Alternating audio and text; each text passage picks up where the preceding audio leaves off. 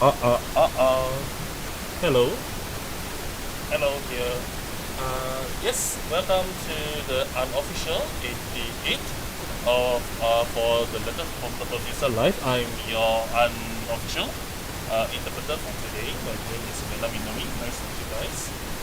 Yeah, just to let everyone know that this stream has already begun. Does anyone can anyone see the stream? For those who are tuning in for raining? No, there's no raining outside. My mic. Okay. Oh, really fuzzy. Oh, okay. See, it's time to take a look.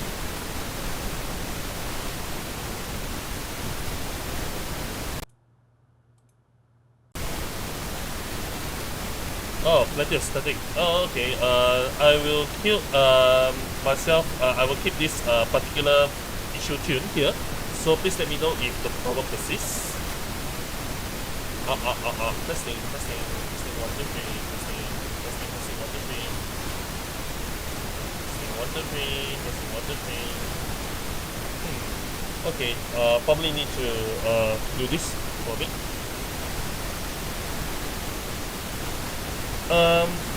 For those who are tuning in, listening to this using earphone, you might want to remove your headset or your earphones so that it doesn't deafen your ears or something. So this one.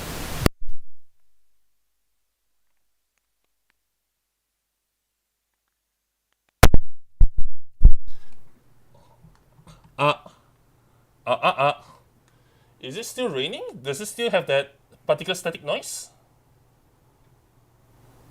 Oh, better? Oh, nice. Oh, it's gone? Great. Wonderful, wonderful, wonderful.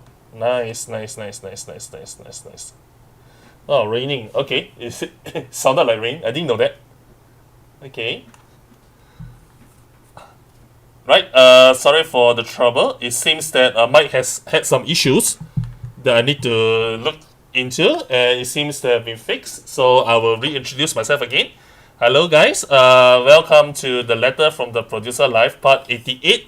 I'm the unofficial interpreter for this segment today. My name is Ilona Minori. Nice to see you guys again. Nice and clear. Hi all. Yeah, hello, hello everyone. Yeah, it's nice to meet you guys again. Today is a little bit special because usually the letter from the producer live doesn't begin or doesn't start around this hour. It should be 1 hour later.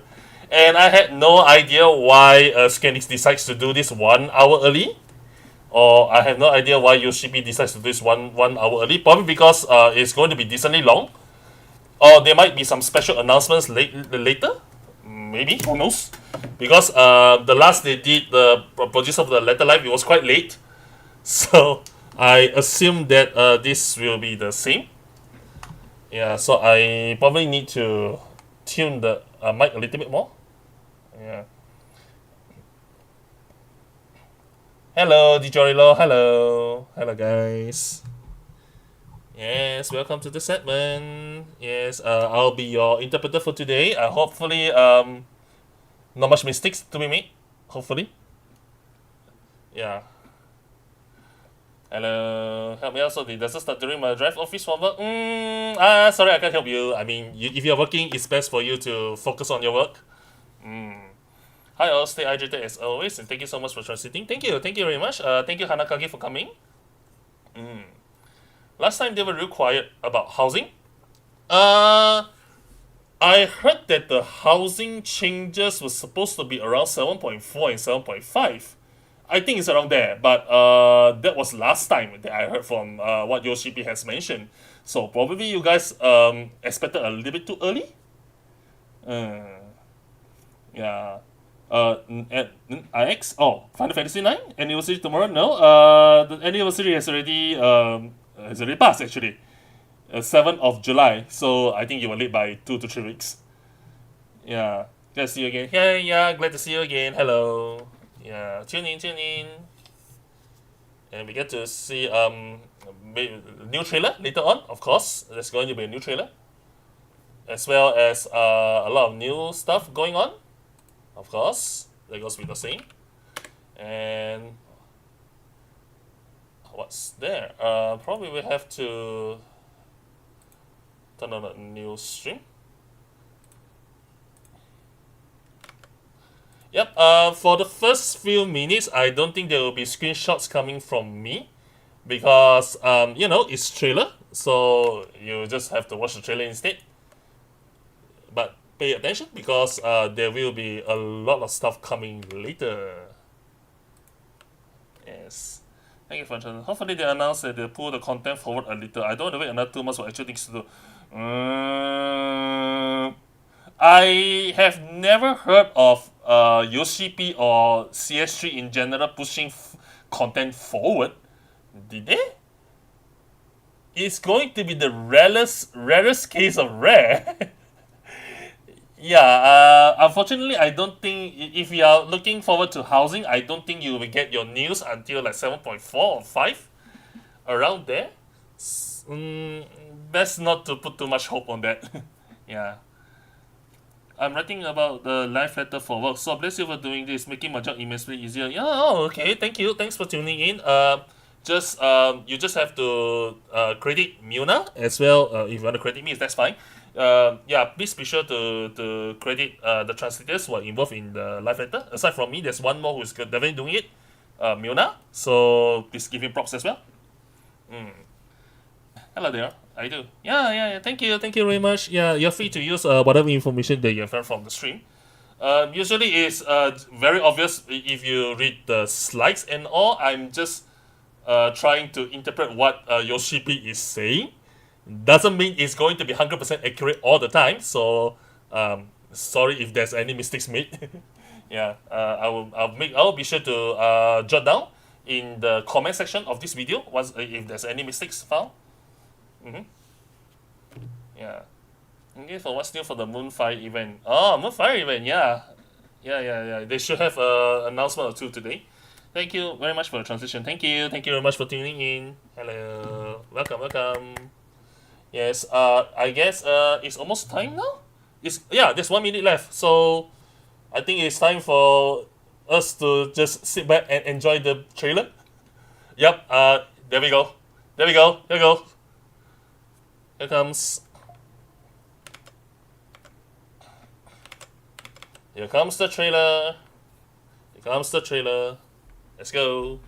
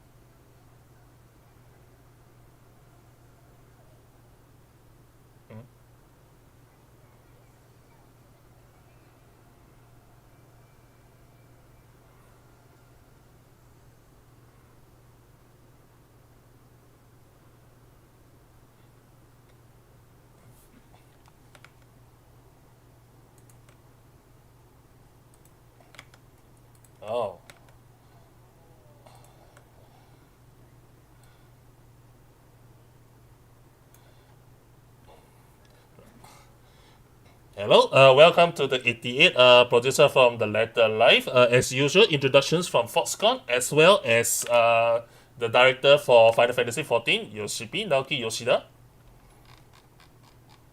Oh. Apparently, there was a little bit of echo going on early. So, yeah. Mm.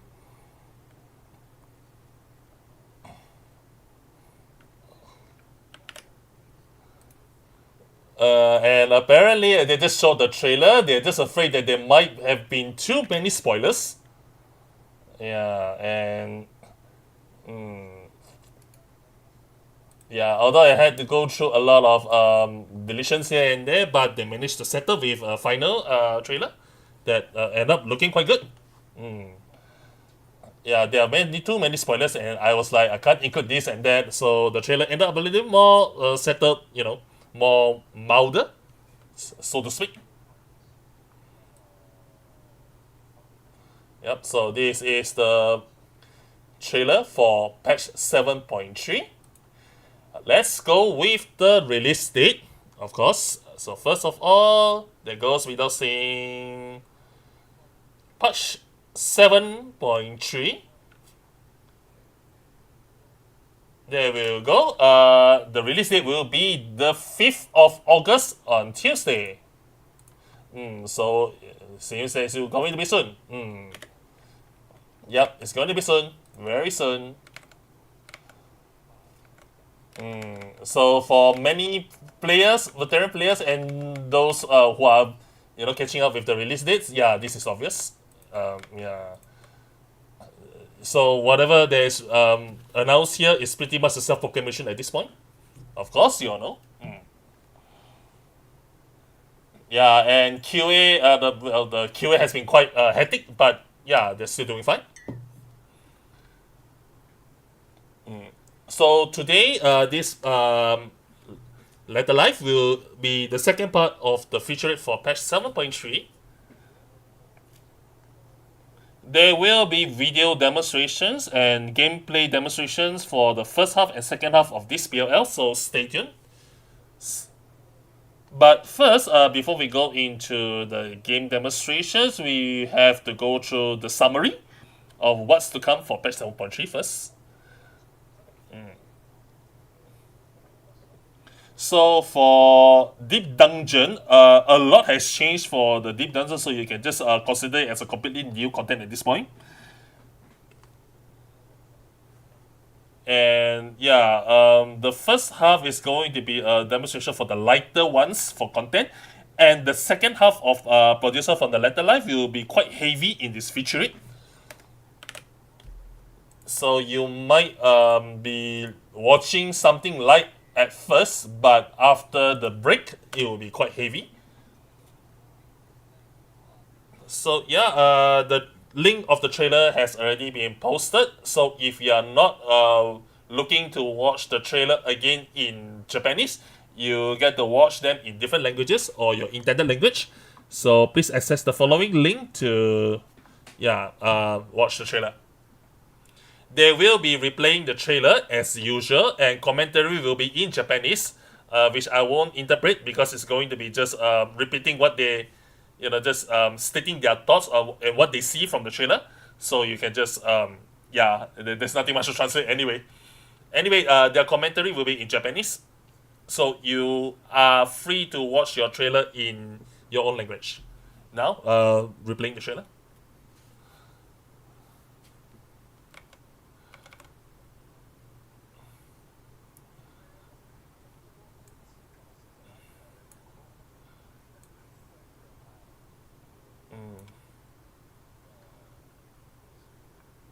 Yeah, it's not supposed to be this quiet what's at all.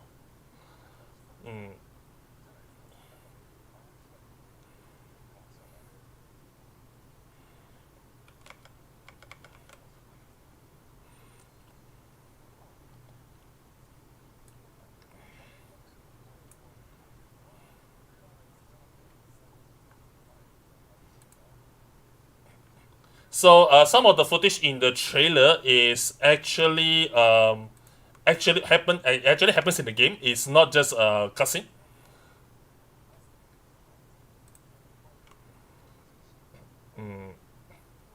Yeah, so the black transition that you see in the game is not just made for the trailer, it's also in game.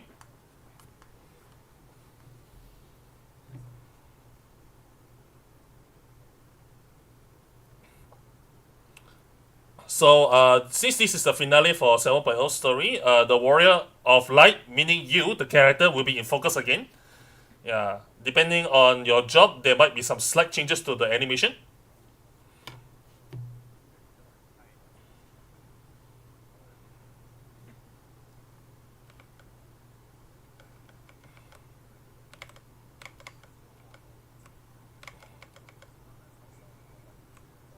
Oh yeah, yesterday was the Primus concert, and it was there was a lot of people. Everyone seems to enjoy the concert very much, so that's good to hear.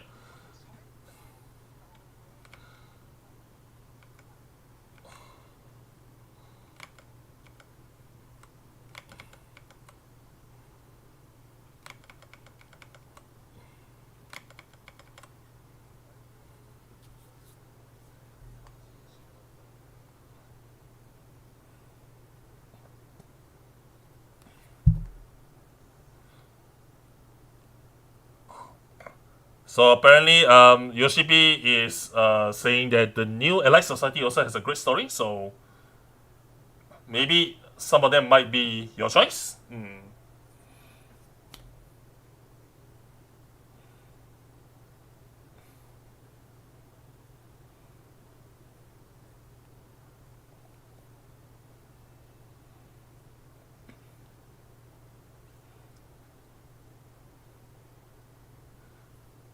Yep, the story is going to contain some final, yeah, final shout out of sorts. So there you go. There goes the trailer.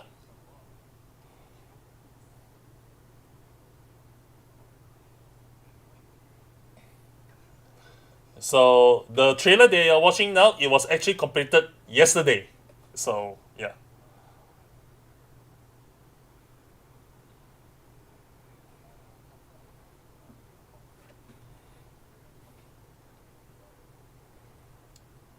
So talking about his experience in AX Anime Expo, yeah, in Los Angeles. Thank you everyone for coming.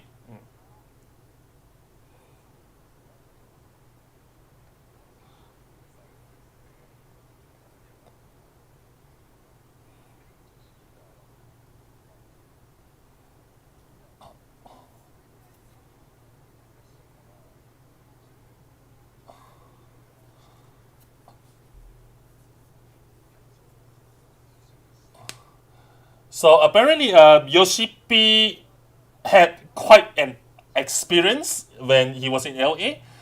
Apparently, the venue was so cold. It was so cold that he felt like it was in the freezer, and there were even blankets available in the waiting room while he was, waiting to go to stage and all. And because of that, he fell sick after the event. Yeah. Well, his body crumbled and his health deteriorated a bit after the event. Well, he's getting better, of course. He recovered, but yeah, it was really cold, the venue. Yeah, he fell sick after the event, but yeah, he has gotten better since then. Yeah, and he apologized if he's coughing a bit during the live letter. And fortunately, the blanket that he used during the event was so comfy that he wanted to bring it home. Yeah, so he apologized that yeah, it was quite a blunder on his part because of the experience. But now he's ready to, get back to introducing what's to come for Patch 7.3. Anyway, moving on from his experience for the event, let's go into what's going to come for Patch 7.3. It will be a summary first. So, of course, the first in recap is definitely going to be, main scenario quest. So once again, this is going to be the final part for patch server, Dawntra story overall. So this is the conclusion and the epilogue for now. So you have been following the story up to this point. You might want to look, see the story to the end. So judging from the screenshot, you won't be able to tell what's going on. So please look forward to it.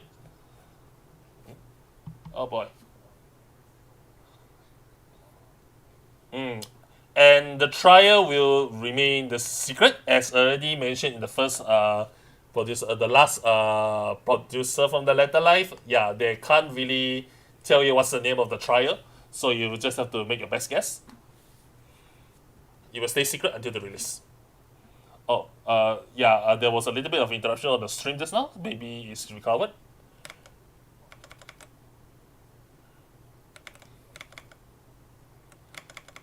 So that goes without saying. New dungeon, the Meso Terminal. Oh, and the length of the story is also slightly a little bit longer for patch 7.3. So also, yeah, more story to watch. So please look forward to it.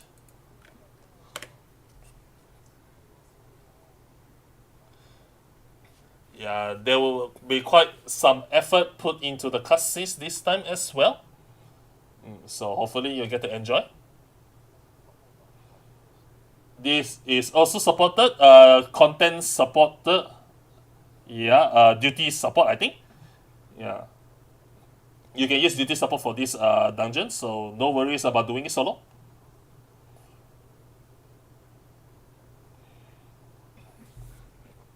So, yep, followed with a new trial that is, as usual, labeled as secret. And they couldn't even let you know whether it's useful. The screenshot that's currently posted for the trial is useful or not. So you just have to take their word for it.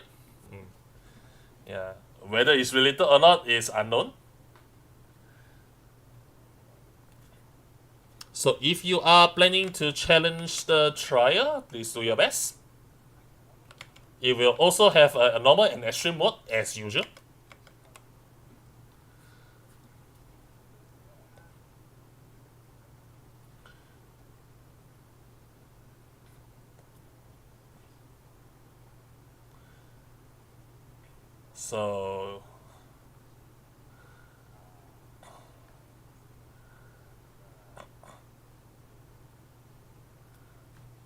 So asking Fox Clone what kind of extremes that he's more good at. Is it going to be physical based or mental or more magical based?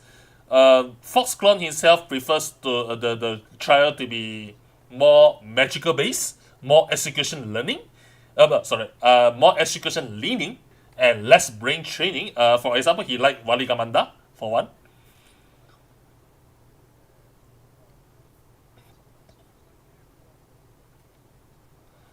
So the length of this trial is about 30 seconds longer than the usual ones. I don't know what kind of usual one that you can use as a comparison, but he mentioned that it's going to be 30 seconds longer. Yeah, there are a few gimmicks in the fight, not just cutscenes, but just a little like mechanics and little things.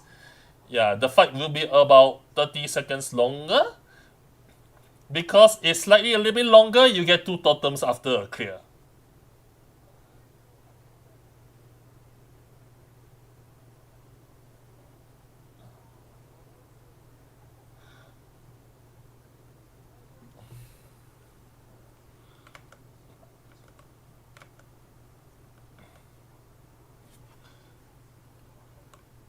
So apparently going back to the camera, it seems to be pretty red.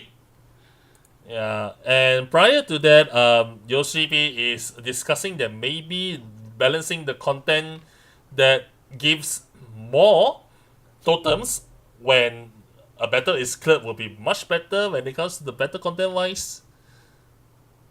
Yeah.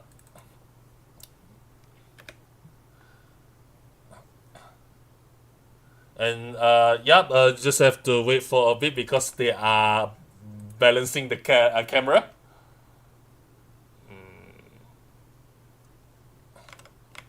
Oh, apparently after some adjustments, it becomes slightly a little more natural looking. But the problem is that now it looks natural, but will it retain that way is remains to be seen.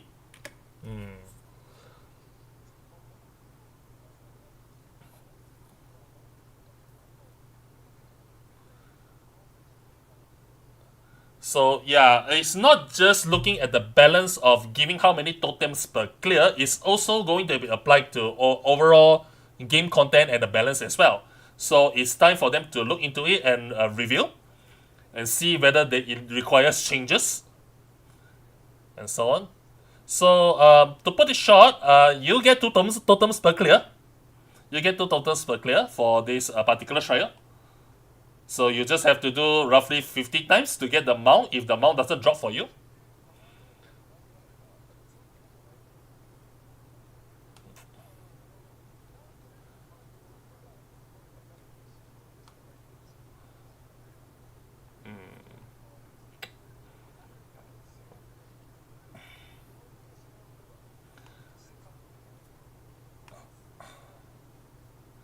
Yeah. Anyway, yeah, it's just about Foxclone being lucky in his loots, and he apparently has the streak to get the mount that was dropped from doing extremes when the totem count is around 80 to 90. So yeah. So Foxclone never really see the need to use totems to get the mount. So consider him lucky on that part. Yeah, the totems him to Foxclone itself is just a counter. He will just continue until he wins the mount. So yeah, that was what the conversation was about. Anyway, moving on to the updates for Occult Crescent Southhorn update.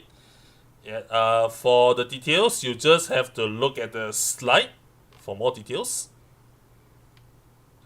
For instance, a new exclusive instance will now always be created when entering the island as an alliance of 24 players or more. And next will be if this alliance meets Fog Tower entry requirements, an Aurora Mirage will occur 5 minutes after arriving on the island. Instance exclusivity will remain until the Mirage expires, up to 10 minutes after arrival. So with this update for Occult Crescent, they will remove what is so called the Island Gacha. So yeah.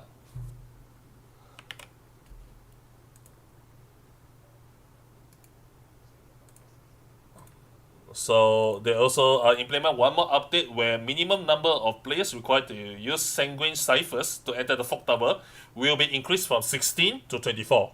No longer random numbers. So yeah, it's going to be a set number. So making it consistent.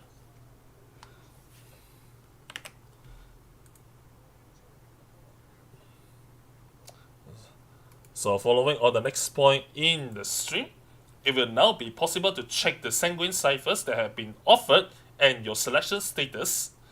So entry confirmed, eligible for selection, ineligible for selection, and such.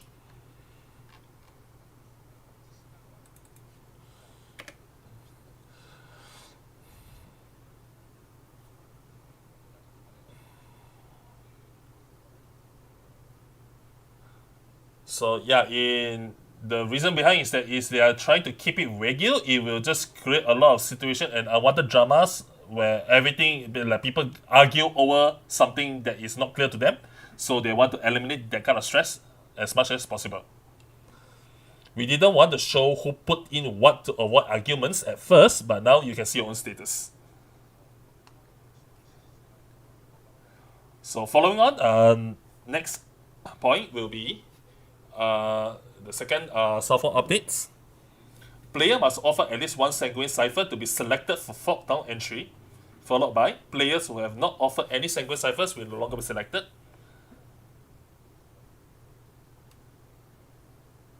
Yep, and another point is the occurrence of new Aurora Mirages will be put on hold during critical encounters.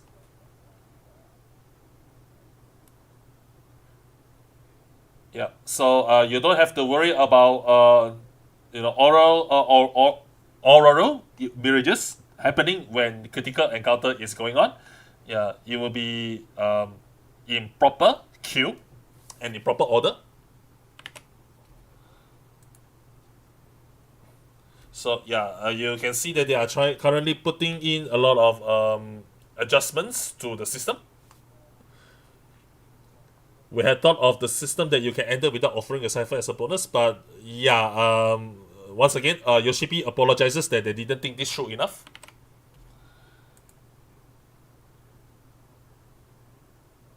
Treasure coffers found after encounters with persistent pots and happy bunnies will be adjusted to always contain enlightenment gold pieces or silver pieces.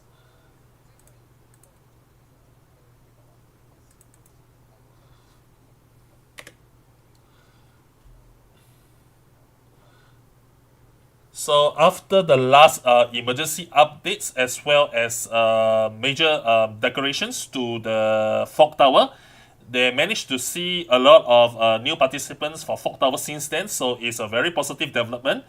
So they are going to keep this up and do better, and hopefully apply it to the next series of the Orca Crescent, and make sure everyone can enjoy the content as much as they could.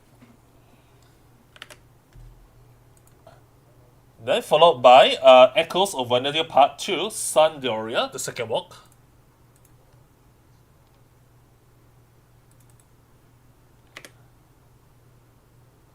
So before they want to go further, they might want to do some announcement. Apparently there's no need to make an announcement just yet. They wanted to show more, but I think they want to do it in stages. Anyway, heading back to the announcement. Yeah, there will be in-game footage later for this, so please enjoy. Anyway, followed by a new Crystalline Conflict Arena, the Bayside Battleground. This will also be shown in the actual footage later, the in-game footage. If you are into Crystalline Conflict, please note that there are some changes to the system as well, so you might want to pay attention.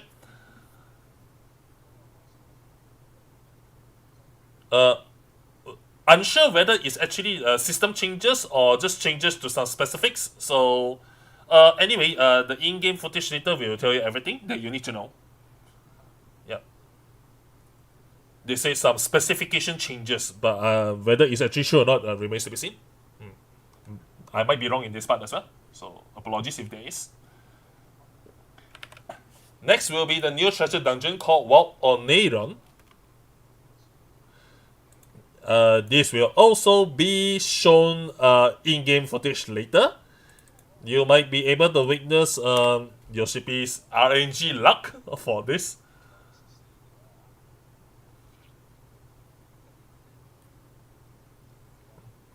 Yeah.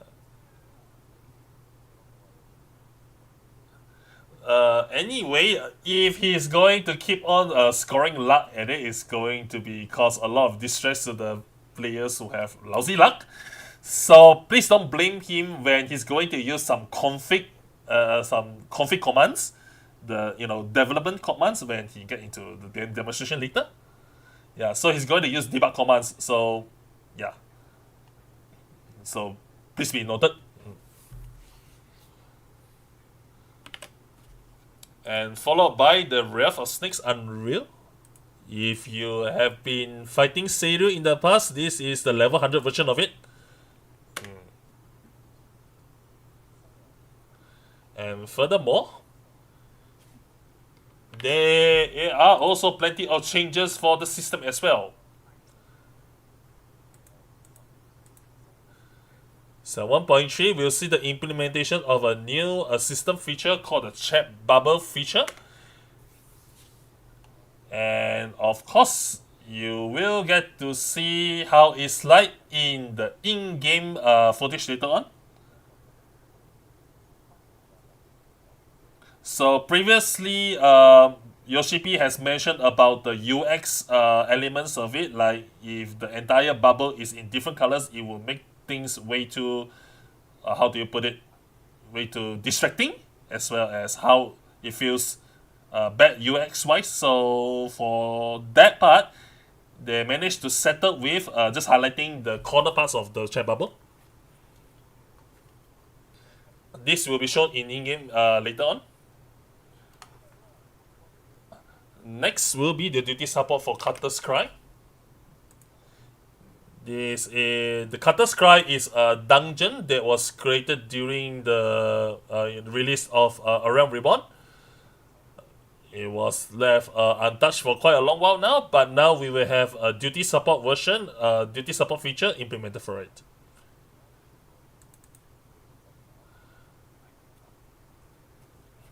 So once you have done what you need for 7.3, maybe you can give this duty support Cutter's Cry a try. And follow next will be a hotly requested feature from players from all around the world: expanded headgear support for Hrothgar and Viera. There's quite a whole bunch of new heads available for both races, so they won't be able to introduce everything. And also followed by the option to hide Viera ears.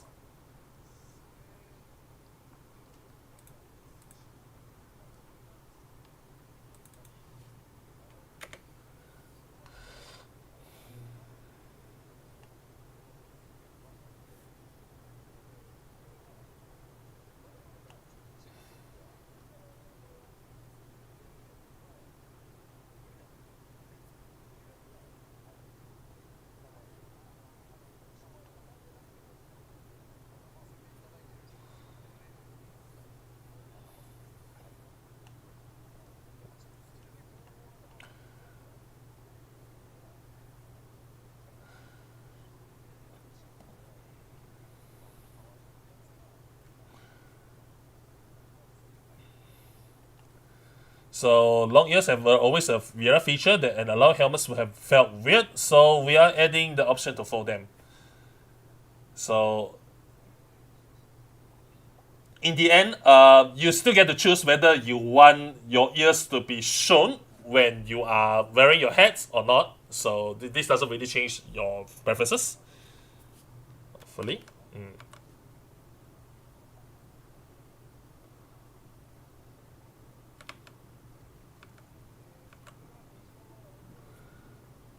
And of course, this will be for all races. The next point, it will be for all races that banks will now display while wearing hood type headgear. Yeah, and Yoshipi also read a stream comment just now that the stream comment has mentioned that if we fold them, we can't hear anything anymore. Yeah, Yoshipi is like, you're absolutely right in that point, and we also had the discussion too, but ultimately we still added in anyway.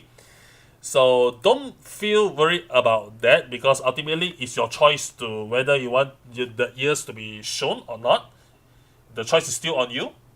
So have fun. Have fun worrying about it or trying to ponder about it, see whether you will want to do it or not. The choice is all yours. And followed by the next new updates for new content, a new cosmic exploration star, apparently pronounced as Paena. So I assume that it's pronounced as Paena. Yeah.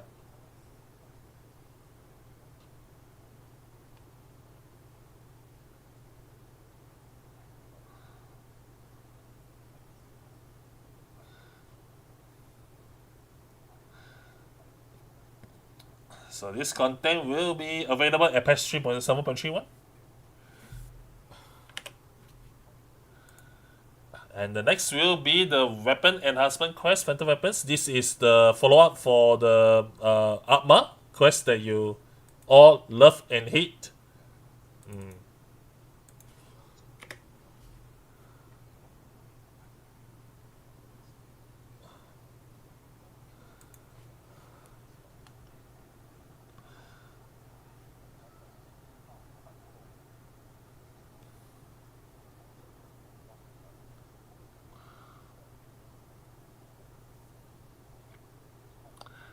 So regarding the weapon enhancement quest, the next one is definitely going to be drastically different and completely different from the past things. But looking at the past relic contents that you have done, maybe it might be a little bit easier and a little bit more something that is not too stressful. Yeah, and they are currently working their best to adjust it so that it wasn't too stressful for the players. Yeah. However, one thing is for sure: if you are rushing the next weapon enhancement, you will be in trouble. If you are taking easy, yeah, you will be eventually, done with the content. If you are more like a casual player type, just doing dailies will be enough for you to get the next upgrade step done.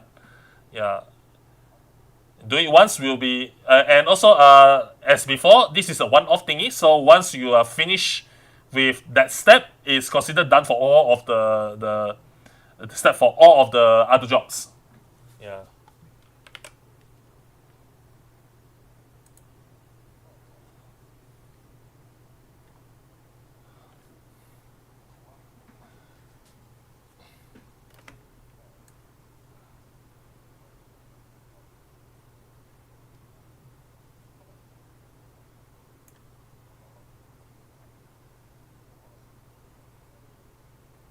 So for the new LX Society quest, they have done quite a lot of adjustment and make sure that the story is enjoyable for everyone who's playing it.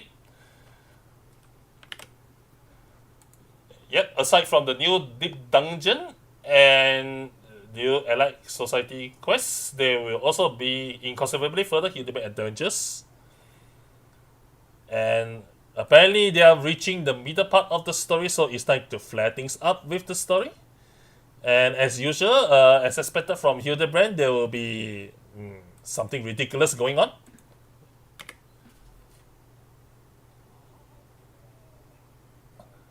Since it's going to be a flurry of things that happen one after another, so please prepare yourself while playing this content. Yeah, as usual, your Hildebrand will be doing crazy things after crazy things. So yeah. Just take it easy.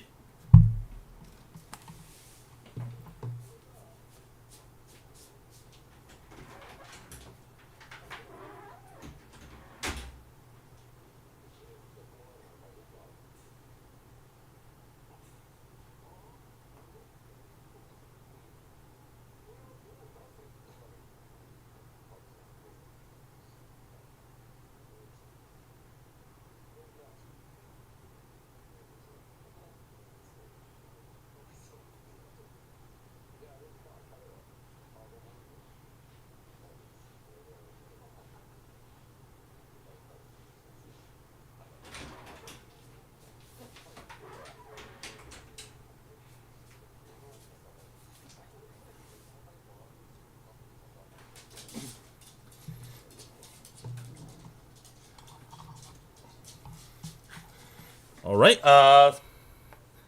Yep. Sorry. I was away for a bit because there's something to do.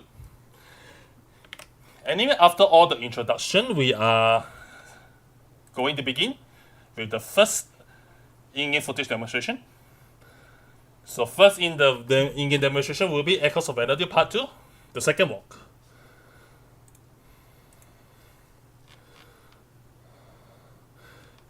Yoshi P will be preparing. Yeah, we'll prepare getting into the content, so please wait warmly.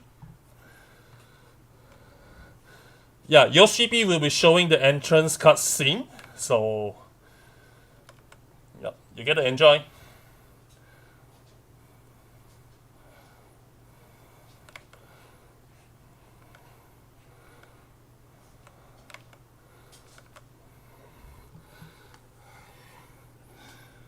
So please hope that Yoshi P is not going in the wrong content. If he's going into the first walk instead of the second walk, well, yeah, it will be funny.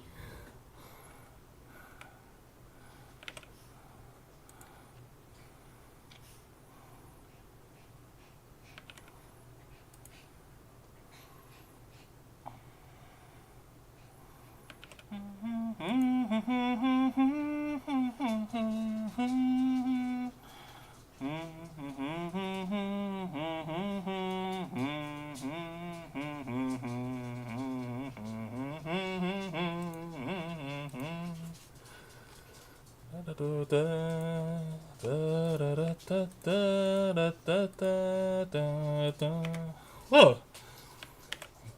very nice music. Yep. Such a good BGM. Yeah.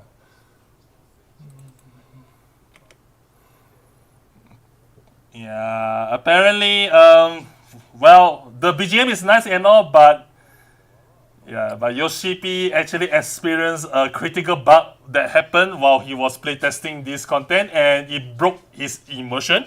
So poor little thing.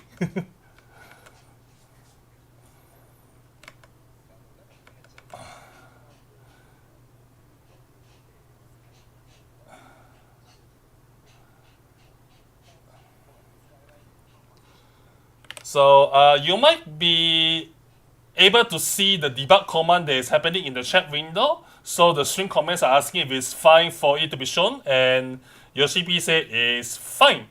I mean, that debug command can't be used in the actual game anyway, so you don't have to worry about it. And the NPC talks apparently. To think that there are going to be 4 languages support for this, yeah, when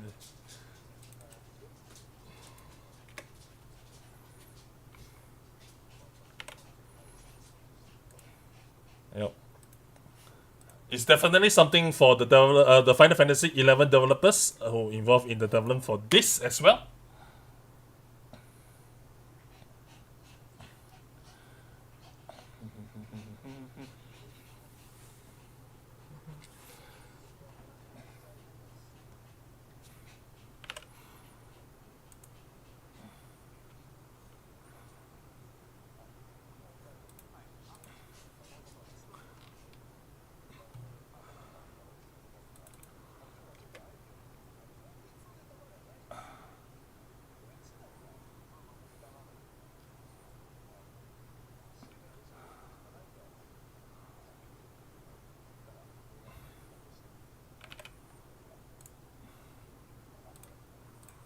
So this time there will be some lore, specific lore hidden in this particular things that you can interact while you are doing the 24 man raid.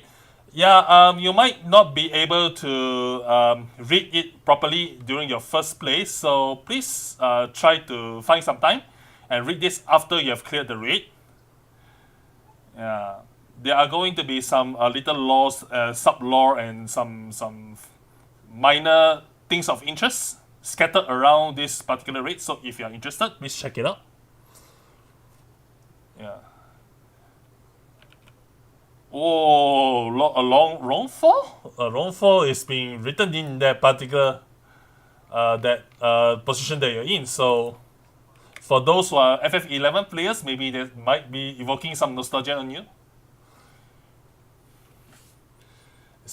So yeah, as you can see, there's a particular paper on the floor. You don't have to read it for your first gameplay, but after you're done, you can come back and take a look at it.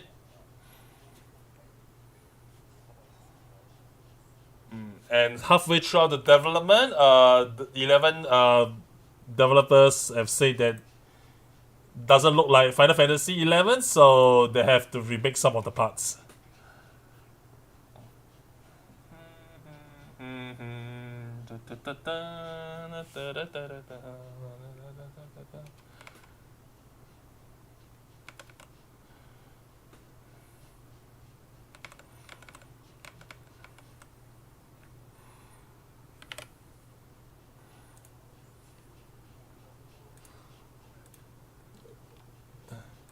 You get to hear the NPCs speak at even this kind of spot as well, so. Oh no, the BGM!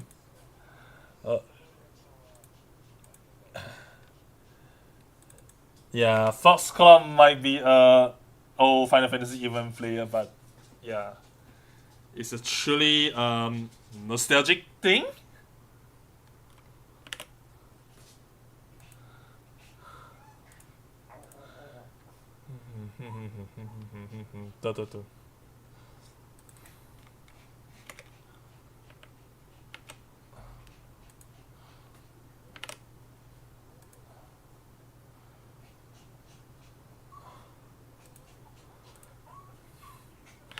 Oh no, why is a killing there?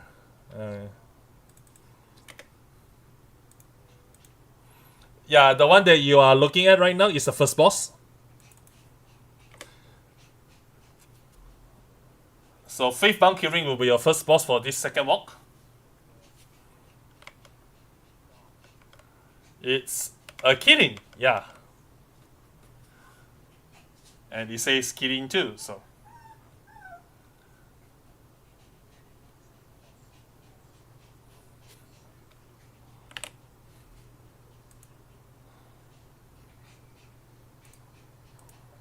And Kirin also talks. So yeah. Everything speaks.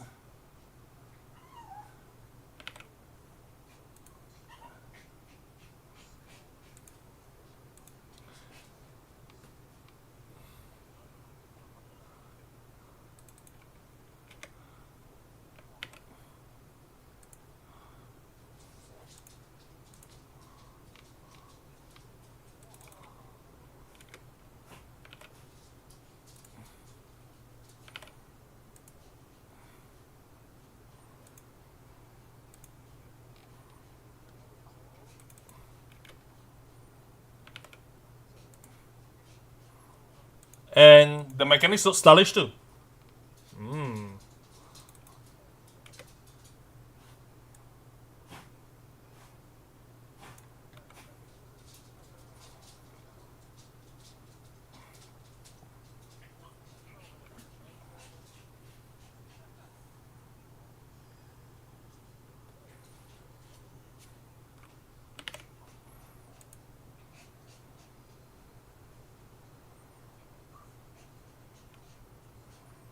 Oh ho ho. Oh ho, new stuff coming out.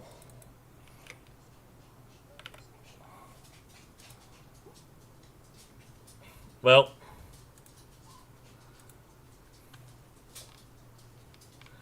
yeah, something happened suddenly where he just died out of the sudden. But oh well, we are at such a good spot.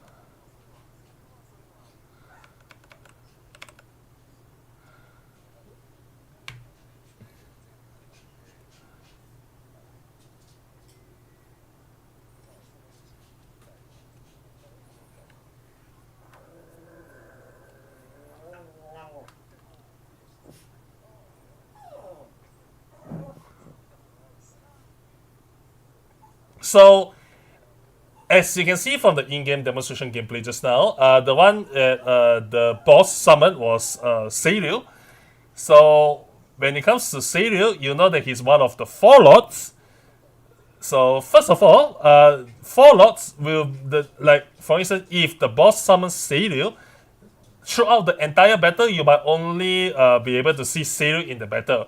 But if you finish the entire raid and replay the raid again, probably on your second week or third week or so, Seiryu might not be the only four lords that will summon. Yeah. He has the ability to summon all of them. It's just that they are not going to include or add all of them at once. So yeah. Maybe this particular recent battle, the next one is summoned might not be Kirin, but probably Susaku. Yeah, and so on. So what they summon is random each battle. So there's also something new in the general battle UI. Yoshipi has hinted that they want you to pay attention to the nameplate. There is a Casbah over there too. So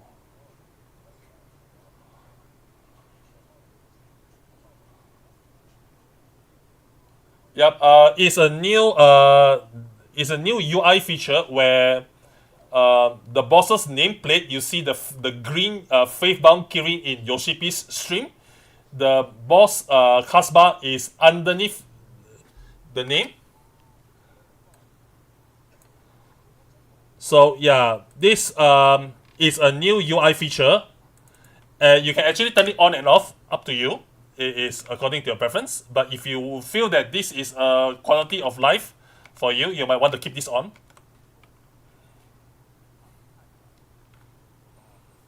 Yeah. You can turn it off on the settings if you feel that this is too troublesome to your eyes, or something that you cannot really catch up.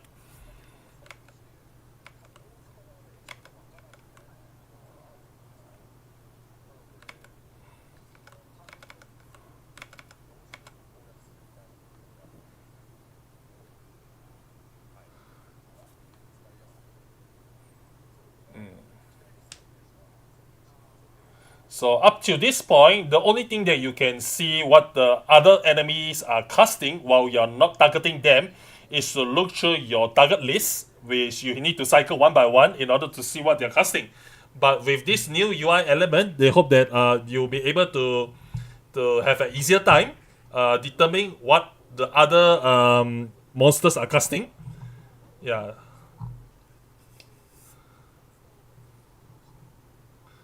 So this particular cast bar and the cast times are programmed into each of the monsters instead of each of battle.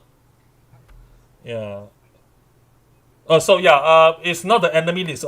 Previously I mentioned enemy list. It's not the enemy list. Enmity list actually. Yeah. Sorry for the error.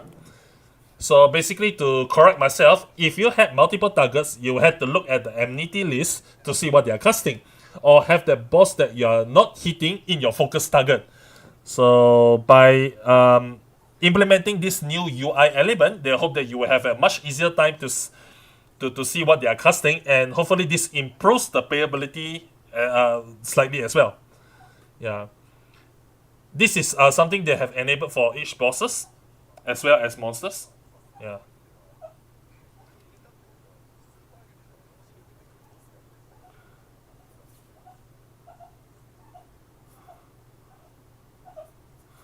Yeah.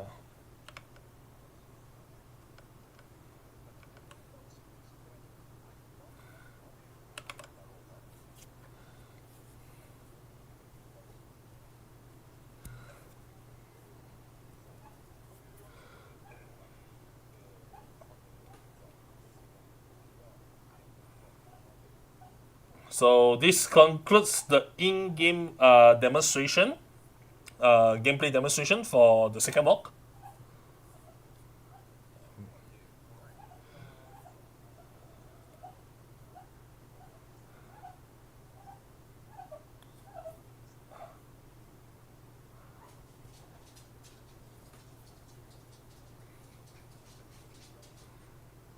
Yeah, so while they've already shown the in-game footage, there's also more that appeared in the trailer that was shown just now. So if you are a FF11 veteran, maybe you might be able to tell which boss, which Final Fantasy 11 enemies are included in the trailer.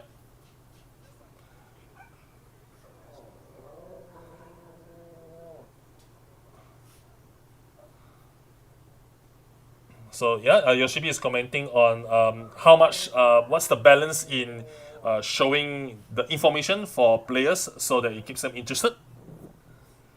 So this was a difficult thing to do, as well as a challenging thing to get past to as well.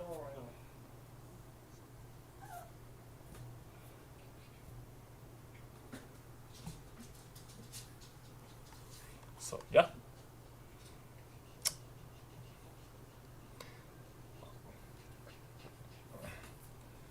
There's also going to be some new how do you call that, flavor text as well as mechanic indicators, and depending on the player interpretations, they can be very different as well.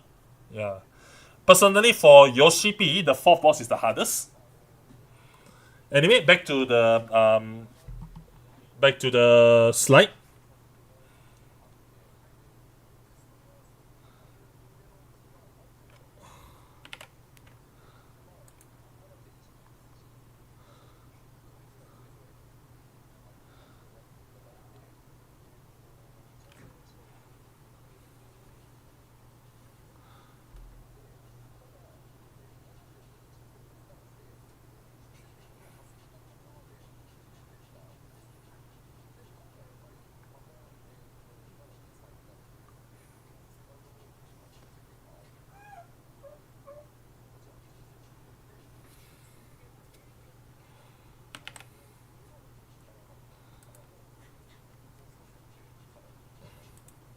So regarding the orchestral roll drops, it was really popular for when the first walk was implemented in 7.1, and there are quite an amount of users who complain that they have the very they had really they found obtaining the orchestral drops from 7.1 to be very difficult, especially the first rate.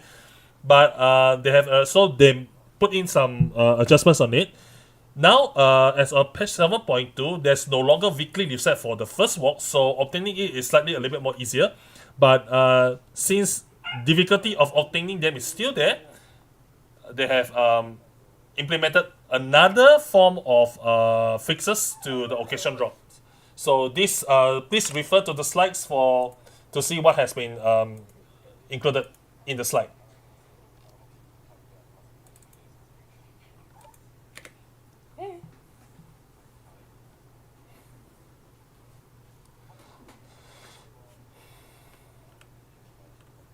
So they are going to go back to the in-game footage. So yeah.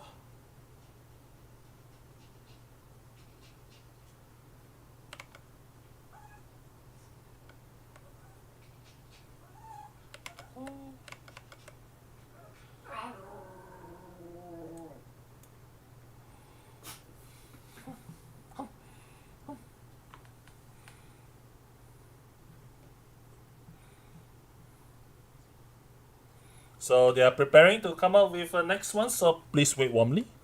They are preparing the next part as well.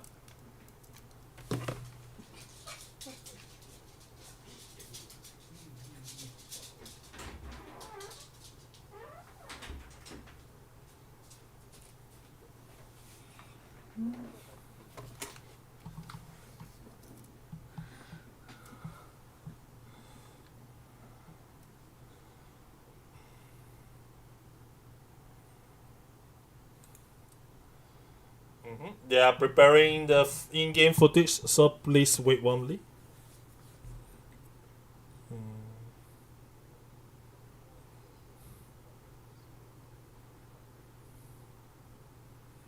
So yeah, they have to make sure that they have to be careful with setting up the in-game footage, because one wrong debug command will ruin everything. So yeah, they have to be very careful. So they hope for your understanding on the matter.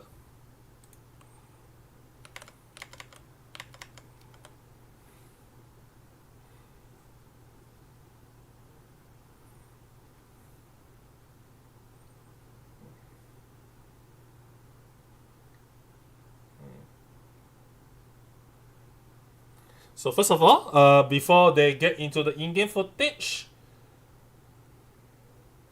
they are going to show you the equipments that you get from the raid, hopefully. Yes.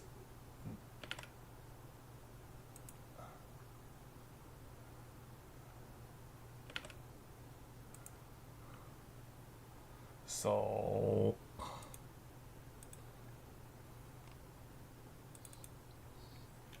and it's slightly a little bit too overblown. Too overblown for now. But it's not that bad. Oh, yeah, it's greatly improved. So here it goes.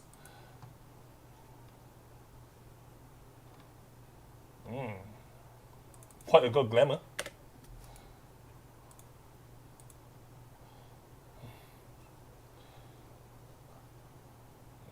This might look slightly a little bit off without a Taru wearing this, but the second one will be. Pretty sure this is familiar for Final Fantasy XI players. I have seen this equipment before personally. This is the second one.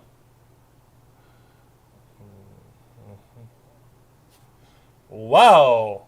Oh! There we go.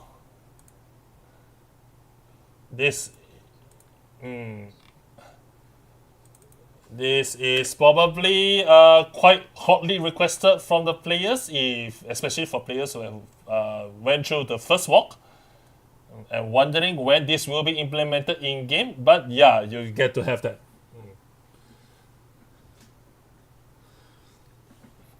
And there's going to be more coming up. Coming up.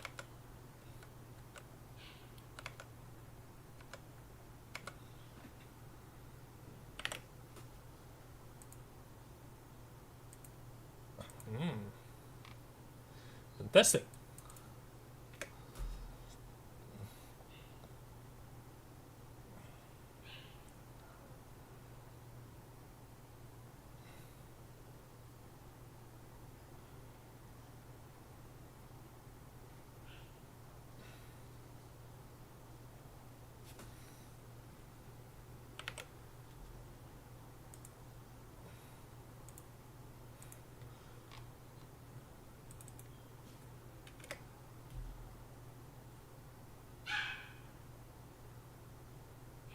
So it's now 8 p.m. JST right now. In Japan, it's 8 p.m. right now.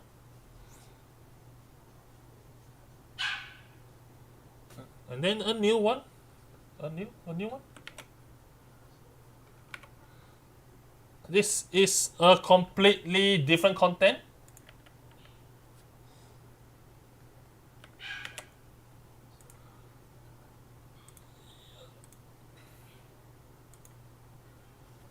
So next will be PvP updates. Yeah, the glamour that was shown early, the one is completely from a different content. So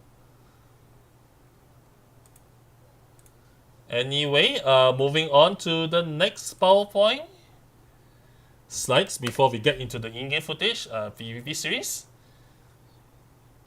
So that's it. This will be the start of a PvP series 9. So what is going to be for PvP Series 9? There will be PvP action adjustments as usual. Added items available for exchange with the trophy crystals, just as what is implemented in patch 7.2. Yeah, apparently more details will be revealed later on.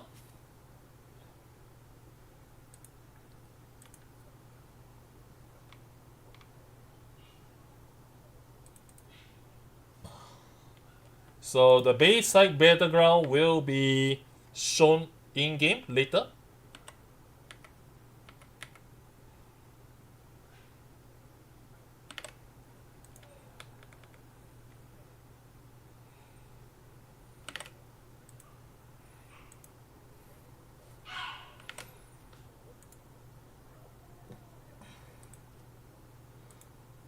So the next one will be the new tiers added for Omega and Ultima, as already mentioned during the last PowerPoint. Yep, and on top of that, there will be 2 new tiers.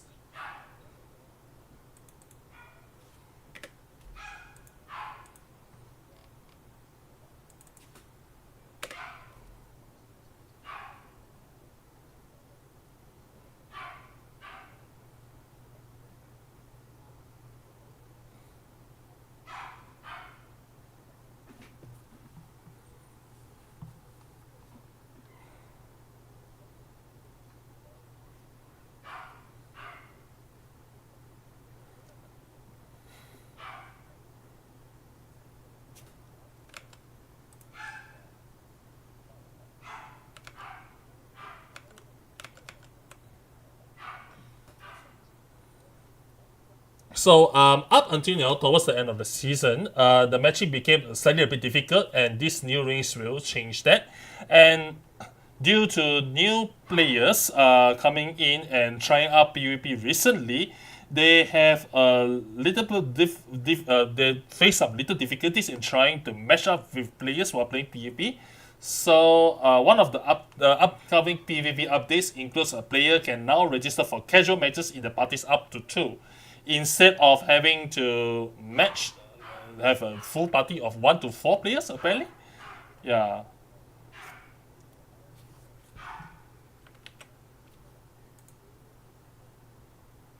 So instead of requiring a mass of 1 player or 4 players, you may now register for casual matches in parties up to 2 instead.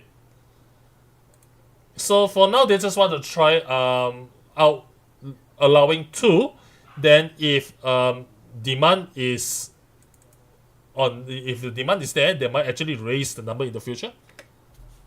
Yeah, and since casual matches doesn't have a rank, we thought that this was okay. But there were suggestions to allow up to 4 players, and we are keeping that in mind. So for now, they want to start with 2 first.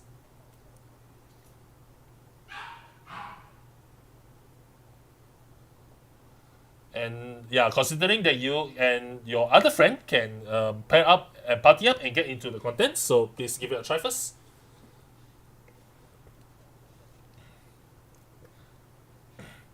So now another one is implementation of a new UI where a timer will now display indicating the time before medicine kits appear on the field.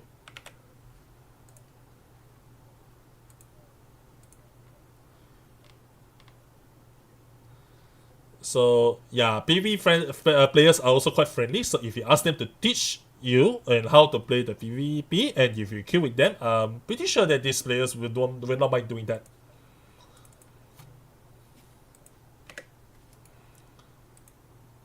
So with the inclusion of the new UI, you will be able to tell how long the medicine kit will appear on the field.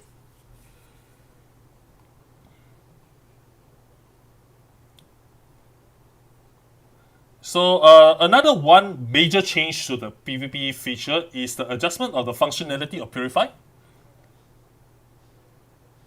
So the adjustment of Purify will include recast time being reduced from 24 seconds to 4 seconds.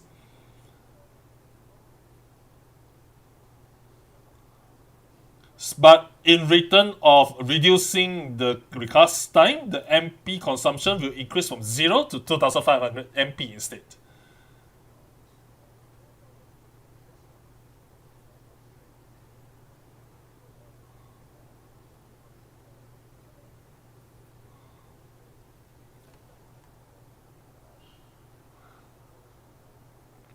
This is probably due to the better balance involved in the PvP that requires such a changes to occur.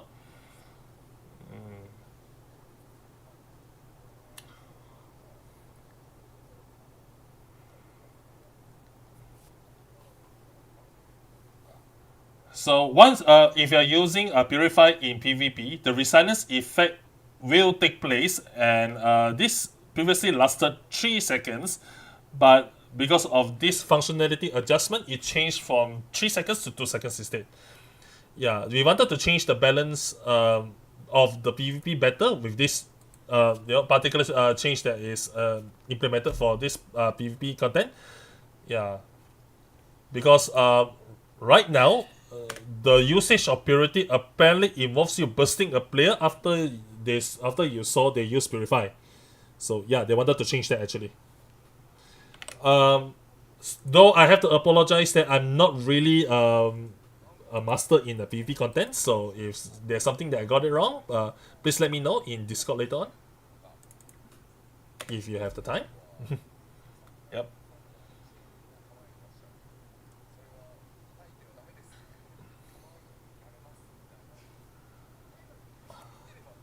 So another following PvP updates will see the following statuses having persistent visual effects, and the slide is listing down the skills that have these persistent visual effects. Yeah, Undead Redemption, Debila, Chitin, Wrath of Fire, and Wrath of Ice. Especially players who aren't used to PvP and yet struggle with noticing those different effects. So yeah, there will be different visual effects that occur now. So hopefully this will be helpful to the players. So yeah, your CP will be preparing to enter the content. So once it's ready, it's time to go in. Yep, it's currently going in. So there will be in-game demo going on right now.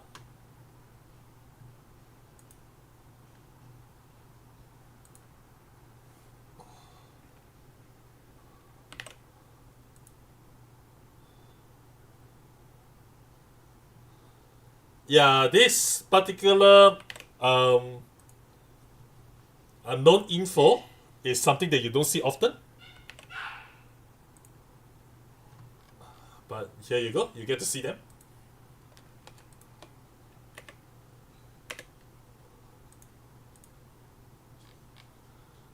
It's not a 1v1 content anyway.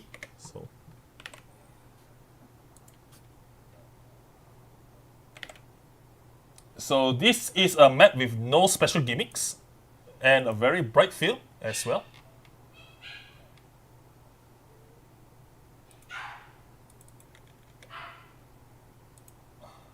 Now this is a completely straight and serious and direct map. No gimmicks, no special stuff. So, yep, once you go to the center of the map, there's something there where you can jump to the other side. But if you are not landing it properly, you won't be able to get back up again and probably will prompt you to somewhere else, so please be careful. It's a one way, so once you jump from the other side, there's no way to jump back.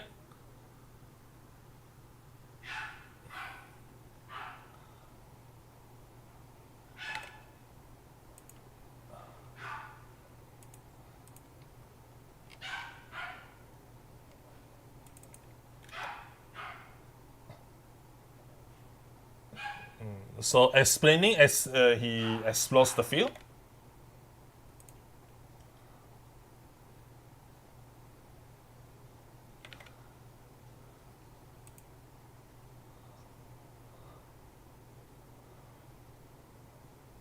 There's also a wall there, so if you need to avoid or evade enemies' attacks, you can do so.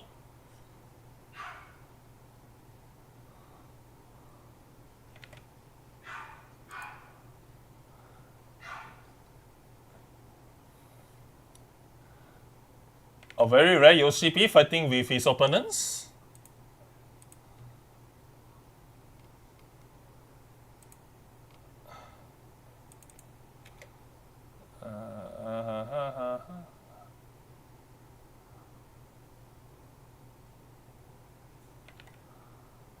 So yeah, he is demonstrating the changes in the Purify.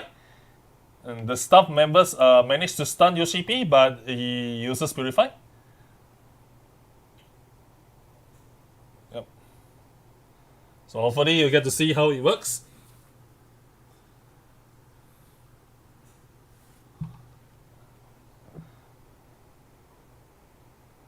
Yep, you can see that Purify has a very fast cooldown, but it takes MP, 2500 MP, so please be careful. And the Samurai also used a persistent effect just now, that it persistently sticks for a while before the duration ends up. Now it's just a demonstration on them fighting each other, etc, etc, etc. Do your best, Yoshi.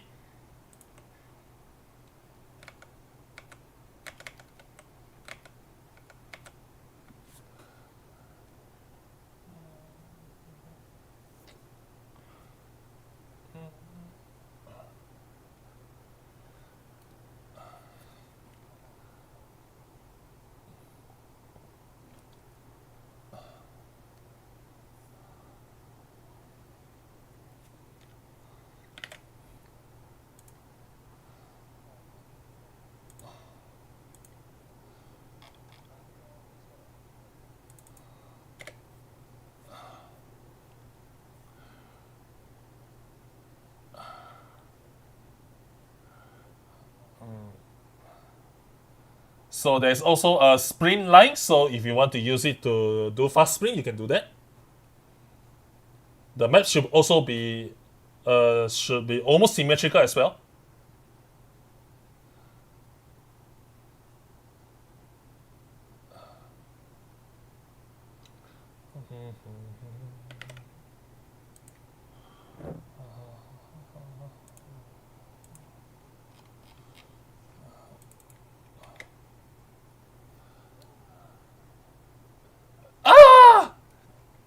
Oh well.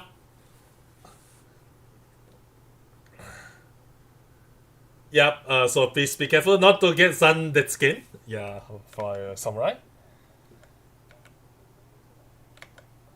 So this is roughly for the map introduction for new crystalline conflict. So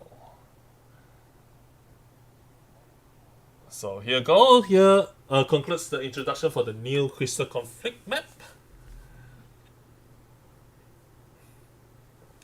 Yep.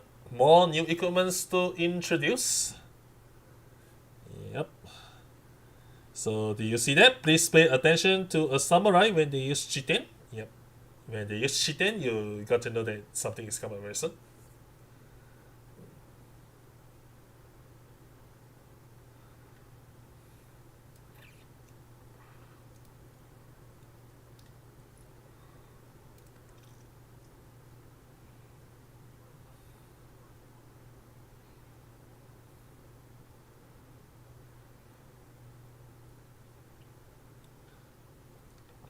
Don't worry, nothing is wrong with the camera or the handheld ones.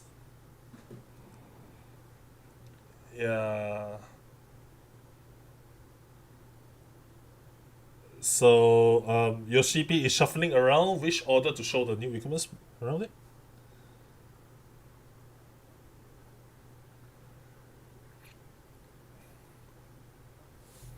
So this was shown just now, but they're going to show it again. Anyway, just to repost that.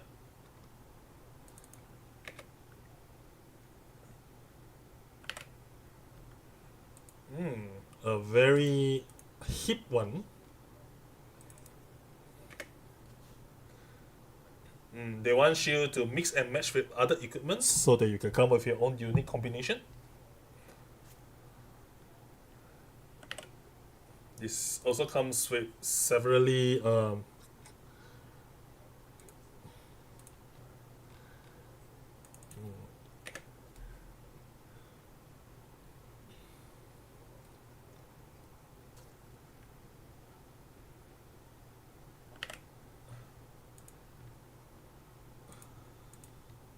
this looks like something that appeared in, probably the first floor or something like that. First floor, what? It's not really said. Yep, more new equipments to show.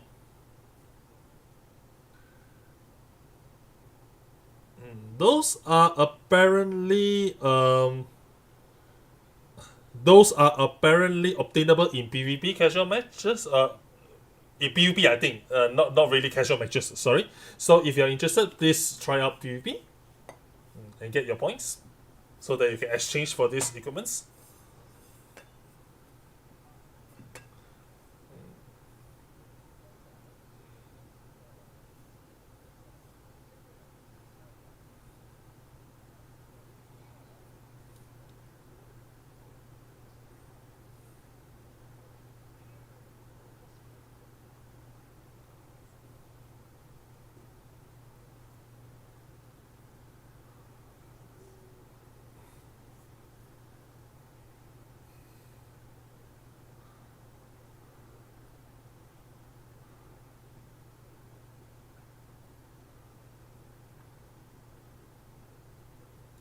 So moving on to the next introduction, it will be a new treasure dungeon, Vault on Neiron. Yeah, Yoshipi is planning to do casual PvP matches sometime in the future, but if they were to announce it publicly, people will be mad at Yoshipi because doing it at public means, it's going to be pretty hectic. Everyone will want to play with Yoshipi anyway, so many will not get a chance. So in order to ensure fairness, it will be better for him to just do it secretly, sneakily, so everyone will have a chance in having, some gameplay with him, if possible.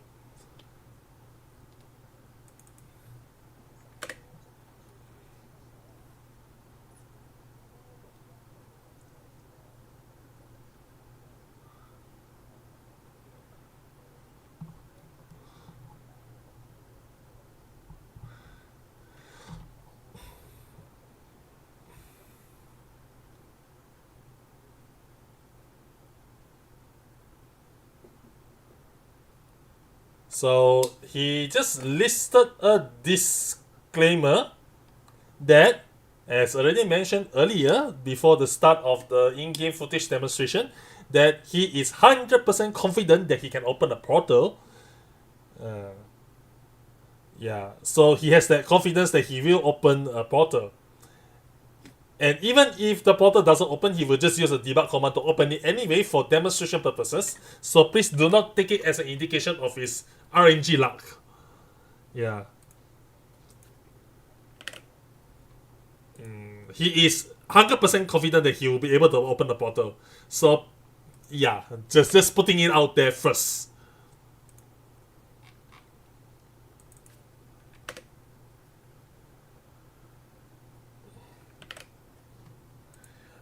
The Japanese word on the screenshot says dream slot.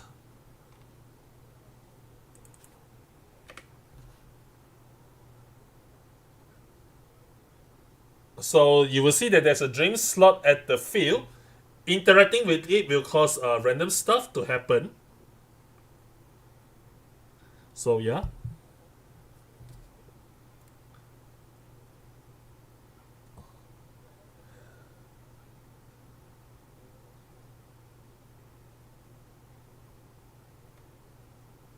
So we are going to begin a demonstration of that, and whatever happens here is his ability and power as the producer and director of Final Fantasy XIV. So once you interact with it,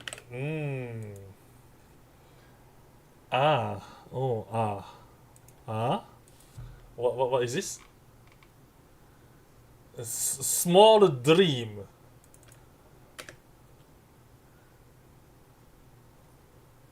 So the result is a small dream. The one that Yoshipi just landed on is the smallest of small, meaning is the lamest luck ever, the bare minimum. So, yep, just putting it out there.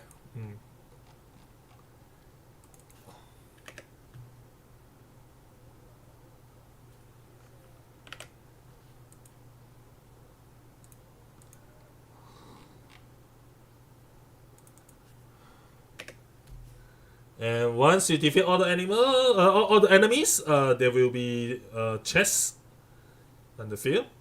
So they will. What comes up later will be the second time for the dream slot. He's going to open the portal for sure.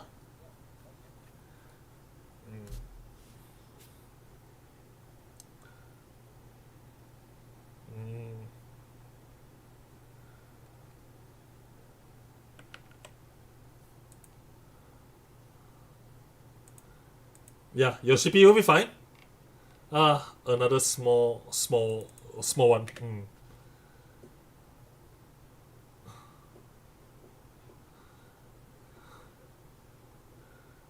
Yeah, it seems lame, but the show goes on anyway.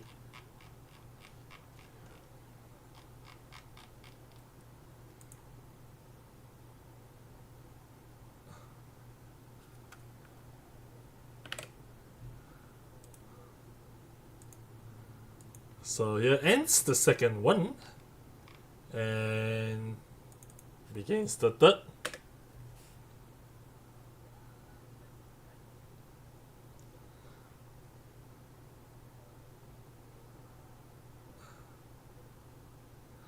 So, as you see in this particular treasure dungeon, there is a so-called cutscene where you get guaranteed luck out of this. So Yoshipi is apparently trying to summon that out.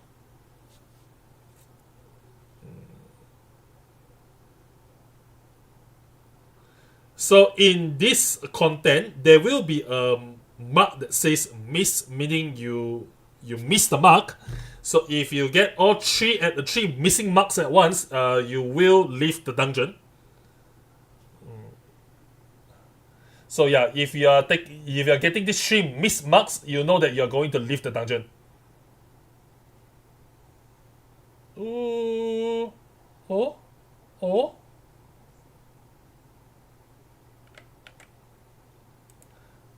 Big dream. Yep. There's a big dream. Just to let you know, Yoshipi didn't do anything about on this. Yeah, he didn't cheat. He didn't cheat. Yoshipi says he's not cheating.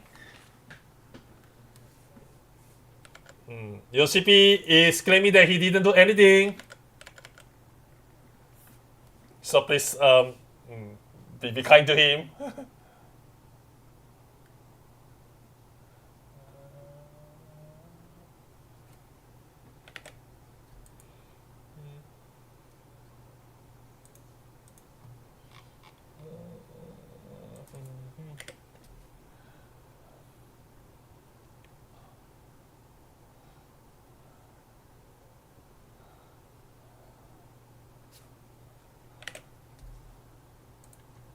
But well, for demonstration purposes, something like this is fine, I guess. It's just a demonstration, yeah.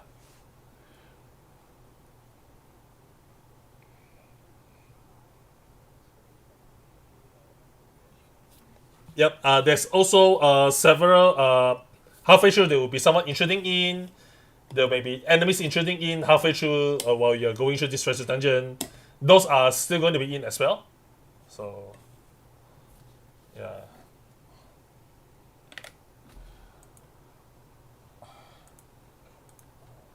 Yeah, the usual gimmicks of mobs appearing randomly that you have to kill in a certain order are there as well, so you have to pay attention. This is the 4th one. Ah, ah, ah, ah, ah,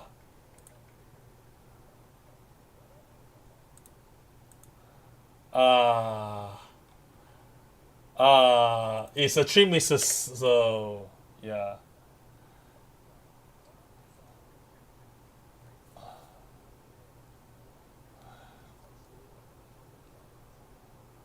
Yeah, Yoshipi is complaining that the staff members are manipulating the luck to just get him booted out, so. Sad. So, yeah, please note that the 3 missing marks that you see in the stream, that you see just now during the gameplay, is that missing mark. So, if you get 3 of them, you'll be booted out. So, please, yeah. Please be careful. Please, not to say be careful, just don't get that. If you are. Yeah, just boost your luck. Anyway, yeah, this is the introduction for the new treasure dungeon. So get your friends, 8 of them, and get in. Have fun, and yeah, yeah. This staff was definitely laughing because they knew that he's going to be put out anyway.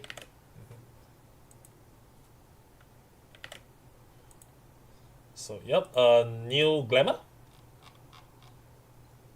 It's a formal tuxedo.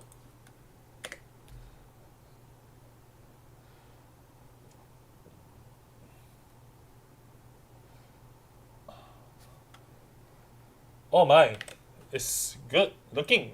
Yeah. Why does this remind me of Beauty and the Beast?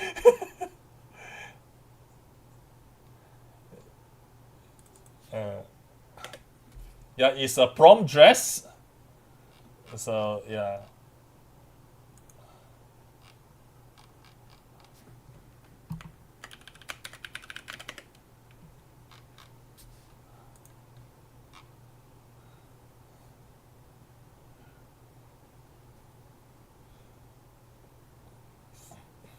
So showing the crafters and gatherers apparently.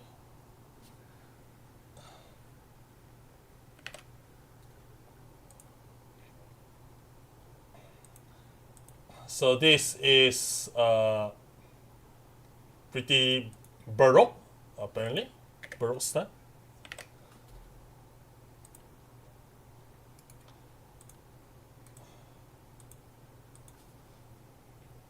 The previous one is Crafters, this one is Gatherer.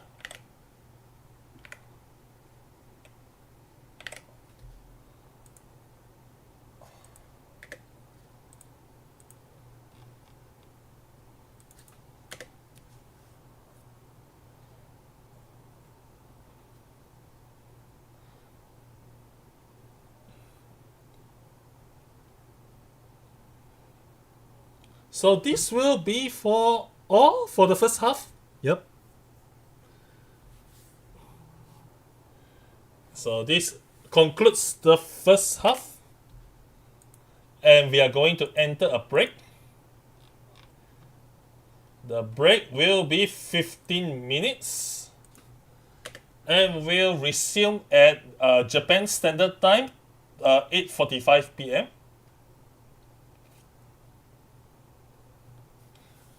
Oh.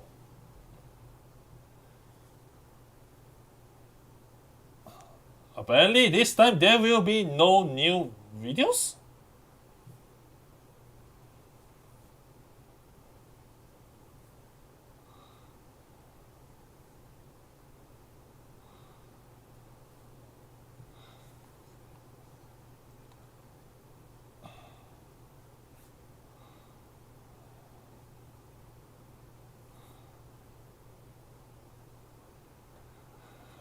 So, considering that we don't have any new videos, they are going to play some old videos in the past. So, old videos will include the MV for Dawn Trail's opening theme, which is Open Sky. And the other one is, well, you lazy bums, it's time to get up and do some little stretch exercise. So, in order to do exercise, you are to. They will be playing the Aosia whatever exercise video. So if you feel like go up and do your exercise, please do so. Anyway, break time. So see you in 15 minutes.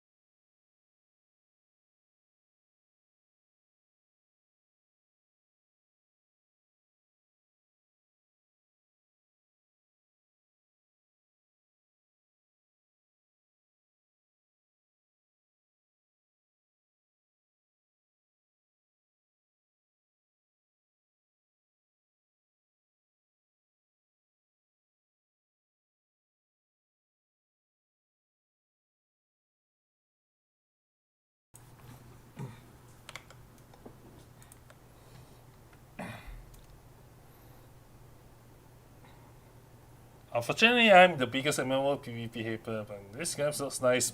Yeah, that's the carrot dangled on the stick. You want that, you will have to play it.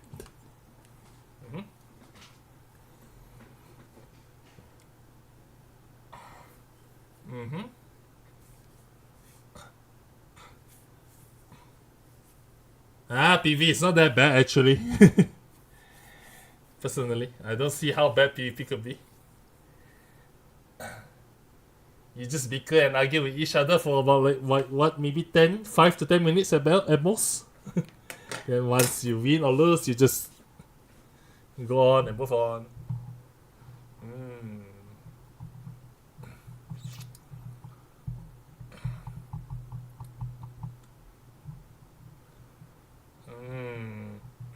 Well, I guess it's just depending on player needs and what they want to do in the MMORPG. If you don't like PvP, you can just not play it. But other players will like, oh, I actually enjoy PvP in Final Fantasy 14, so yeah, the beauty of it is that there's always going to be content for everyone. What kind of content for that particular person is depends on what they want to play in the game, so no big deal.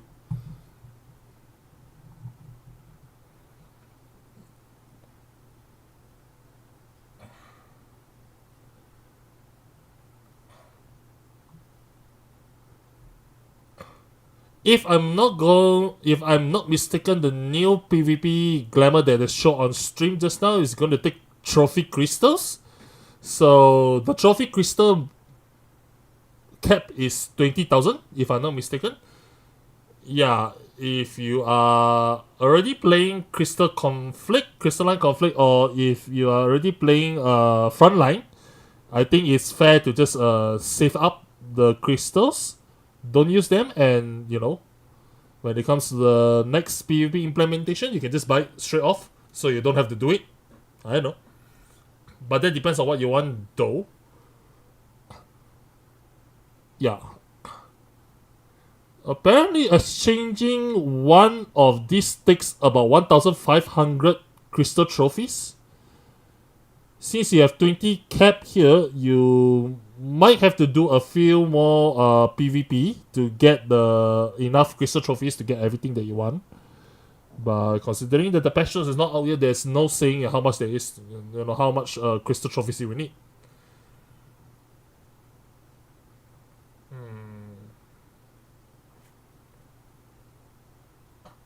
I'm just doing daily roulette frontline for this round's mock tomes, and it's just bad. Yeah.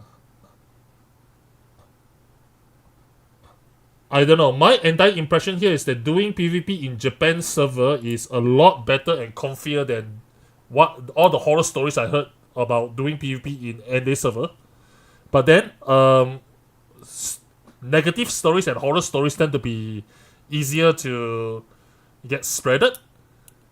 So it sort of created some sort of a bias mindset in me. Yeah.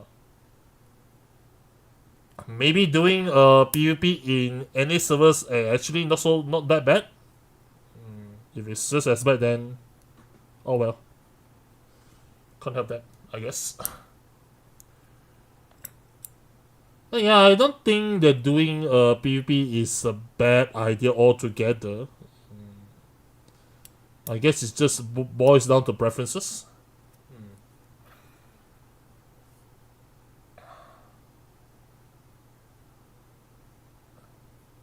Yeah, doing PvP in Japanese DC is actually quite a kind of chill. You just follow them around, try to stick with the group. If they're trying to attack you, just go back and group with your teammates and let the teammates handle the rest. Of course, that doesn't guarantee you winning every single time. Of course, you still lose, but the winning rate in JPDC, in my experience, is a lot more higher. Well, at the very least, there's no pointless chatter around the place, like scolding each other scolding and berating each other for doing useless stuff in PvP.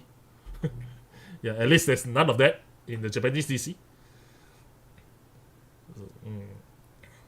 We just keep quiet, do our best. We just want our stuff, just quickly do it. Whoever wins, whoever lose, doesn't matter. If he wins, yeah, great. If he lose, well.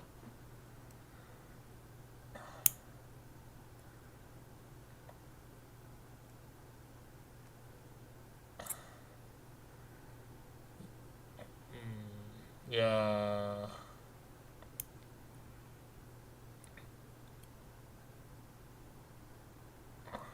Yeah.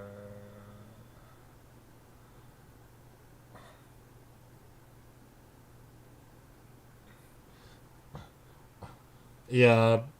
If you lose, yes, you don't get the PvP points as much as compared to if when you win. Oh yeah, okay. Anyway, sorry, it gets interrupted, but time to go back to the second half of the PLL. Joining us is Yoshipi and Foxclaw again.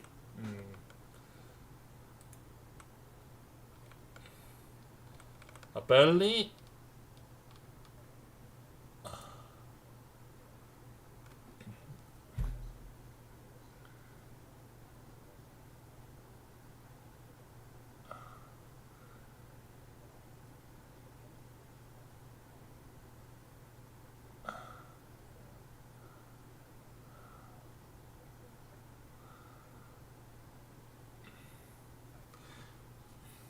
apparently there's some feedbacks on the stream.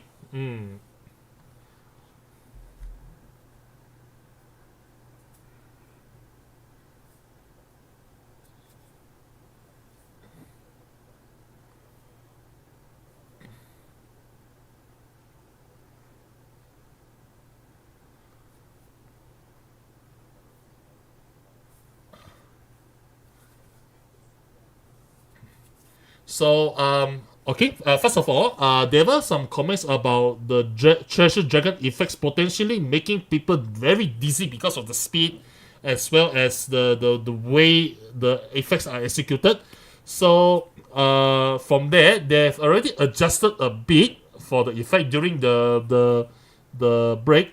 So, if you still have any specific feedbacks like visual effects that makes you dizzy while you're playing the game, please send a feedback on the official forums about it so that the developers will take a look. Yeah. So yeah, that's about it. And anyway, the Aosia gymnastics part, this was actually the video of this doing stretching and gymnastics thing is created with expertise or is created with health expertise included in it. And apparently, the health expertise has mentioned that even doing this stretch is a little bit too much, and can make people feel lethargic after doing that stretch.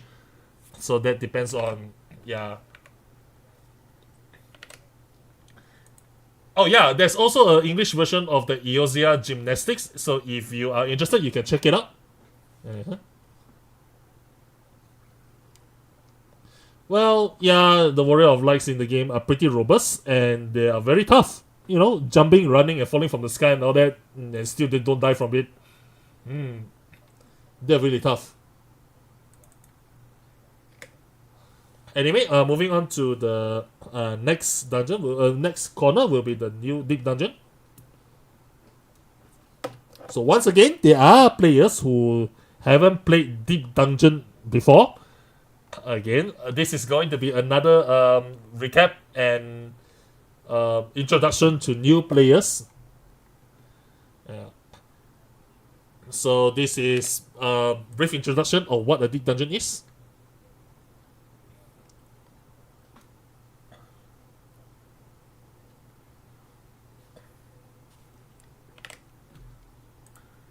So whatever Yoshipi has explained here is pretty much the repeat of the ones in the slide. So please refer to the slide instead.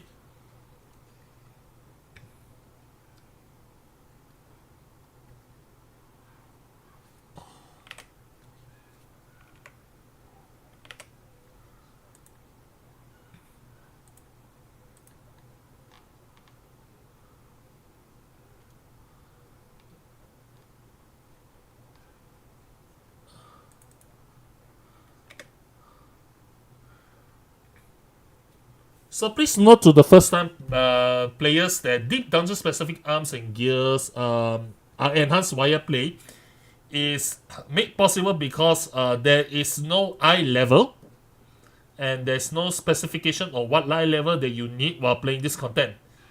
So yeah.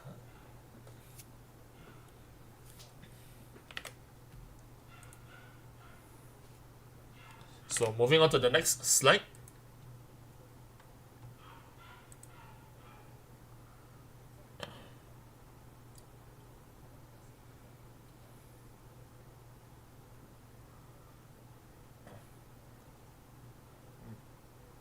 So if you are trying to earn rewards by unearthing the coffers and hidden treasures, there's also items that make the treasure appear, so you can use that as well.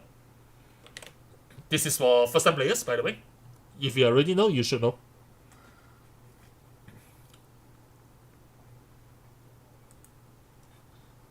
So yep, explain is done for deep dungeons. Everyone is catching up so far. Well, I assume that everyone watching this stream has know what deep dungeon is. So this is pretty much it. Of course, moving on to the next corner will be the introduction of the latest deep dungeon for patch 7.35, Pilgrim's Traverse.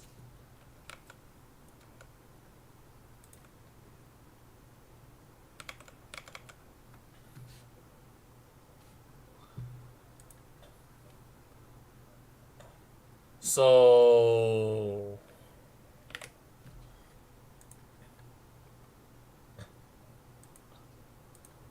this particular deep dungeon will take place in the first Mega.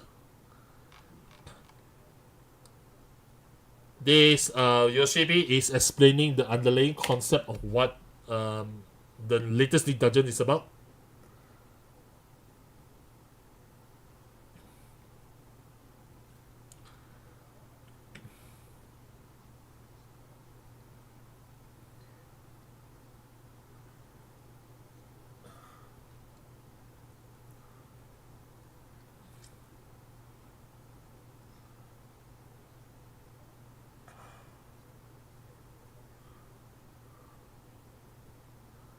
So before he's trying to explain further, he's asking how many players in the stream has already been playing this game starting ARR. Some players are even started the game since Legacy, which is 1.0.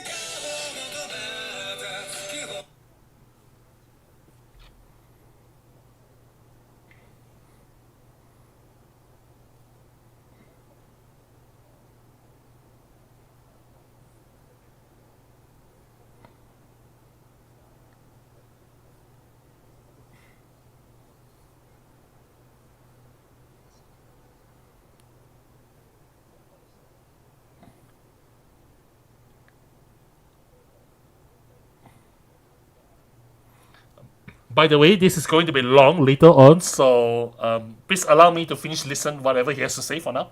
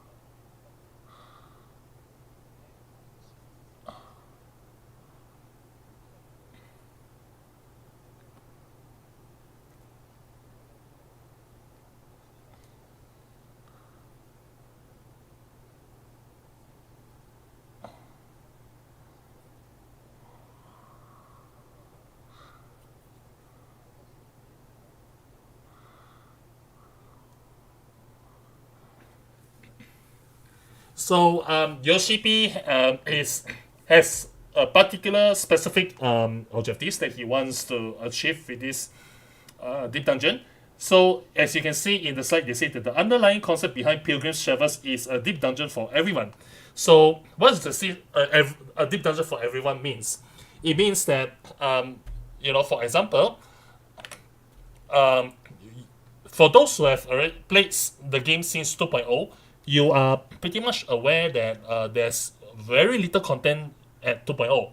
It's either during event patch where you have alliance raid and extremes and others, but when it comes to the odd patches, there will be something else. Then those content that created up to this point has become a routine, as well as become patternized. Yeah, and because 2.0 didn't really have that much content, they will have to aim, in a way that they have to keep on adding content scenes. So, thinking back, the uneven patches that added new alliance raids, for example, they were more casual leaning. And then, when you move to even patches like X2.2.4, they will bring out savage raids or ultimate raids, or maybe ultimate raids. They were more geared towards hardcore player base. So they even added ultimates to uneven patches. But if you are just looking at this phrasing, this decides what kind of content for a specific player base. All it does create is that like for a casual player, they only play contents that are meant for casual players. And if they create hardcore content, of course, it's going to be for hardcore players. And Yoshi-P has been doing a lot of thinking since that. Since they have decided to they have when reading players' feedbacks as well as thinking a lot when it comes to content design, what kind of players supposed to enjoy that kind of stuff. And if they create 10 contents and 10 casual contents and either and when they added into the patch, only like those casual players will only touch like 3 or 4 of this content, and then the remaining 6 nobody will even touch it. Hardcore players might only like if they add 10 content, casual players will only touch 3. Hardcore contents might even touch 4 of it. All-rounders might even touch like maybe 5 or 6 of them. So not everyone touches all of the content that the devs created for a patch. So it's rare for players to even touch every single content that the developers have created for them. So with this particular deep dungeon, they are going to make sure that if you are the hardcore person that plays that particular part, and this particular content can also be enjoyed by the other side of the player, which is the casual players. Yeah, so after thinking a lot of that, they want to get the philosophy changed. Is that they want to show there are many different ways to enjoy the same content, whether it's a casual way of enjoying this deep dungeon or a hardcore way of enjoying this particular deep dungeon as well. Yeah, and Yoshi-P still believes that both sides will need their own extremes. Definitely casual or super hardcore content is needed. Like Deep Dungeon, for example, has a casual mode where those casual players will usually just stop at 30th floor after reading the story and everything. And then there's hardcore players that might even go from floor 1 doing solo all the way up to the topmost floor. But that's an element that's basically it doesn't exist to the player who is casual anyway. People don't care about that. So yeah, so they want to make sure that if no matter what kind of angle that you're approaching this content with, they will make sure that the casual players, the hardcore players, as well as the all-rounder players can play them in all of sorts of an angle without having to worry that this particular content is not for them. Yeah. So sorry for taking the time to explain what Yoshi-P had to explain this. So you have seen all the screenshots that is going out, and as Yoshi-P explaining all the monsters going through. So please have fun.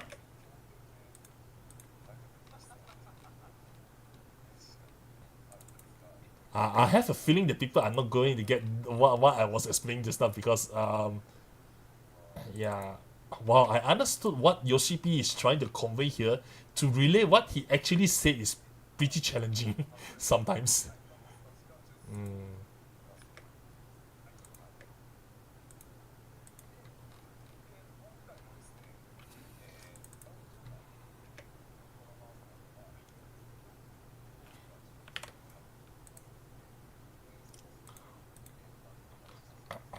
So this explanation is in the slide as well, so you just have to refer to the slides.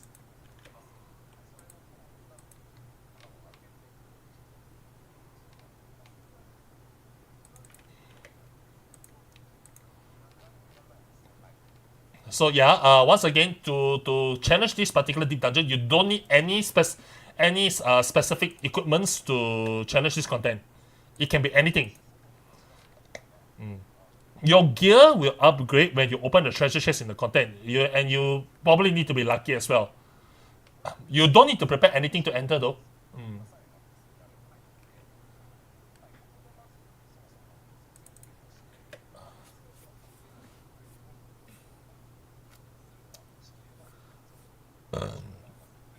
Oops, sorry.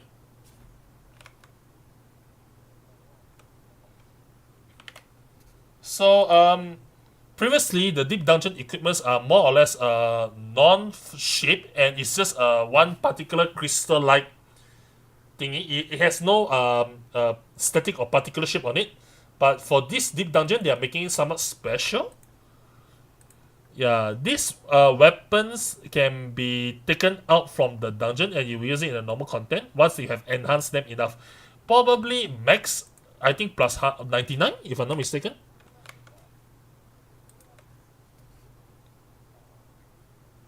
Yeah, so it's a stained glass light here.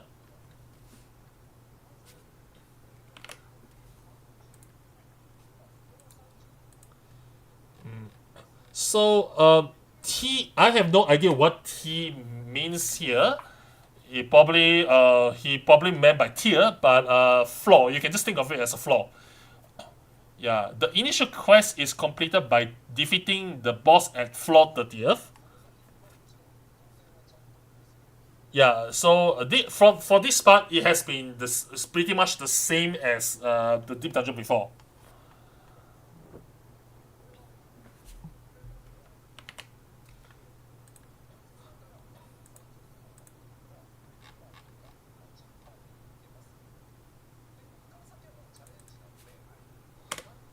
So, in previous deep dungeons, as in deep dungeons of before up to deep dungeons of now, there is explained up to this point.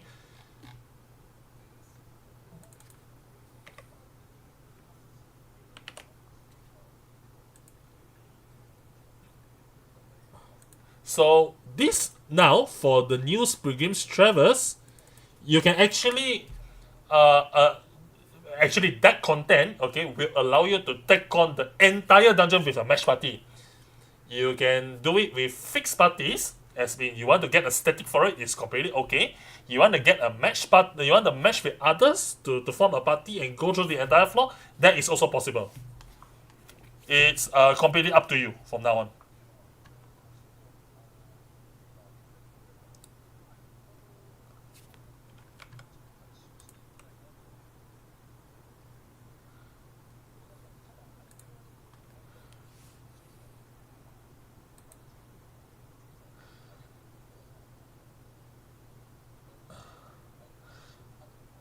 So a good thing of this 14 is that you just have to queue the content when you want to play. So we tried to change the queue feature in for this particular deep dungeon.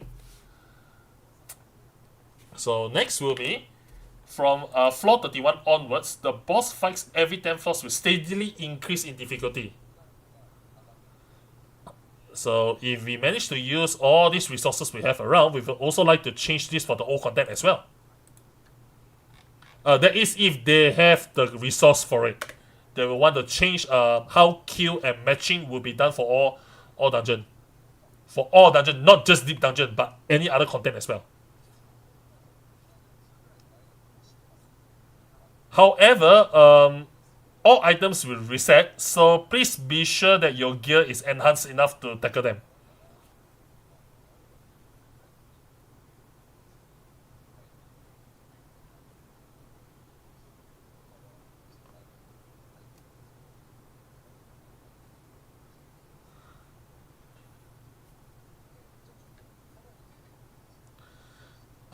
So for the last deep dungeon, they got feedback where there were too many gimmicks or skills coming from the boss. They are one hit kill level, and yeah, it created quite a lot of stress and trouble from it. So for these times, you don't have to worry too much about one hit kill type mechanics. Yeah.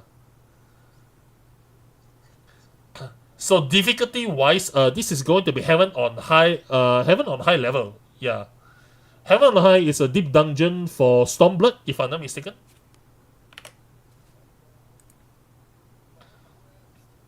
But still, you have to remember, since this is a difficulty that gets more and more difficult as you move on, since the difficulty is still gradual, they will still have some mechanics that will one-shot you if you are not careful.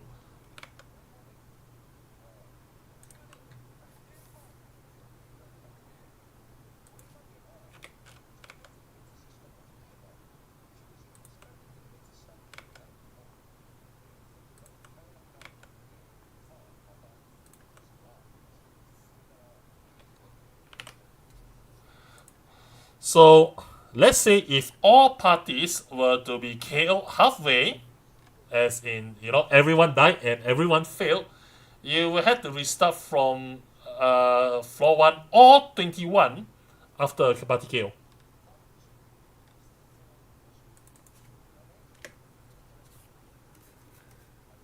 However, this was what has happened up to the past Deep Dungeon. As for Pilgrim's Traverse, even if you get a party KO, you will be additionally be able to try again for floors 31, 51, and 71. Yeah, you have to restart from the beginning because it was a challenge. But they are making it more loose and more accessible this time.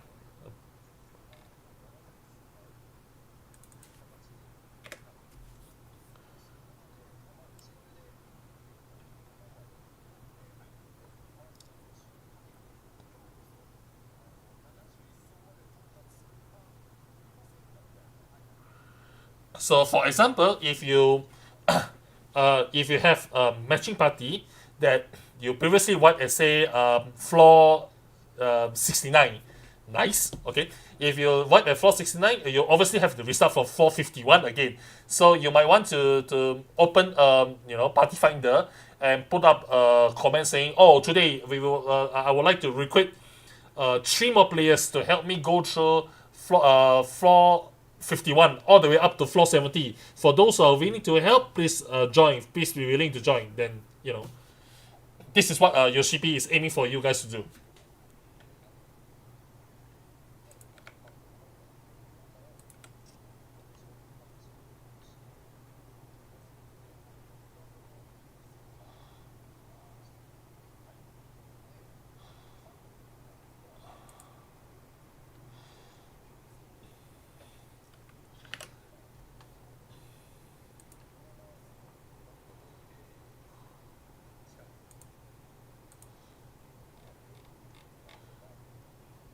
The reason why they are doing this, they're choosing this kind of checkpoint is because they want to keep a few floor sets tied together.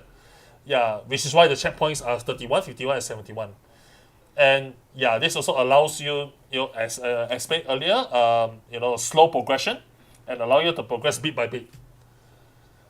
And once you defeat the boss on floor 99, you will reach the end of the content itself.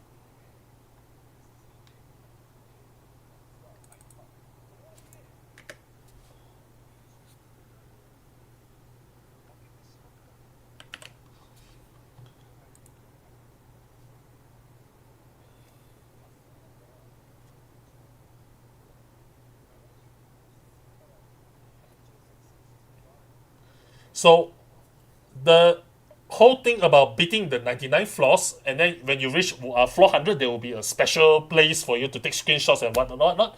That itself hasn't changed, so you still get to do this in Pilgrim's Traverse as well. Yeah. And if you die to the boss at floor 99, you will have to restart again from floor 71.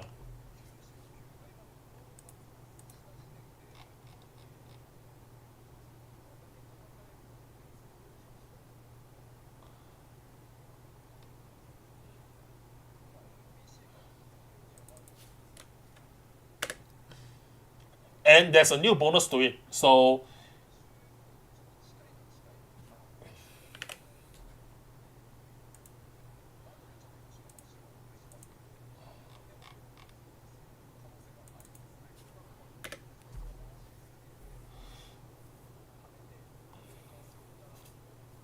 apparently that you can directly challenge the boss, the floor 99 boss, for as often as you like.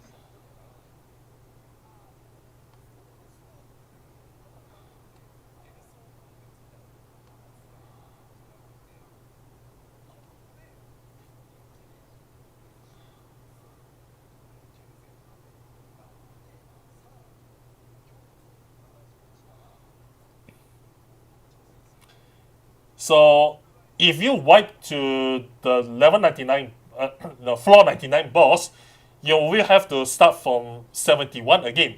Yes, it will make you feel bad because if you wipe to the floor 99 boss, having to start from floor 71 might be a little bit, demoralizing, and it might be, make you feel bad and all. So they added one more feature where you can directly challenge the floor 99 boss with a restricted how do you call it, restricted rewards that you will gain after defeating the floor 99 boss. But once you defeat that, it doesn't flag the whole thing as it doesn't flag the content as clear. You just managed to defeat the floor 99 in a trial state. So once you finish that trial and feel you get a little bit confidence. Oh yeah, this is how floor 99 boss works. I have the confidence now. Then you can with matchmaking for with your static members or whatever the matchmaking you do. Okay, from now on we want to go through floor 71 and properly clear the floor 99 boss and get to floor 400. Yeah. So think of it as something like a trial battle of sorts.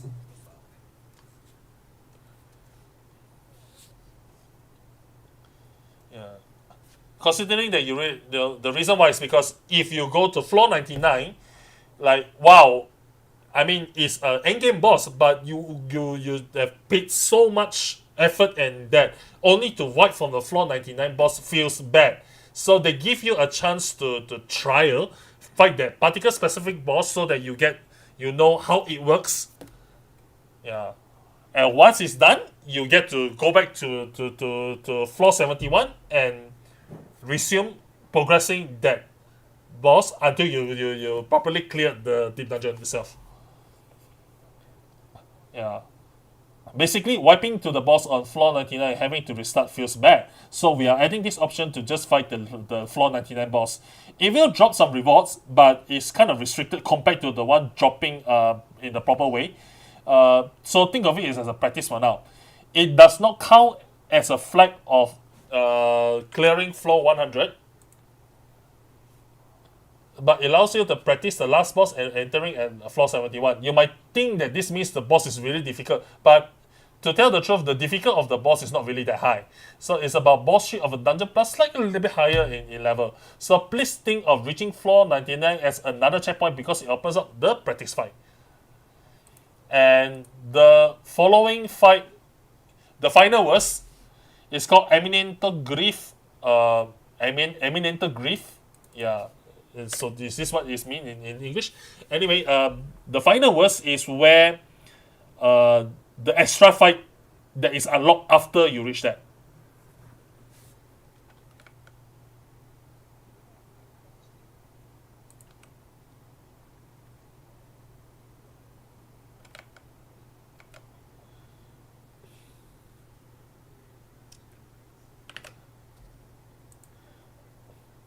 So more information on what the final verse is.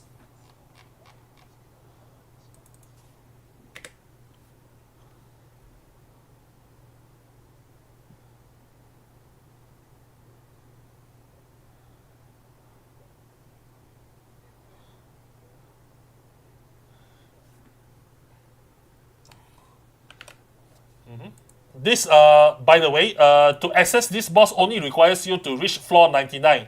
And you don't need any special items. No special items or anything required.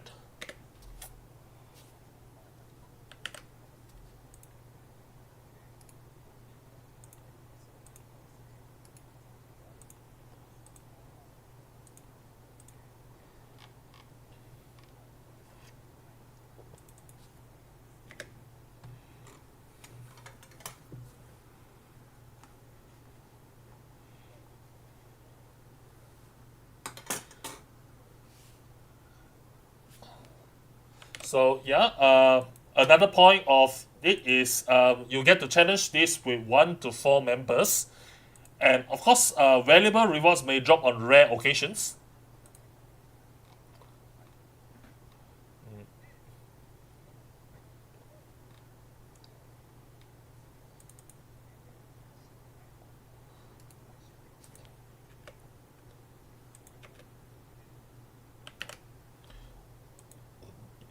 So after you hone your skills enough, you get to return to conquer the deep dungeon and discover what awaits you after floor 100. What awaits you on floor 100.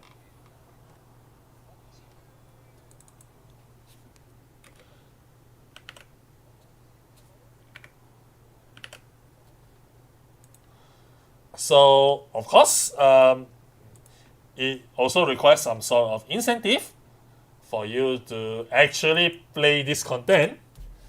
So here you go, Luminous All.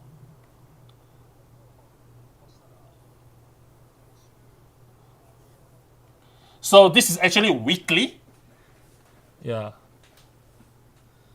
Considering that we are adding the matching kill feature, we want to add incentives, and the incentive is as shown in the slide. And this is weekly, by the way. Yeah.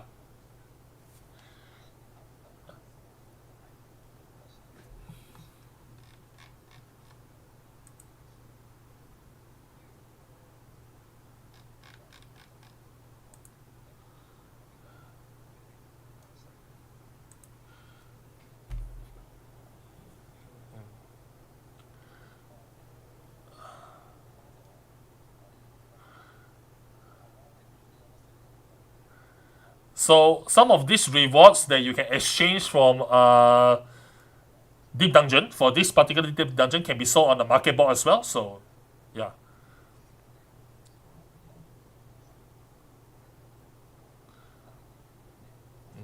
And of course, that goes without saying, there will be many rewards available for you to exchange.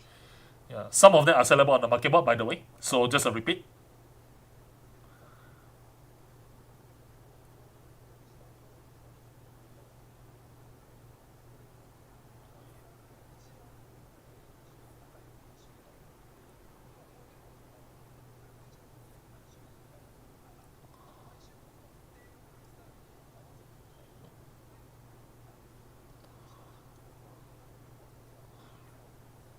So just to also note that the rewards here are the highest level hordes.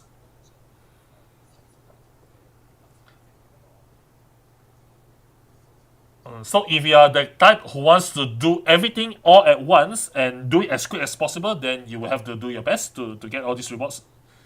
Yep, and that's definitely okay. Yeah, if you are the one who's trying to do this casually and doing it week by week, and that's also possible. Yeah, because well, it's fine anyway because this is a weekly reward.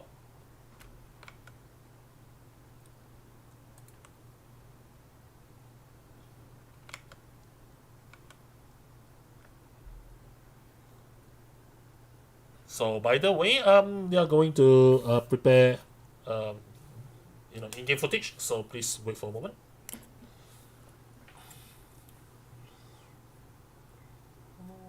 So please wait for now.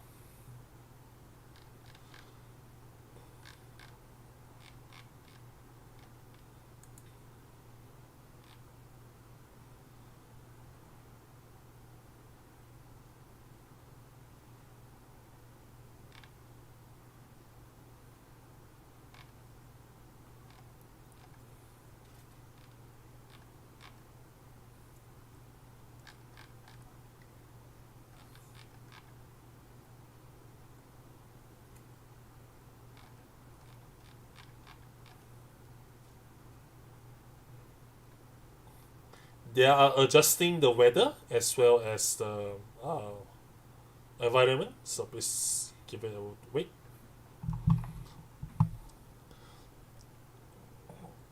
Mysterious numbers occur.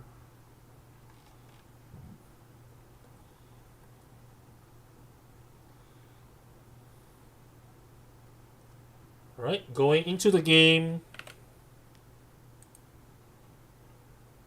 Well, the rewards you get are signed. Yeah, this is one of the rewards amount.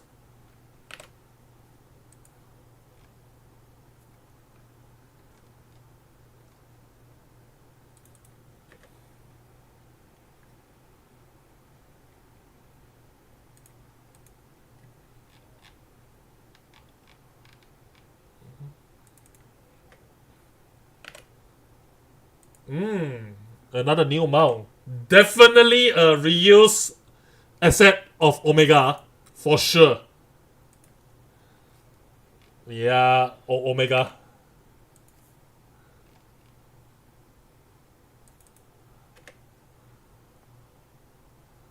Yep, ugly cute, so.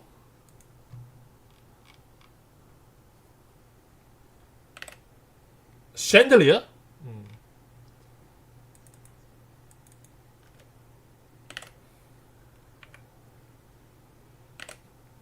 Well, nobody expects a flying chandelier, but this is pretty normal for 14, so nothing out of ordinary.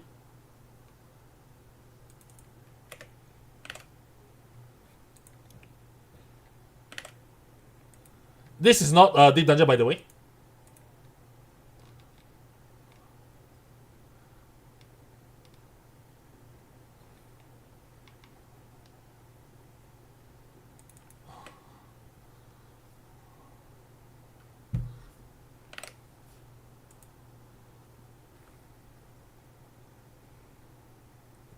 Looks like somebody has figured out where to get that particular.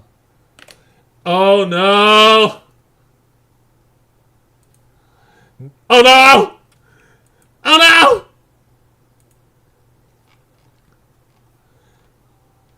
The, the, the, the.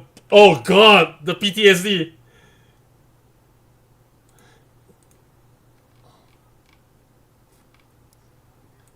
Uh, a happy thing, uh, something you should be happy about, and sometimes you shouldn't be happy about. Oh no.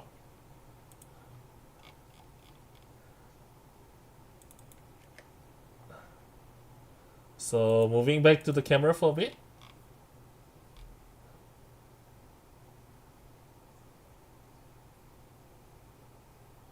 Yeah, please prioritize your safety for the yeah. Yeah, sorry. Yeah, doing some checking for now.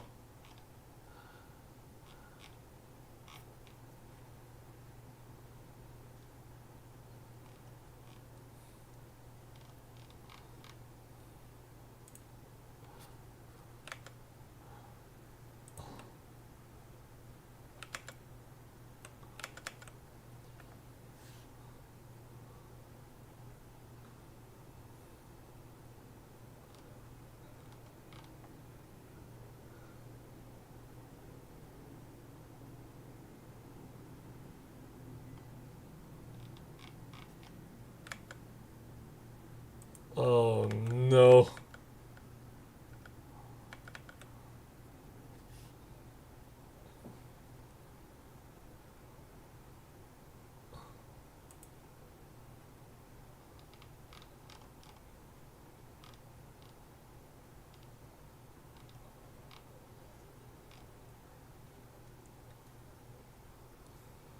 So yeah, for this time they have added quite a huge amount of rewards for you to act as an incentive for you to to play them and get them.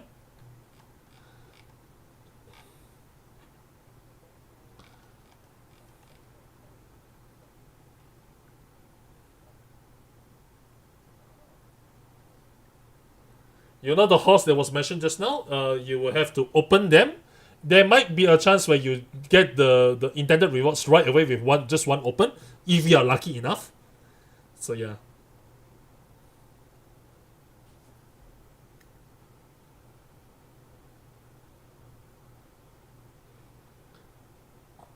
Yeah, some of the mounts that show are from Deep Dungeon and then can drop by finding hidden treasures. Yeah, that was what it was mentioned just now. If you manage to find all these hidden treasures, you might get all these treasures at one go. Sorry, I don't think it's from the Horde, so I gotta correct myself there. It's not from the Horde, but from the from the hidden treasure in Deep Dungeon. Sorry about that.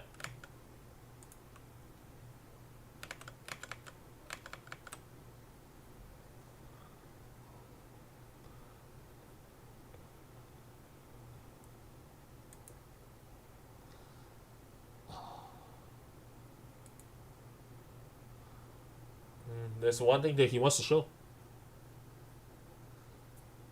Mm-hmm. Oh. Oh no. What is this white little thingy there?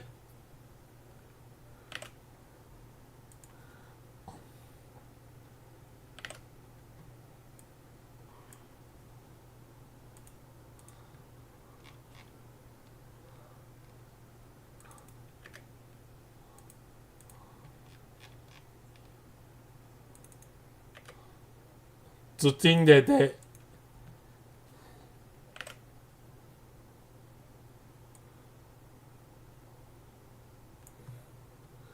So this is from the dungeon.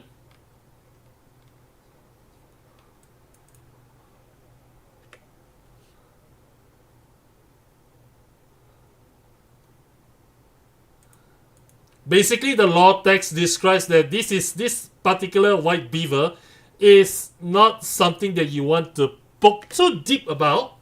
So the lesser you know, the better.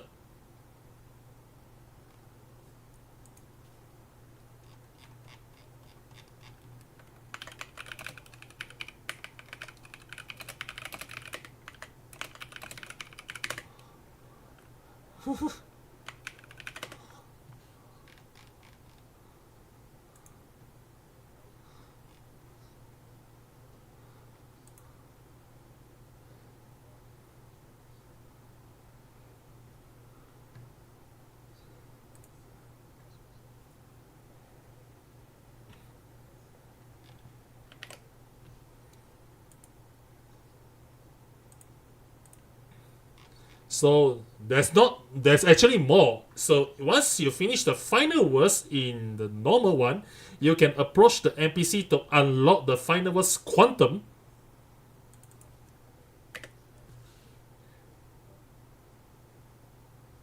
Apparently this enemy is very different from the one shown in the final verse, so they're going to provide an explanation for this.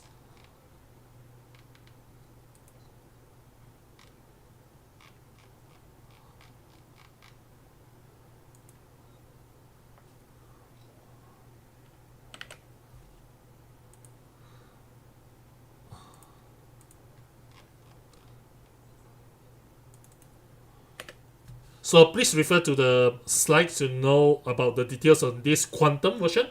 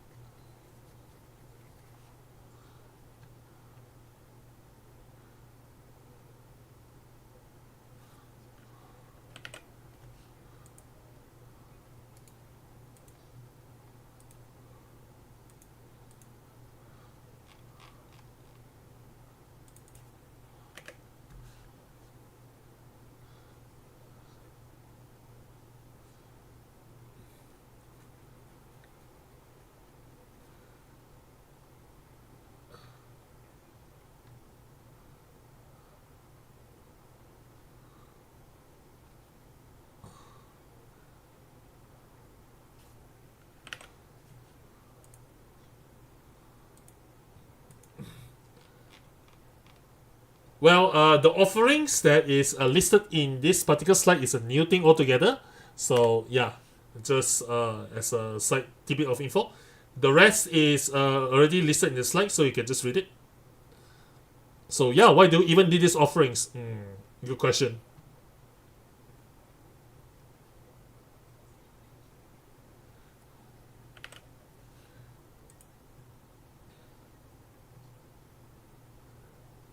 So offering, there are 5 types of offerings, by the way, but you need at least 15 offerings are required to challenge this particular content. Upon completion of the formation quest, players will obtain 40. Yeah. Just by the way, a little bit of addition to that, there are 5 different types of offerings in this particular content, but it doesn't matter which type of offering that's offered to fight this particular enemy. You need 15 in total.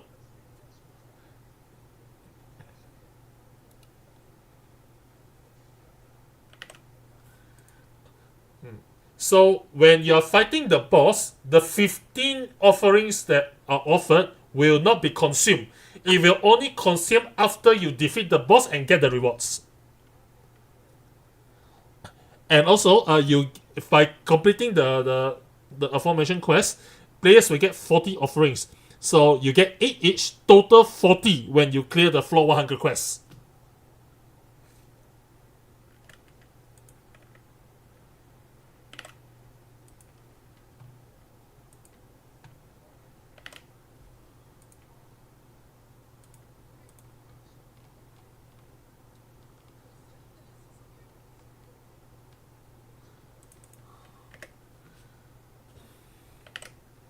So, yep, this is on the slide.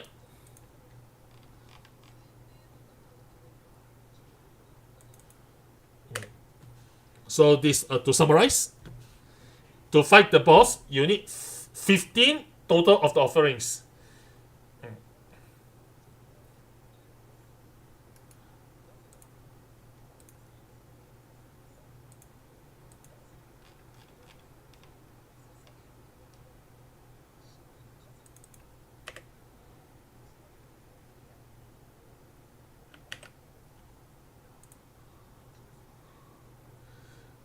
So the reason why they have 5 types of offering is that by using, depending on which type of offerings that you use, you get to actually, how to put it, customize their parameters.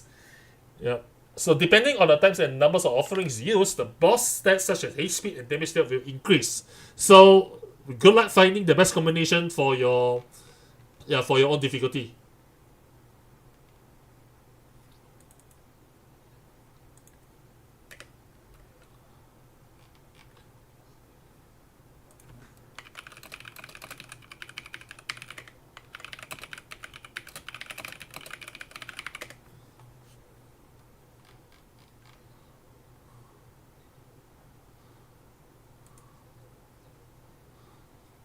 So yeah, basically to summarize, the players can adjust the stats based on the offerings they are handling in order to challenge this boss. So basically, to put it even more easier to everyone who is watching this stream, they are actually allowing you to modify your own difficulty for the boss.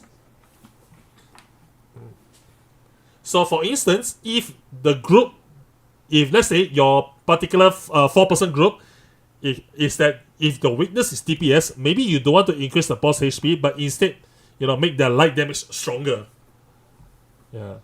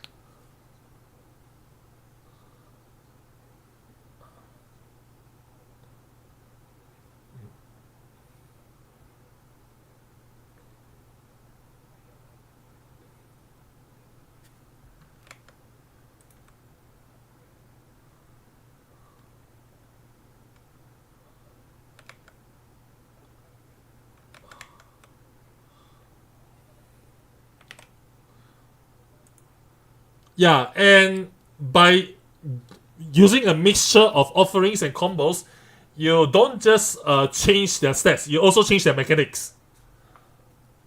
So, which is what the slide is saying. Additionally, boss mechanics will change in accordance with the total number of offerings made. Because if you can just change the stats, it will just be boring. So, mechanics will also change because of this. Yeah, so exactly what is written in the red box. The red box says that experiment with different combinations to find the difficulty that works for you and explore everything the battle has to offer.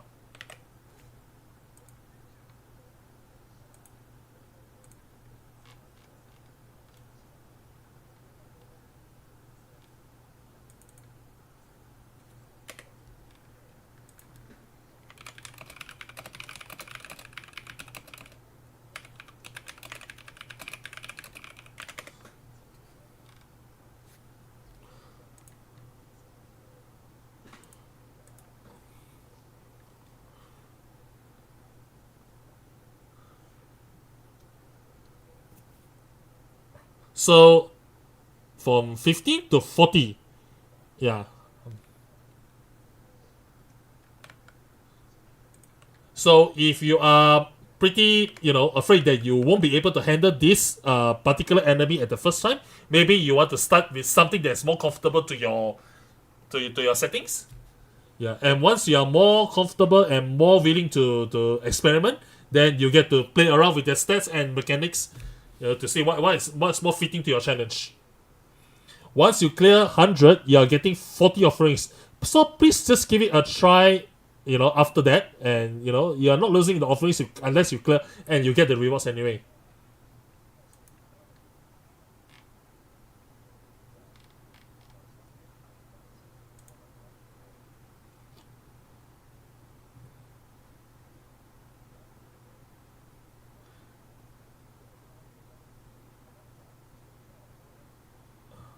Of course, they are not going to. Of course, they are not going to tell you all of the details or everything you need to know, and they will leave it up to the players and everything to mix and match, and you do trial and error when the content is released. But for now, you can just think of it as something that you can do a lot of combinations around. So why not just give it a try? After all, the offerings that you pay for it will not be penalized. You will not be penalized if you lose the battle anyway. Even if you can't fight the boss and decides to quit, the offerings will be given back to you. It will only be consumed once you clear the boss, as well as get the rewards. Yeah. So basically, they are not going to tell you what kind of offering changes which stat just yet. But, the buffs on the boss will show.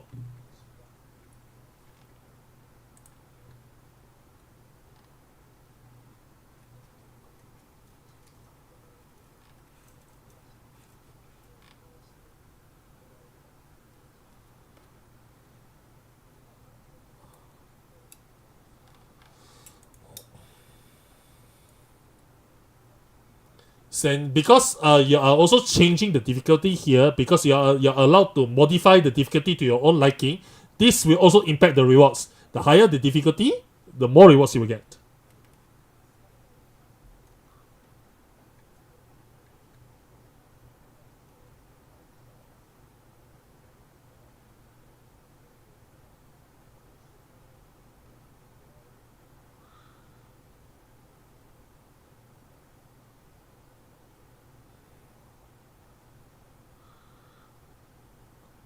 And if you actually defeat the monsters with the highest physical damage, like damage, the one you see on the right over here, apparently you get the most rewards out of all in terms of amount.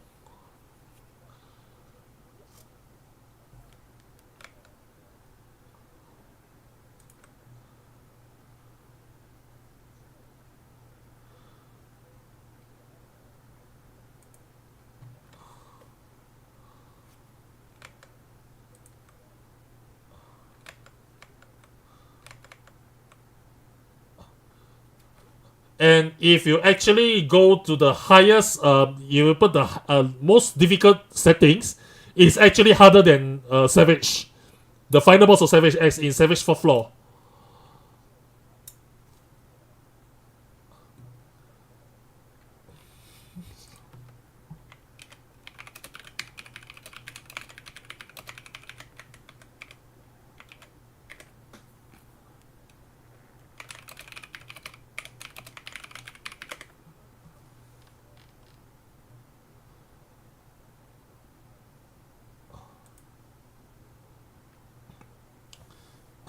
Yeah, so please note that if you are going to put 40 offerings, okay, this is actually more difficult than the 4th floor of a Savage fight. So this is going, if you go for this part, this is actually harder than a Blade, the Blade Wolf, I think. Yeah, MAS. Yeah, so this is actually enough to actually make it a Wolfers race. That's the reason why you don't have ultimate for this particular patch.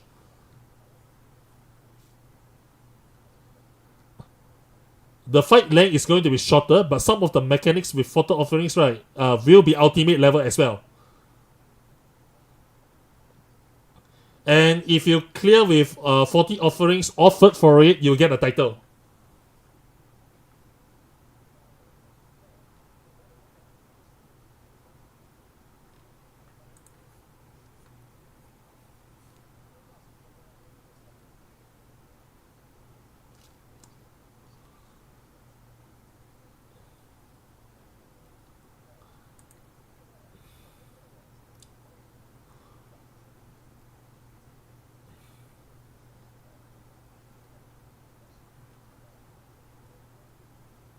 So yeah, of course, the one that I'm explaining now is definitely beyond the content that is already implemented for Deep Dungeon. But if this is actually received well, they are going to implement it to other content as well to see, to experiment and play around to see how an existing content can be made better. So yeah, they are also working for Criterion for 7.4 as well. So yeah, Deep Dungeon is going to be 7.3, but 7.4 will be Criterion.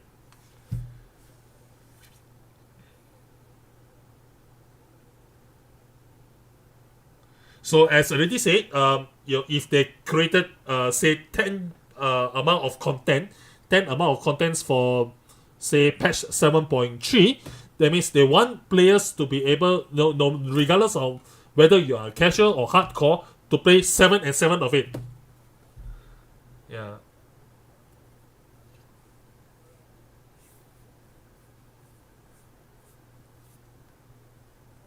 So basically, they are trying to improve the possibilities for different play styles of the players. Regardless of whether you are casual or whether you are hardcore, you can enjoy one content in many different ways, regardless of what kind of affinity you are for the content. And as they say, if they add 7 content, then regardless of whether you are hardcore or casual, you hopefully with that particular change of mindset in content design, they hope that you can find at least 7 things to do in the game. 7 out of 10 contents, that is.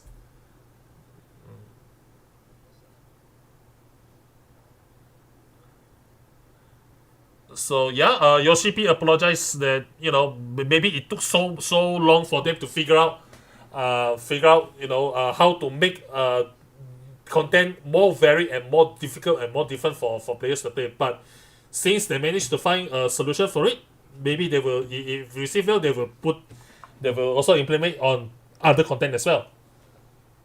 Yeah. Well, of course, I understand when the feedback is why now too slow, but they also need to start somewhere as well. So yeah, Yoshipi apologizes for that. Anyway, that's not all. There's going to be more. So moving on to the piece of the Blessed Horde.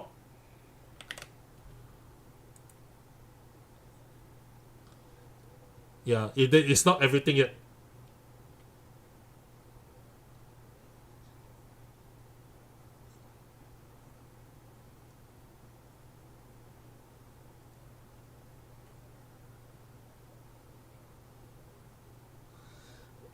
Yeah. Anyway, the piece of the Blessed Horde is a rare item that will drop occasionally once you clear the final worst. But if you play the final worst Quantum, this is a guaranteed drop. Well, for normal players, it's going to be a question of drop rate, how many percent drop rate or something like that. So yeah, typical of you guys.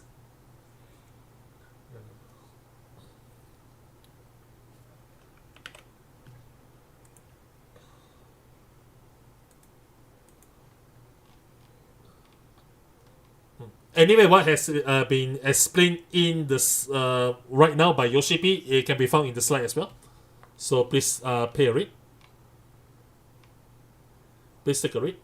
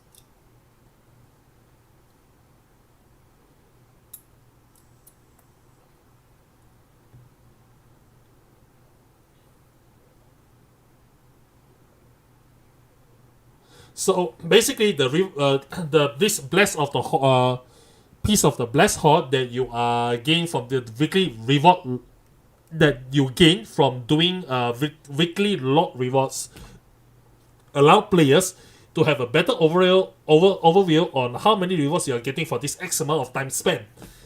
Yeah, this is basically the summarize from Yoshipi's explanation just now. So hopefully, with this kind of setup, this will end up helping players to reach the goal that they want to do for Deep Dungeon. If they want to do it as quick as they want to get the rewards and necessary on the market board, that is feasible as well. And if they don't, it's also possible. And finally, this is the last point that's he's going to explain in the slide, is braving pilgrims traverse in a solo manner. As with previous Deep Dungeons, completing Pilgrim's Traverse solo will grant an achievement and title. There will also be a ranking board, so reaching floor 100 will be difficult to achieve as previous Deep Dungeons as well. So this is pretty much unchanged from the previous Deep Dungeons that got released up to this point.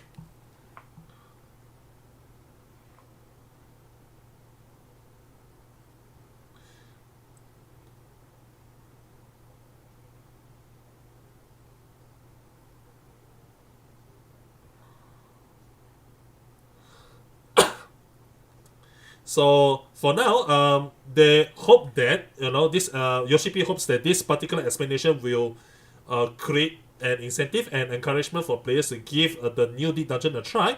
But considering that, even if we are out of time, they just want to make you feel how this Deep Dungeon content is like. So they're going to prepare in-game footage to show you what it's like.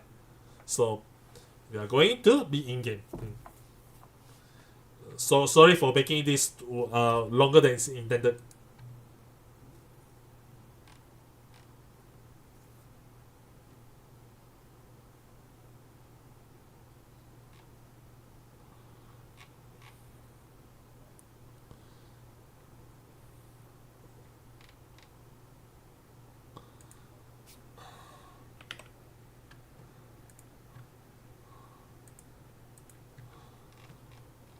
So yeah, what Yoshipi is explaining here is how you actually get into a Deep Dungeon. So this will be very useful for first-time players, of players who never actually challenged Deep Dungeon before. And this is the sort of like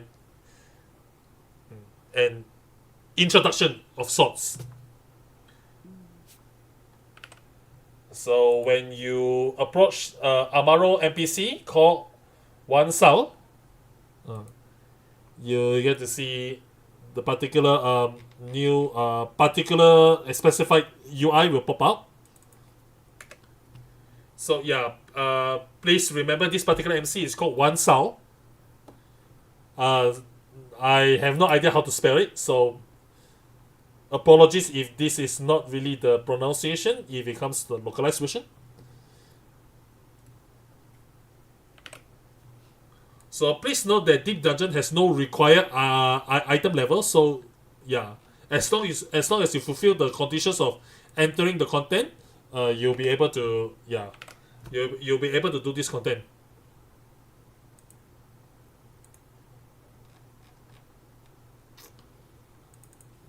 So since Yoshipi is going solo, he's going to go in alone.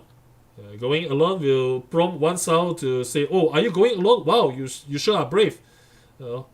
I definitely can't do this alone. So please good luck to you if you're doing it, and please be careful." But anyway, you're still entering it.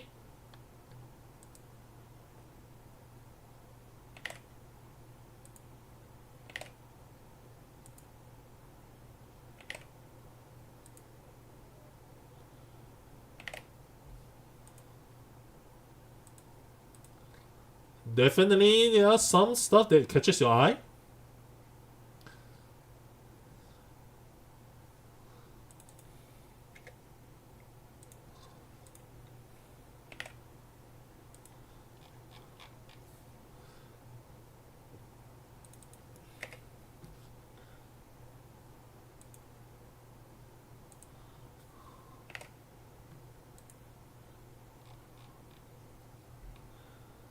So for first time players who has no idea what Deep Dungeon is about, so when you see the equipments, yeah, this is the equipment that is shown on you. You cannot change it or whatsoever. It's just there. But anyway, he got interrupted halfway during the explanation, so he's going to do some better for a little bit. So all of the weapons right here is all unmodified, so it's in the original state. It's not being upgraded whatsoever. So once you go in, you know there's a particular treasure chest there, and the item that he got increases his luck. So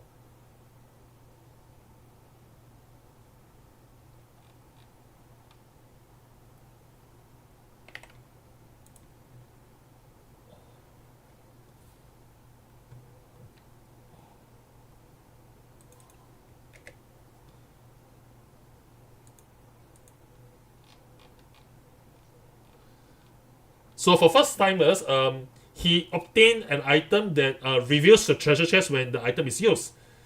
So, so for those who haven't played Deep Dungeon, if you have to find a treasure chest, you will have to step on a certain spot, and once you step the certain spot, then only the treasure chest will appear.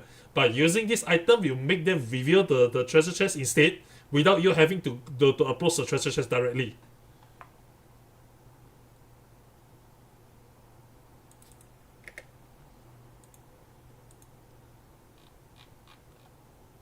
So yeah, it's giving all the explanation of what a map is about, and you know what that map contains.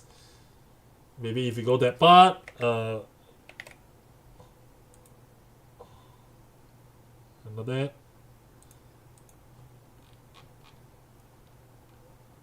tile compositions and all that.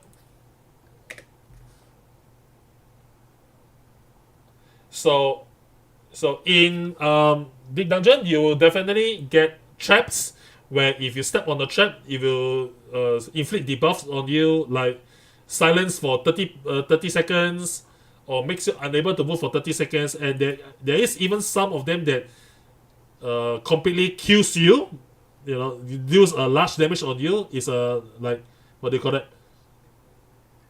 A ground bomb. Yeah, it's a ground bomb that decreases your HP by 95% and all that. And he obtained another item that increases his defense.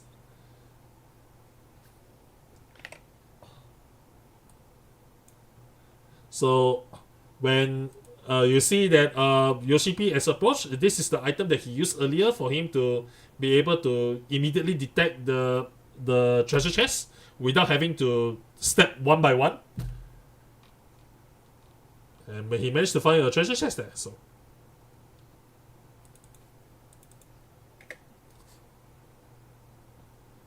of course, if you are playing solo and if you are a very careful person, you will probably lure the enemies one by one. Yeah, and that's definitely a valid playstyle to have.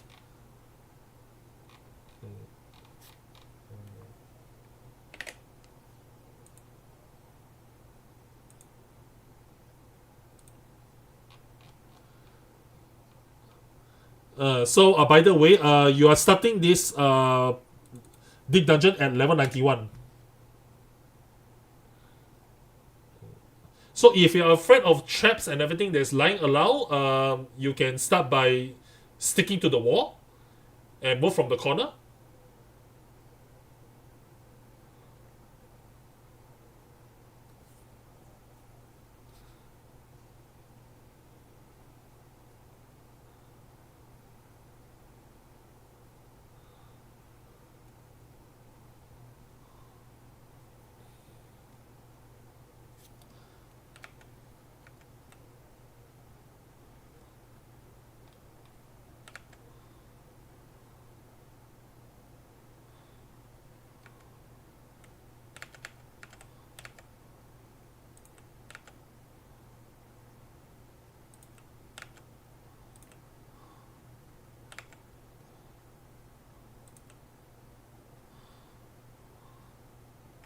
More demonstrations.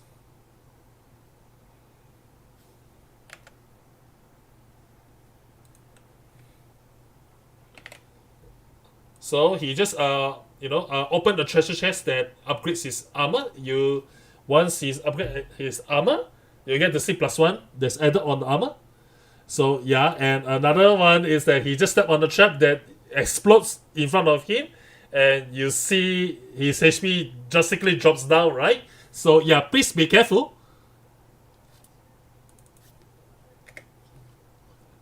Yeah.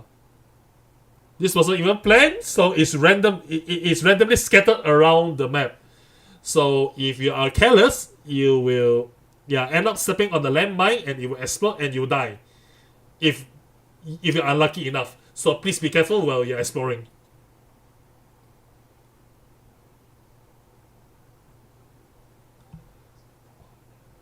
Yeah, you might be going, oh wow, now this is nothing difficult. Yeah, look at that.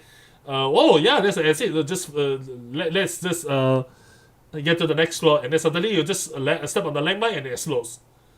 Yeah, things like this is pretty much common in deep dungeons. So if you are playing it for the first time, you better be careful.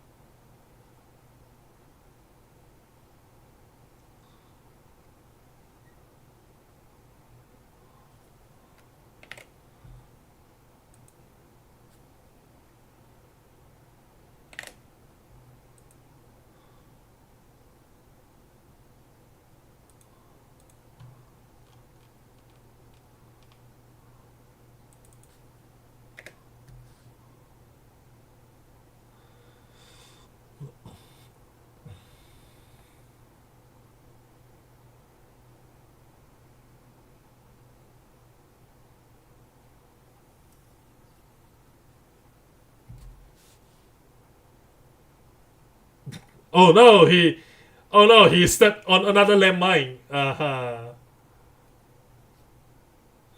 Yeah.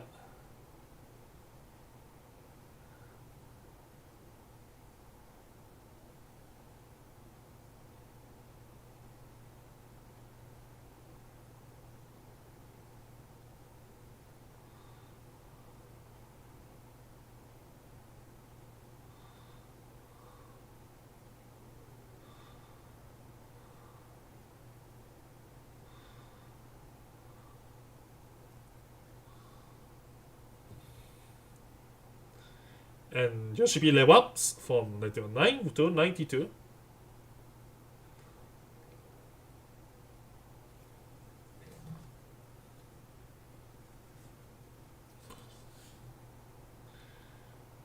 So situations like hitting traps and landmines will always be a possibility in deep dungeons. So you might think it's easy, but once you hit the trap, it's all over.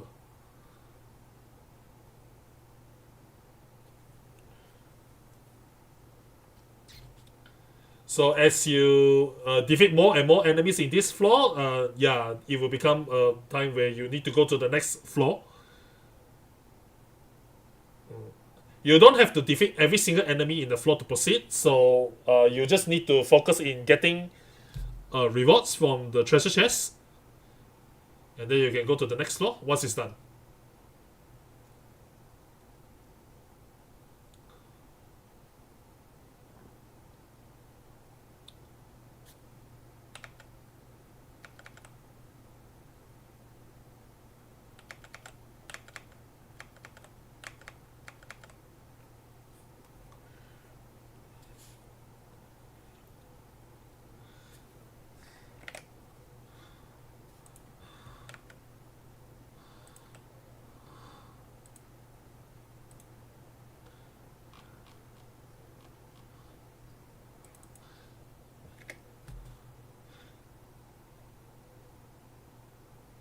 one that Yoshipi is interacting right now is a completely new feature, but apparently he is not too sure what this is. Didn't we have a tag explaining what this is?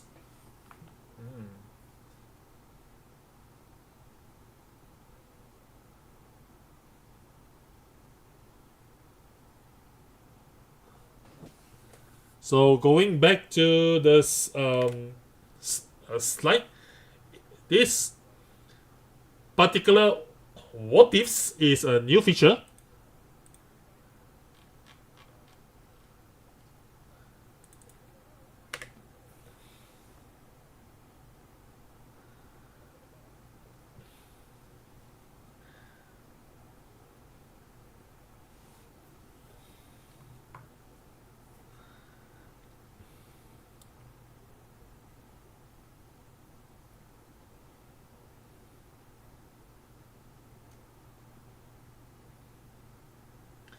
Yep. Basically, what he explained is written in the slide, so please pay attention.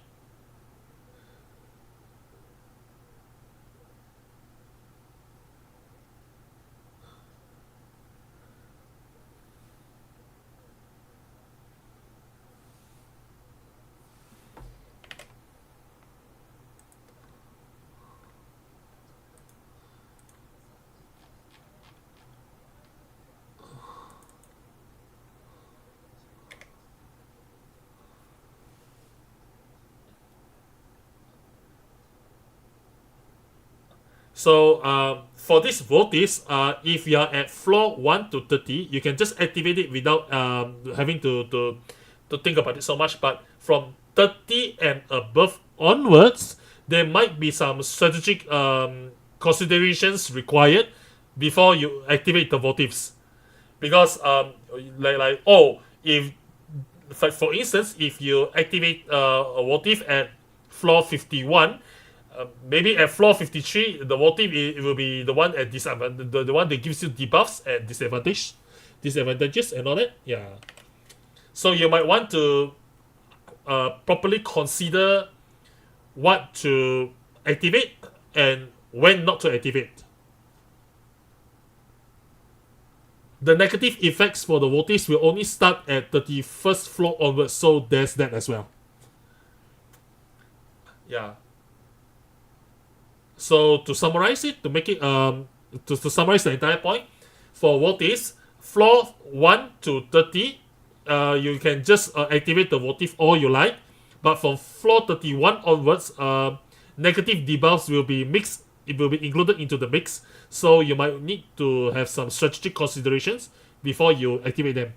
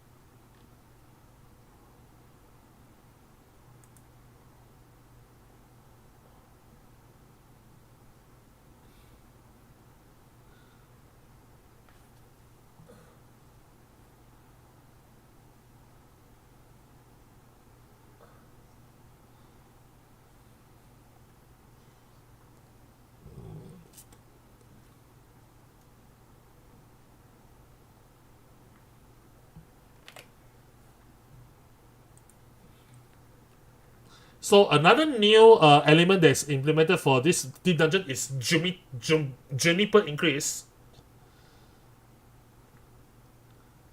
So might want to pay attention to see what Juniper does.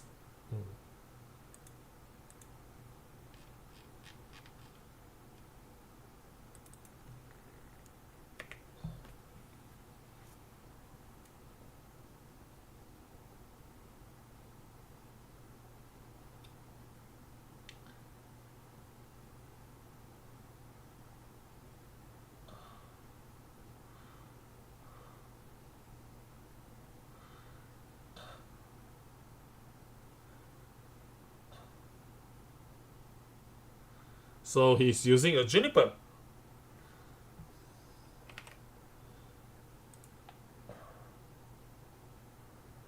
So basically, Juniper is a feature where you get to summon fuel to do your bidding.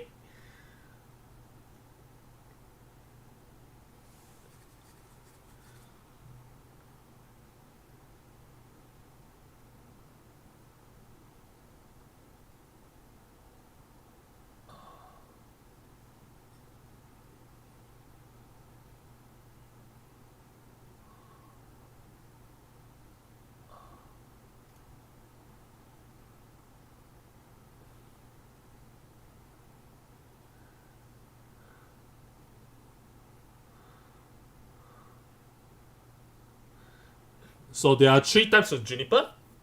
Oh.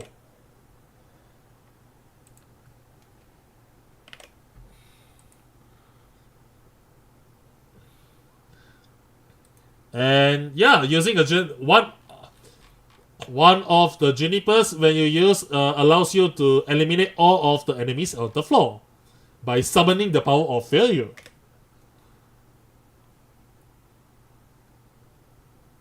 This doesn't remove the traps, so you still have to be careful.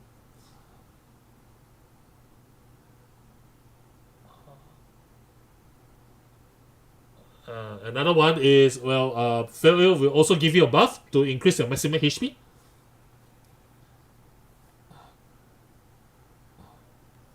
When they eliminate all of the monsters in the map, all of the monsters' experience will go to you. Monsters can still respawn, so you have to be careful.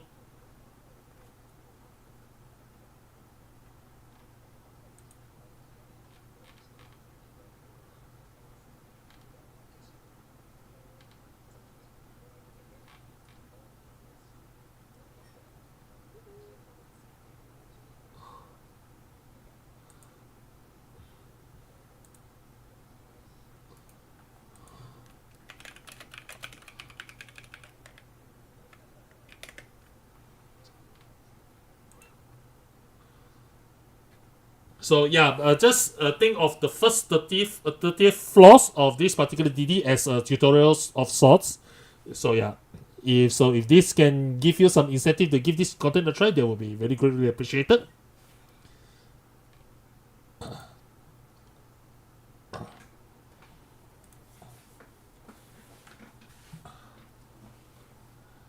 So even more.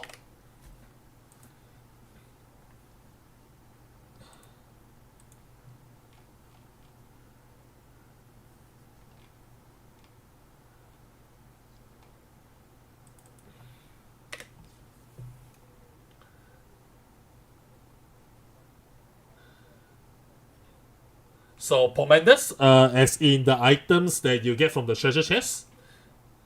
Yeah. If you're a veteran, this should be familiar to you. But if this is the first time for you, you might want to read what is actually written in the slide. Pomanders also provide you various benefits such as displaying the entire map of the current area, reducing the number of enemies in the next area, and so on. What you get for Pomanders is completely random. It depends on your luck as well as what you get from floor to floor.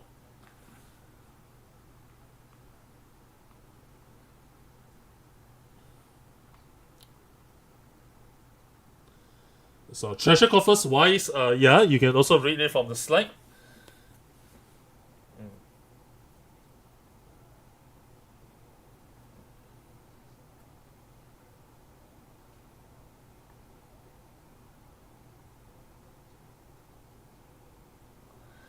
However, before you approach the treasure coffer, always in this deep dungeon context, you always have to be very careful because there might be traps installed just right in front of the treasure coffer. So if you're not careful, you step on it and you get some really nasty debuffs, then yeah, everything will be over. If you're unlucky, that is.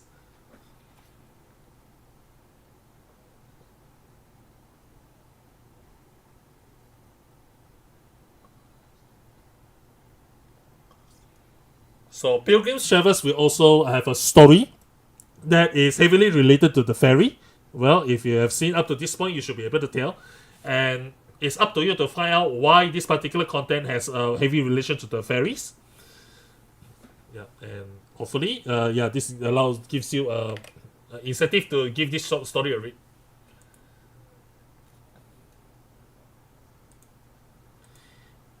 So the reason why junipers are called junipers will also be revealed in the story. So yeah, just give it a read.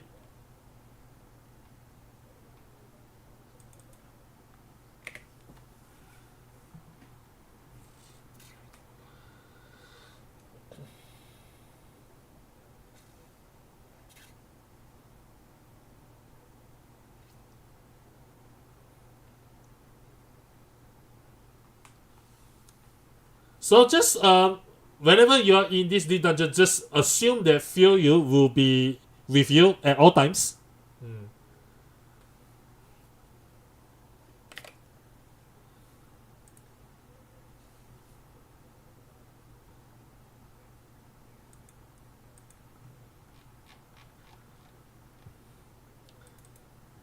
Of course, illuminated ether pool, glasses and shards and all that, all that stuff is going to give you quite an amount of rewards. Especially the one you see right now is glamour. Is it a fashion accessory? Maybe. I think it's more likely a fashion accessory. Yeah. So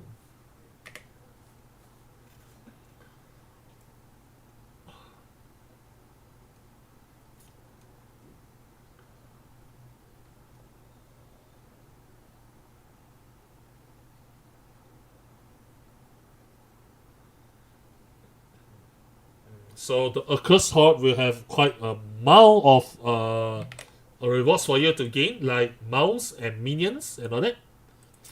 So if you're into collecting mounts and minions, this is your chance.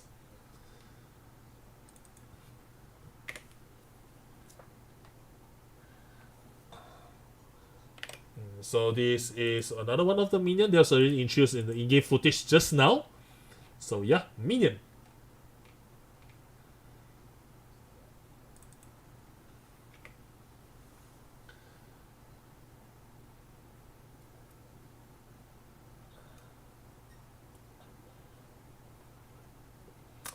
So the reason why she's the minion this time is that Fyoyu was very mad.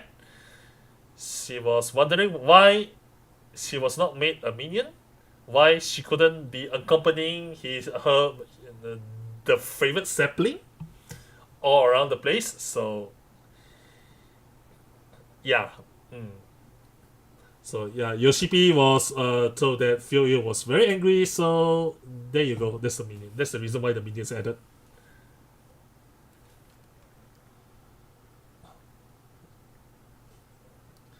So yep, from all the introduction up to this point will be related to content.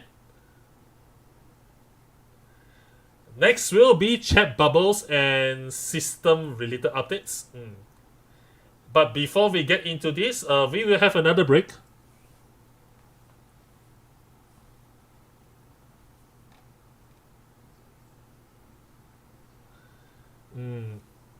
We will have a 10 minutes break. After the 10 minutes break will be the introduction on system related changes as well as a QOL.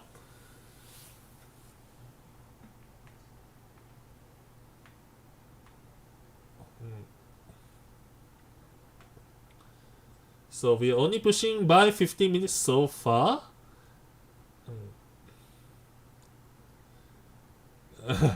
They are going to replay the Eosia gymnastics again, the video. So if you are feeling tired or anything, maybe you want to do some little stretch. Yep. So see you later. 10 minutes later.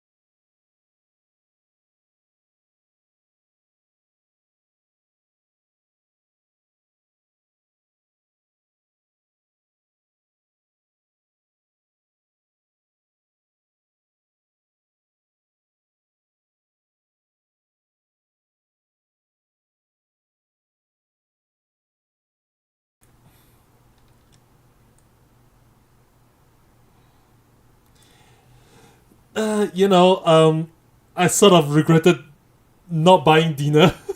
Oh shit, I'm pretty hungry. Oh my god.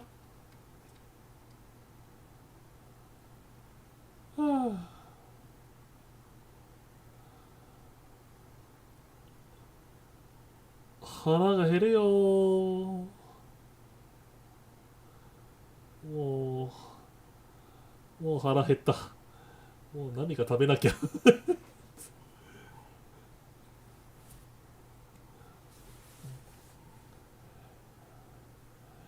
it's it's 10:30 p.m. and I haven't had my dinner. My fault. Why am I supposed to? Ah ah.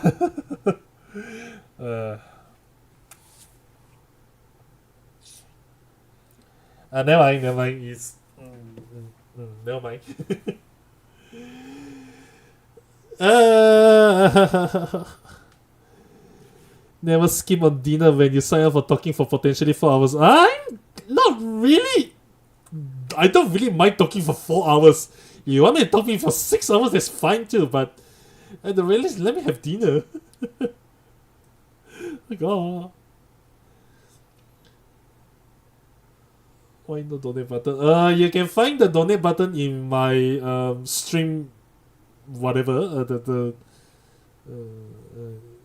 And you know, I have a coffee account. You know, it's listed in the stream, so there's that. No, I'm not asking for money. So just saying. I was just saying it for as a joke, but please don't send me money.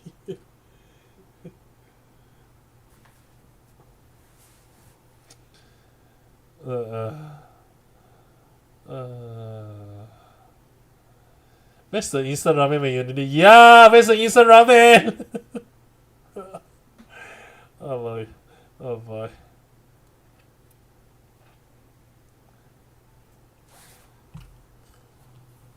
Well, there's still system upgrades and changes. So, chat bubbles and Vera Frofka hats, I think. Just to make sure that you Hrofka and Vera players are potentially 100% satisfied.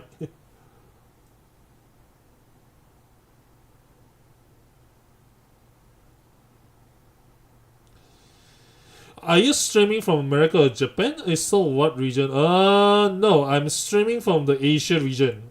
Southeast Asian region, actually. What country that's irrelevant. Yeah, it's just 1 hour behind Japan time. So Japan is currently 10:30 p.m. So over here is 9:30. Thank you. No, I'm not gonna order because order takes time, and by the time the order comes, I'll be halfway translating. So who's going to help me pick up the food? So yeah, don't worry, I will do.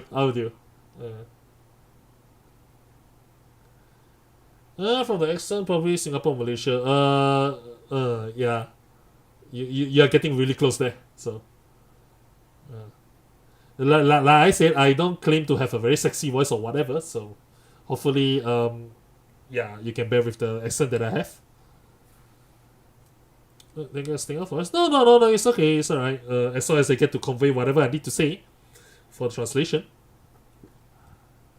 But considering that I'm hungry, I don't think I'll be able to keep up speaking properly.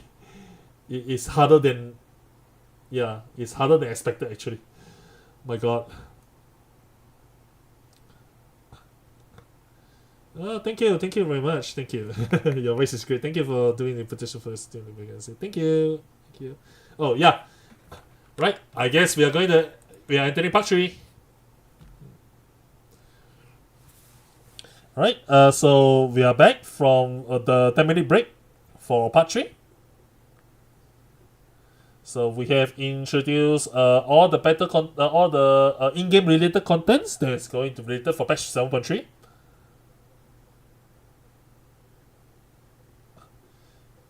So the next will touch upon the system related changes, updates, as well as the chat bubble. So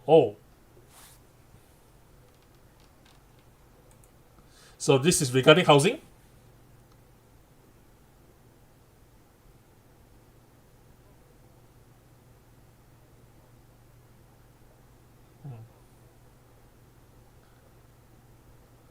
So they are almost done with the optimization, as well as the related tasks that requires the optimization for this to be done. However, what they want to do is to make sorry, I may have to check what they mean by Kosokuka.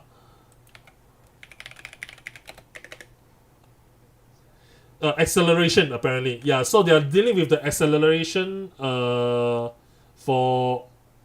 acceleration for whatever aspect that is going to do. So it's just one aspect left. Yeah.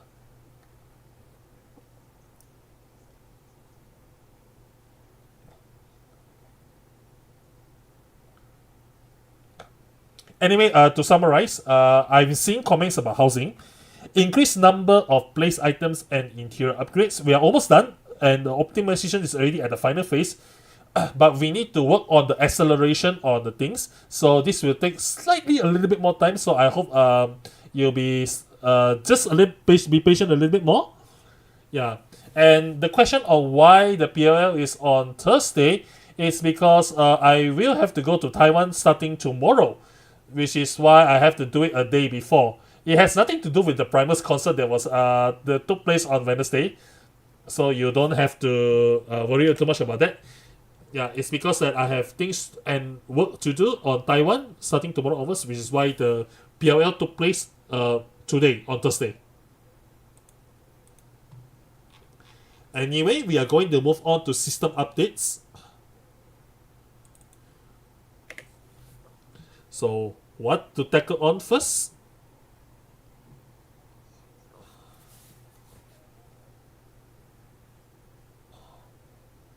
There is quite a lot of system updates apparently, as he's looking at the amount to introduce and go, wow, that's quite a lot.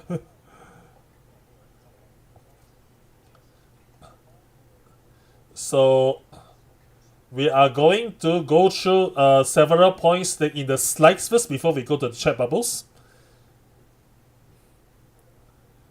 So yeah, as you might have already read the announcement from the Lodestone this morning. First is the blacklist improvements.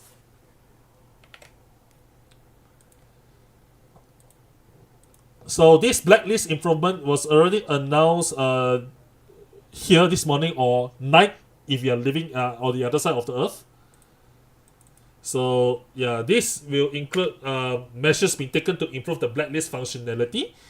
Please refer to the link below, which will link you to the Lodestone topic.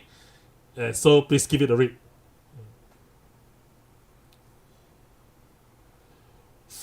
Phoenix now changes. Holy shit! Finally! Oh my god! Oh yeah. I mean, the dungeon is one, but Phoenix now changes. Oh, a Tufts of Phoenix Down can now be used during combat in the following duties. Please refer to the slide for the duties where you can use your Phoenix Down.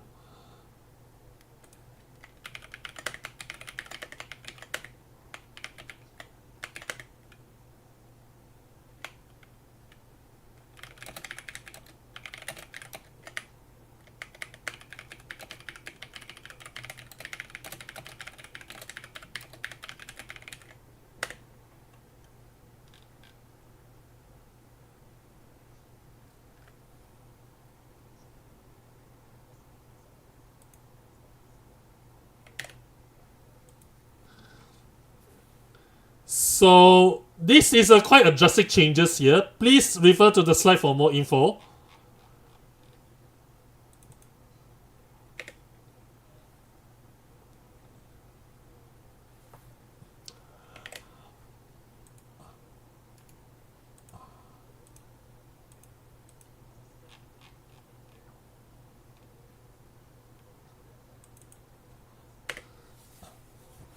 So yeah, there's a drawback to that. There will be a 360-second recast timer will be added. Yeah, of course. With this kind of changes, sorry about that. There will be some changes to it.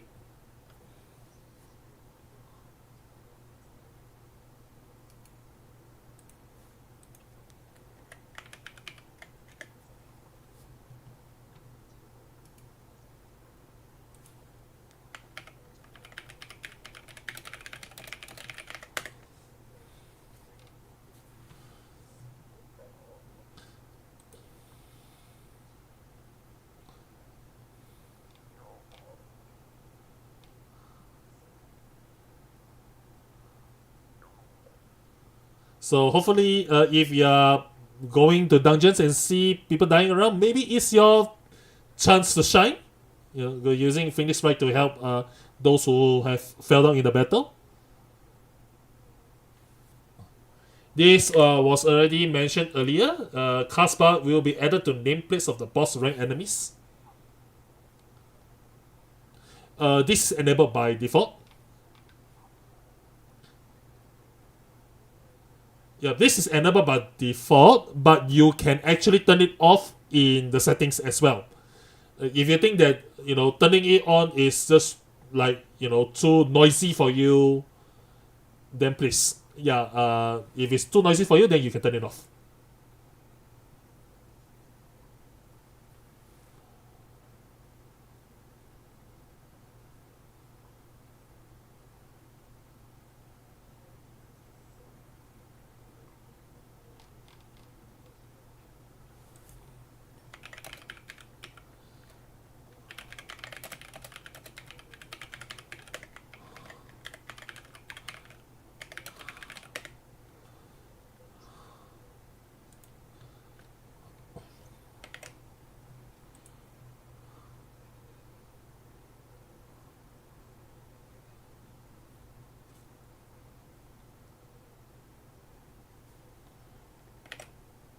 So the following is a group post updates, and the explanation is written in the slide, so please give it a read.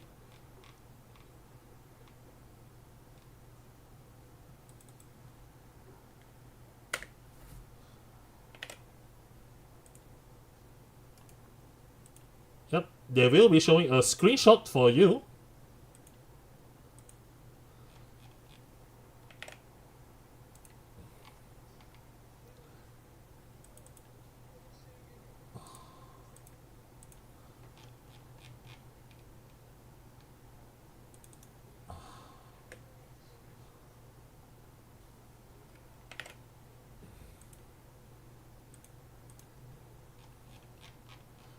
So an explanation on demonstration on how this whole portrait mode works.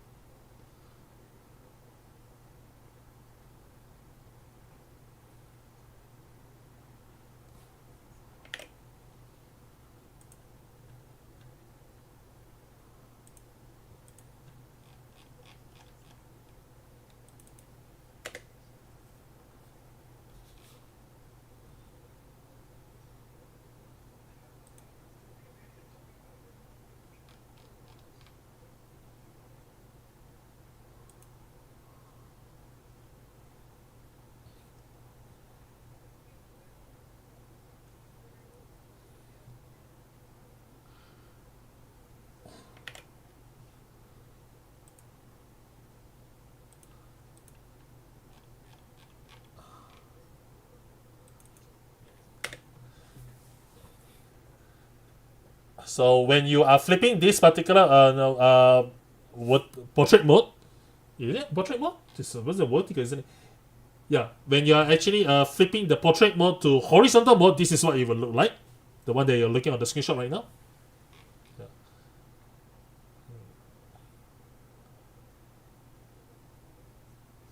So pressing the preview button will show you how it looks. Well, you can add the stickers or frames. Once you are done with the preview, you swap modes so that the screenshot is taken in the higher resolution.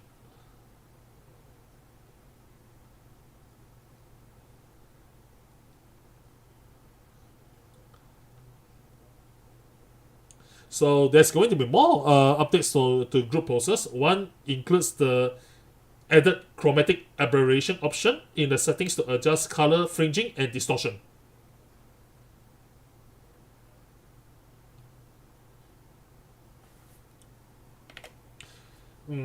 So for designers, you should be able to tell what chromatic aberration is. Chromatic aberration is a bit hard to explain, even though I know what it is. But yeah, so just pay attention to what Yoshibi has to say. So yeah, imagine that. Now look at the screenshot. Do you see the difference? Can you actually tell the difference? If you can actually tell the difference, you are quite amazing with what you have, no? So of course, for now, there's no difference at all. This is just a this is just a normal screenshot. Yeah. So now there's no difference at all.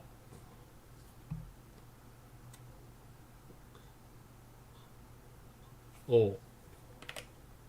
So can you see right now? Can you see the difference already? Can you see this part? Yep.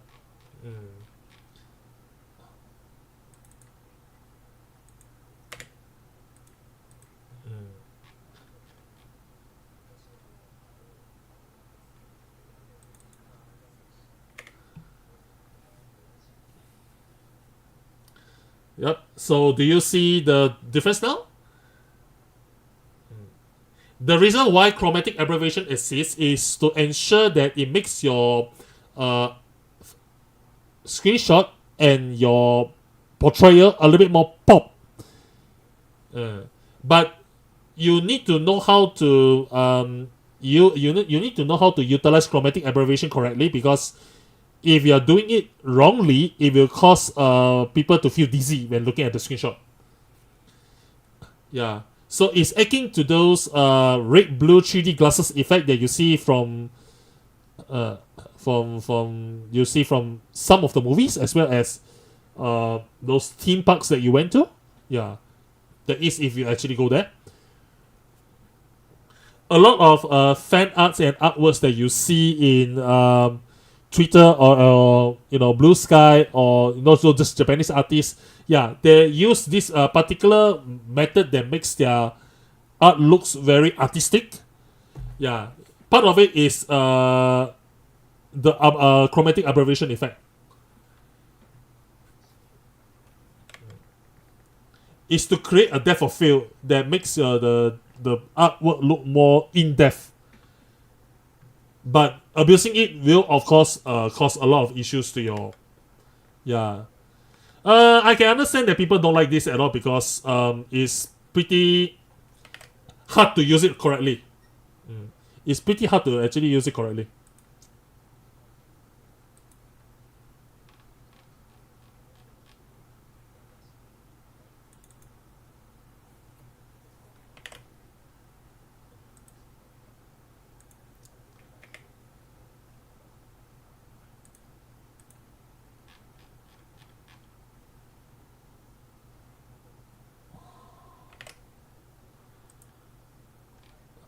So basically an addition of filters.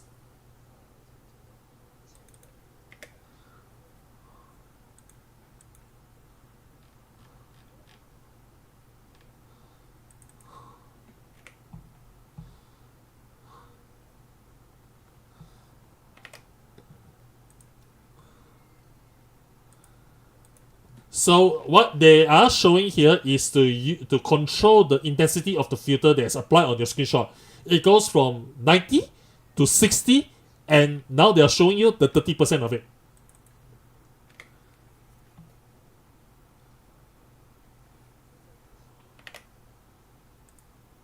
So this is this is the polar.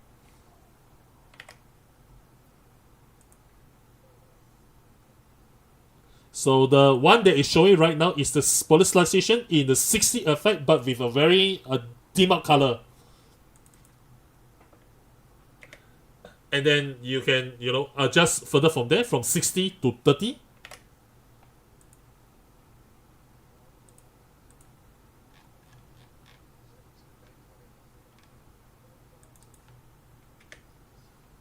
This can be all adjusted using the slider.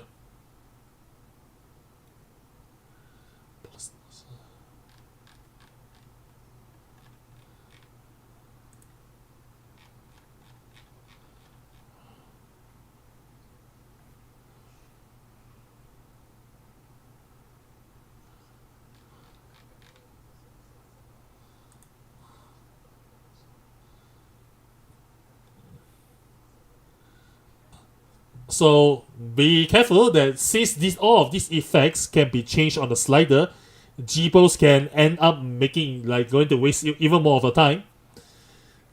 So basically, no, sorry, to correct myself, it's like, since all of these effects can be changed on the slider, G-pose can end up being even more time consuming. Yeah. Yeah, so if you think that G-pose is already wasting quite a lot of your time, this is going to be even worse.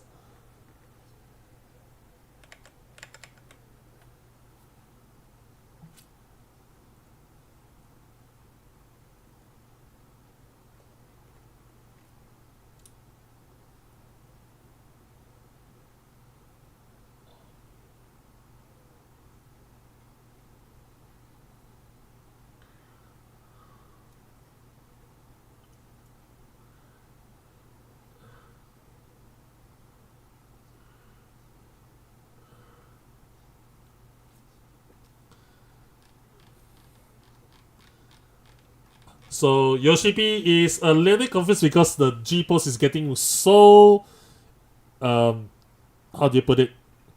So fleshed out that he doesn't know where to start. So he hopes that someone will have a proper tutorial for him to go through. Yeah, next time.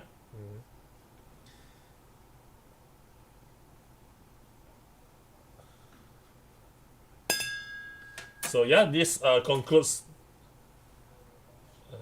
This concludes the upgrades to the group post. Yep, so moving to the next system updates. New voices added for Doma Mahjong. Characters included are Wuk Lamat, Koana, and Baku Jaja. Yeah, so if there's a button for Yoshipi to just press 1 and make everything look pretty and comfy, then yeah, it's time for the devs to create a button for him, if there's any.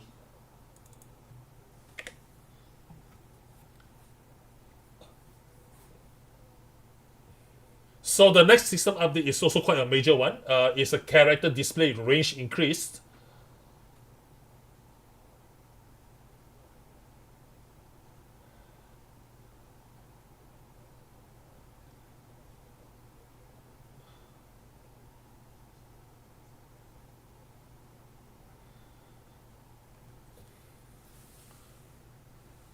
So this requires quite an intricate QA as well as checks for it. But yeah, they are going to approach this particular system update on the character display range a lot careful. They need to carefully approach this part of the updates. Yeah, because if something goes wrong, then it may end up breaking the game.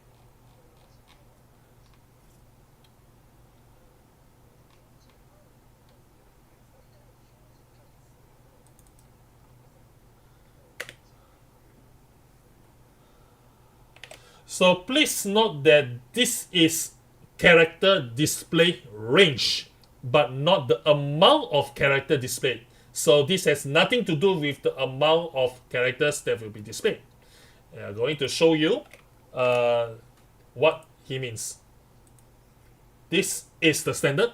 The one that you're seeing right now is the standard.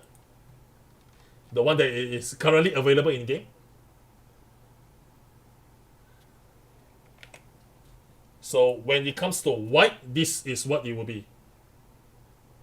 This allows you to see a lot more objects in the screen instead of what you can see right now.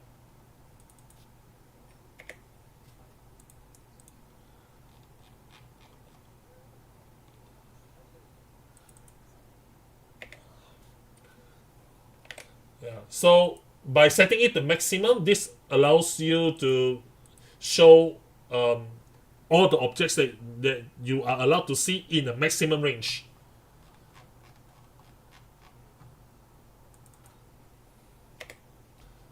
This the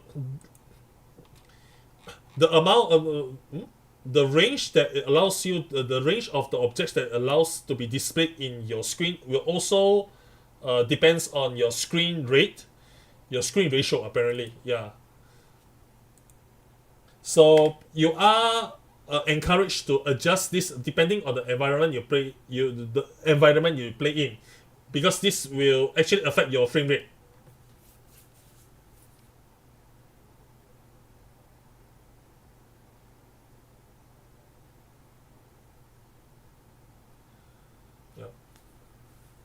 You can actually put the screenshot side by side and compare which actually has changed for you.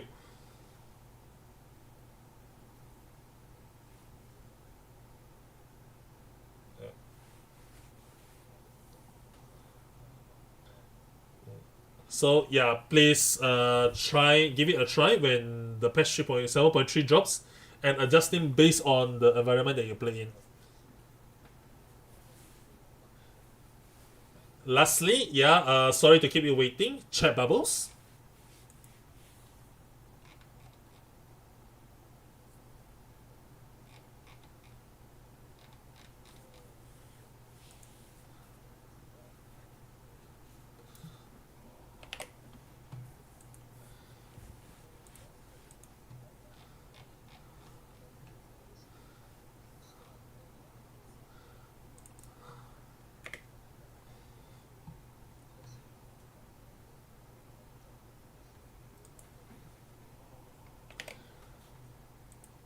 So, yep, as already stated in the slide, this feature is optional and will be disabled by default.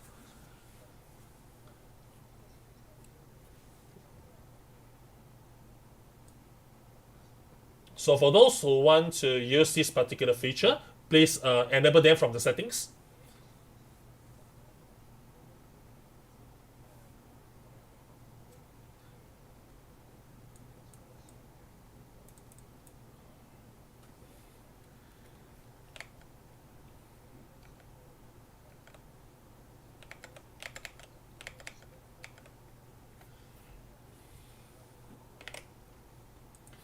So the feature is once you turn on that feature, the text will continue to display in the chat log as normal. So yeah.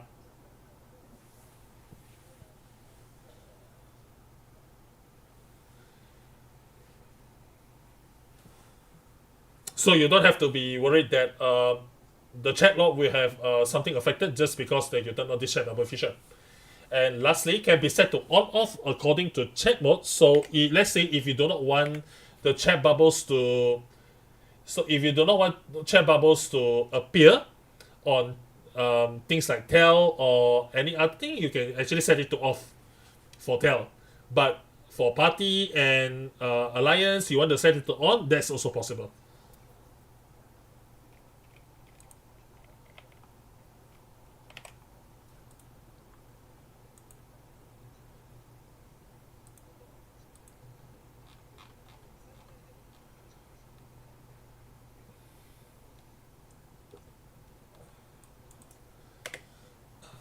So yep, as stated in the slides, can be set to display one line or two lines of text.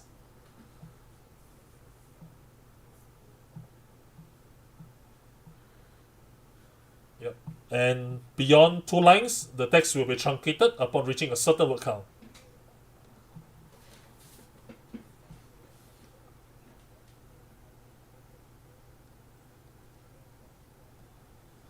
This will also apply to settings with two lines of text. Settings for two lines of text display. So if it's beyond two lines, it will show in a truncated point. And sadly, chat bubbles will not be displayed during battle or PvP.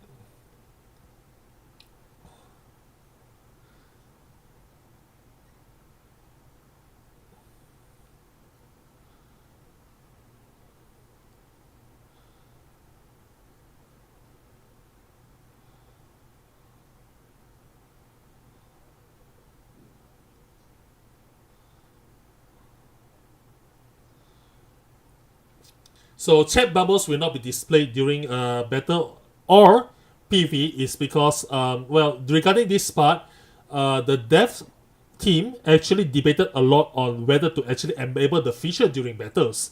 And the dev team decided not to. One of the reasons behind this is because they are afraid that it forces the whole chat bubble to become, required, as in it makes the whole thing to be mandatory, and they do not want to create a situation where using this feature is a mandatory one, making people hit a specific macro when they get the debuff, for example.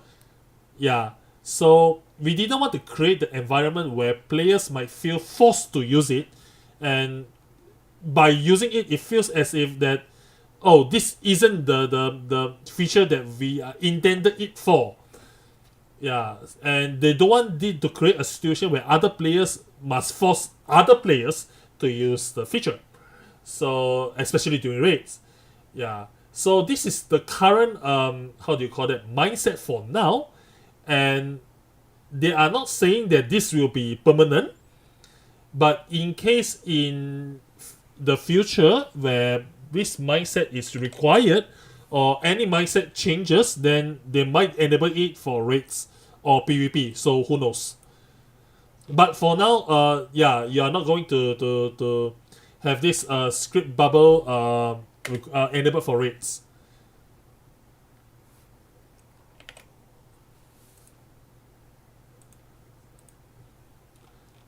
So in-game demonstration about how the chat bubbles work. It's located in the character config. Then there will be settings called chat bubble settings.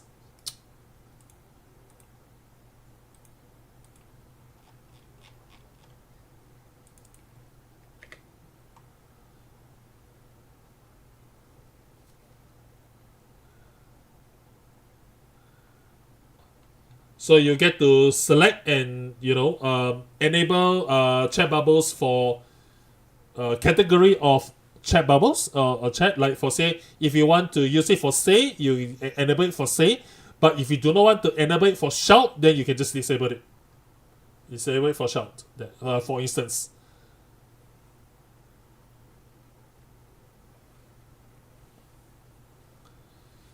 So Yell's default color is yellow.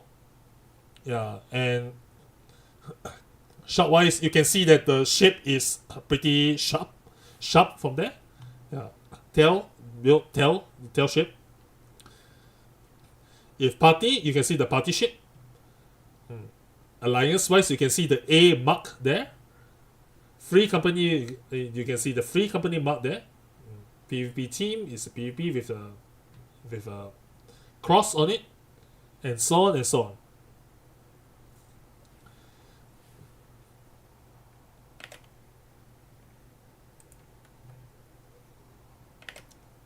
So you can also customize the color of your chat bubbles.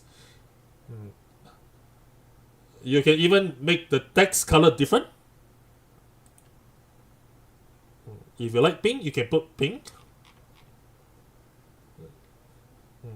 Basically, you get to customize how the text look like, in your chat bubbles. If you want it to be green, you can always set it to green.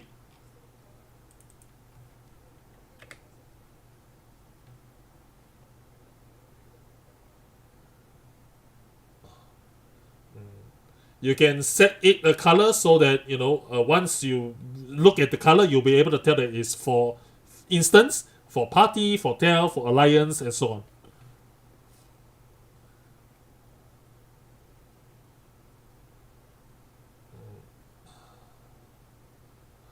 So you can also change the color of the chat bubble highlights. By default, it's blue, but you can change it to yellow, for instance.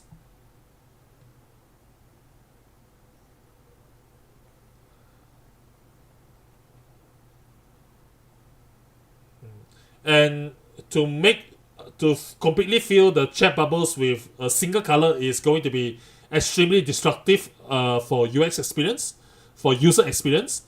which is why they make it only some in highlight instead. So yeah, they make it the chat. They keep the bubble white in the chat bubbles white in color, and only the colors can be changed for the top corner.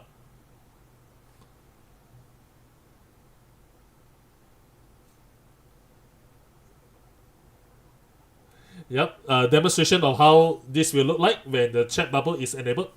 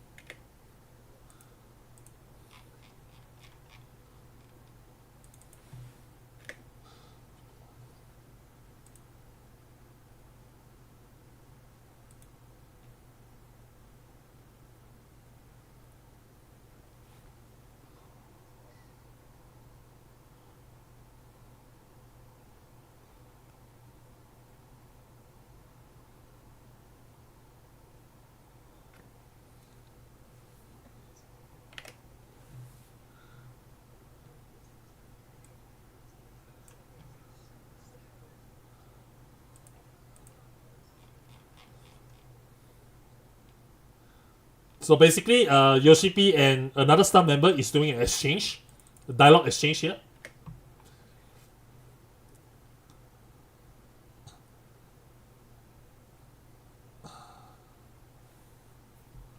So he's going to switch to sending a message through Tel.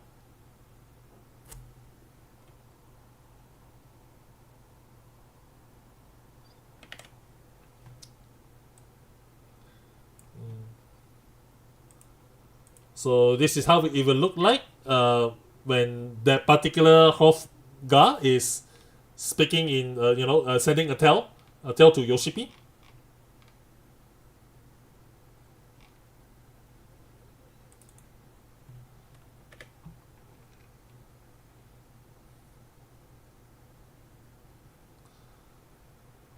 So as you can see, the chat log retains the ability and the function to show all the messages, so you don't have to worry about it disappearing from the chat window.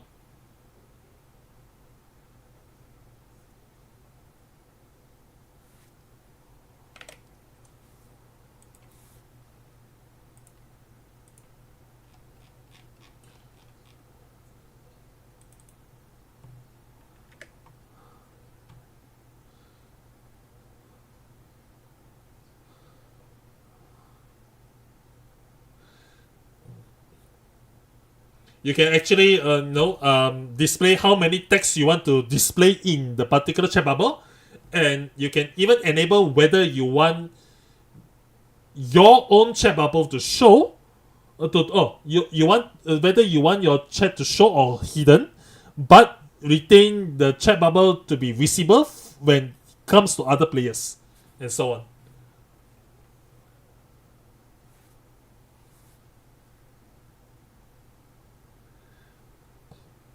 Yep, more chat bubble interactions between Yoshipi and their other staff member.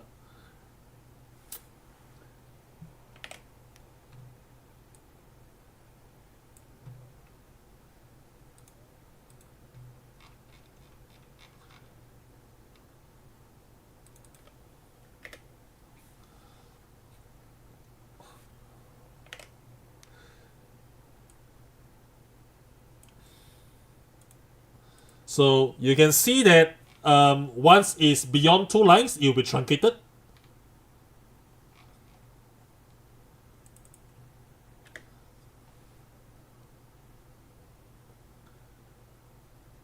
You can also change the chat bubble size as well. Now Yoshipi has set it to maximum.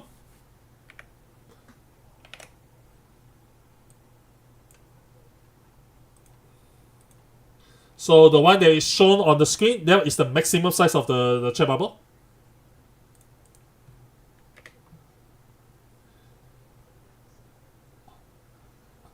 Some people commented that in the stream commented that it's too big. Yeah, of course it's big. It's set to maximum for a reason. It's set to maximum for a reason. So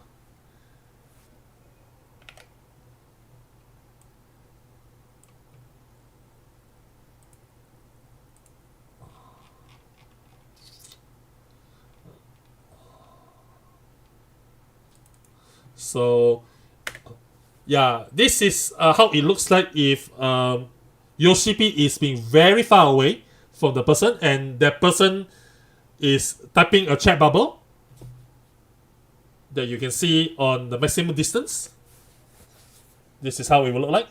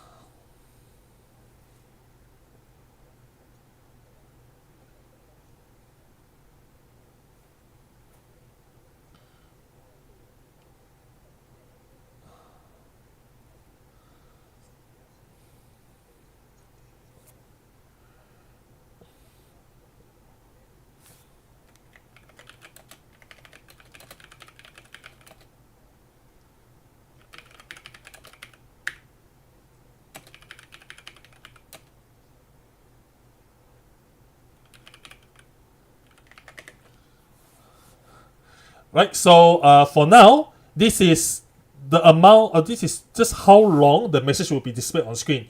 You cannot change how long the message is displayed on the chat bubble because it concerns the rendering burden here. So yeah, for now, this is just the amount of time that it can be shown on screen. However, after releasing the feature, they might go, oh, actually, you can actually make it display a little bit longer. So if that comes, when it comes to that, then they might increase, the display time in the future. Yeah. So for now, considering this is just the first release, it doesn't mean that it will be over. Yeah. If it requires improvement, and if they can find a way to improve it, then they will definitely improve the chat bubble function. So this is it for now.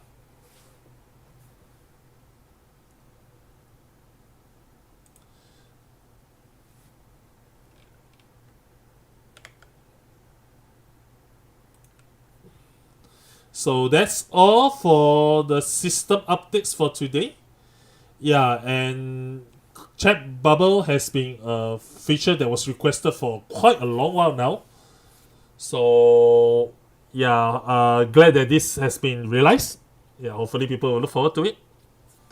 Right, so this is just all for the system updates, and we are going to move into announcements. Anyway, announcement time. First of all, new official merchandises.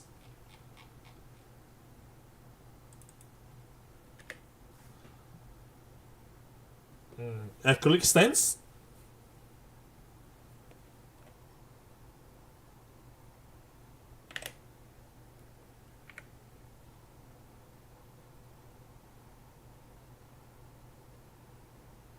There are 10 types of acrylic stands for sale.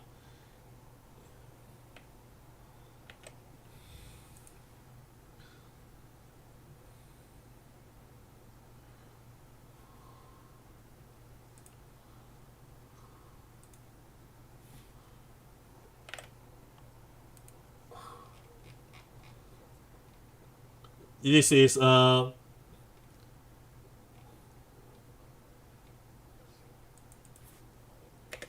you can make ice cubes with this. Pour water in it. This ice tray, yeah, it's a silicone ice tray, and it's shipped in jobs. So if you are interested in getting one, please feel free.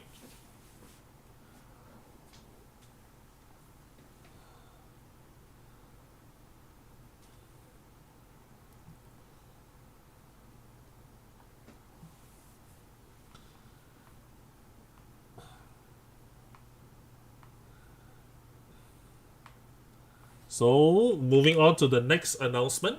By the way, whatever they say in Foxconn is listed in the slide as well.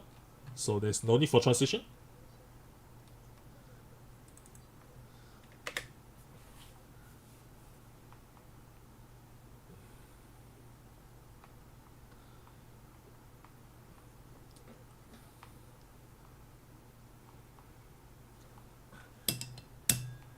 Pulse Final Fantasy XIV Remix Album Volume 2.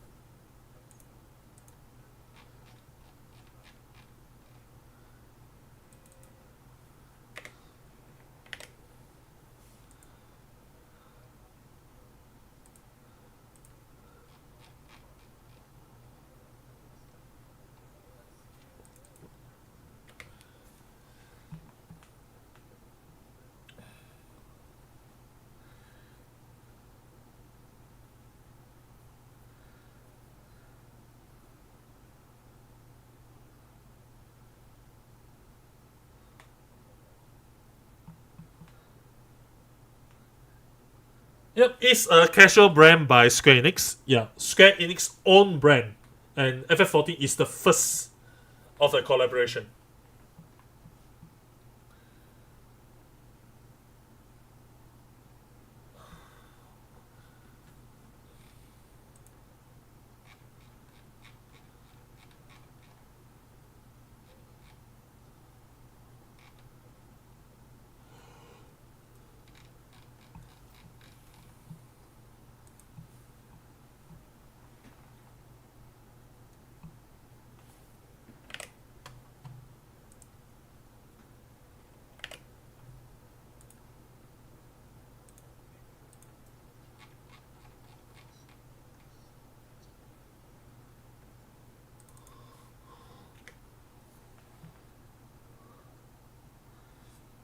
Yoshi P apparently says that this t-shirt will be good for pajamas.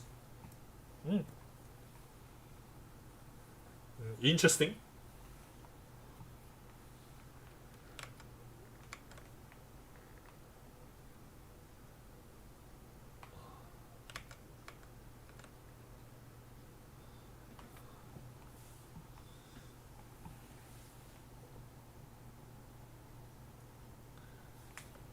Yep.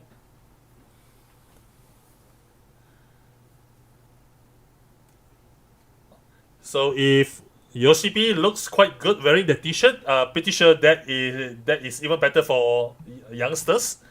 Yeah, it definitely will feel fashionable for youngsters as well. So if you are interested, so why not? Pre-order this when it's released.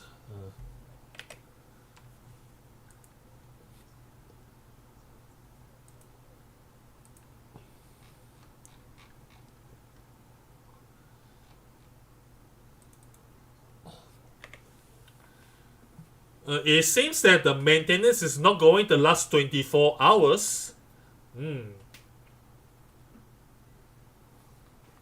So yeah, maintenance will not last 24 hours. Just putting out here first. But if you are free or if you're available, maybe. That ends the announcement.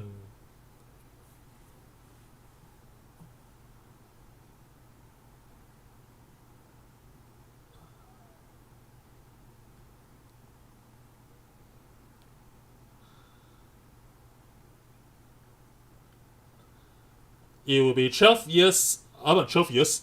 12 years. It will be 12 days from now for the release of patch 7.3. Yeah, I'm sorry. What years? Yeah, Yoshi P it doesn't feel like he wants to look at the schedule right now. He doesn't like looking at the schedule right now. So I just don't. Yeah. Right. Yeah. So this ends the 88th producer from the Letter Life today. Yeah, that ends all the updates. So thank you everyone for tuning in up to the late this night in Japan.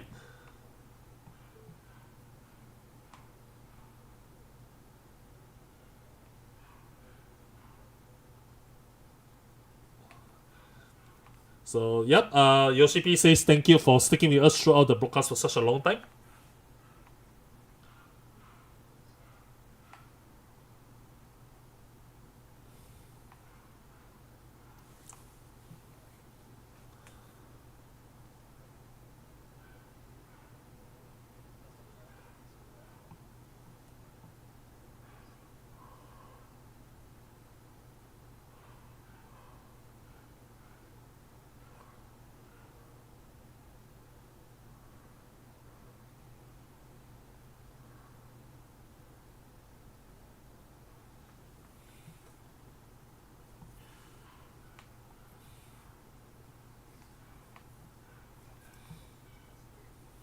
So Yoshi P's final words is essentially thank you for sticking with us throughout the broadcast for such a long time, and as already been mentioned in today, the long length of the streaming seems to come from the Deep Dungeon, and Deep Dungeon was the main topic for today, and this actually shows how much we are actually changing some of our design philosophies, and with the change of design philosophies.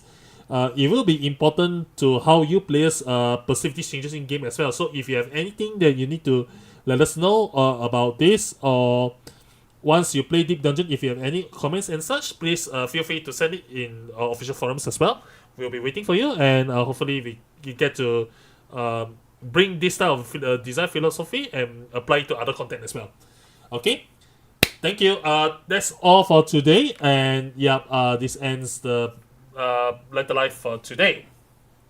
Thank you, alright guys, thank you. Yep. Finally done. Finally done. Thanks for the what's gonna stuff your belly. I think I did dinner. I need dinner. Okay. Anyway, thank you so much for attending. Yes, I know it lasts somewhere around 3 to 4 hours.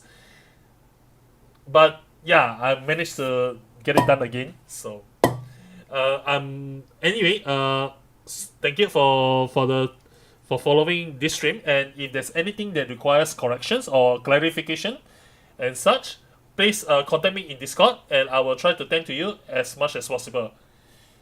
So for now I need to go dinner. I desperately need some food. So see you next time. Bye. Bye bye. See you.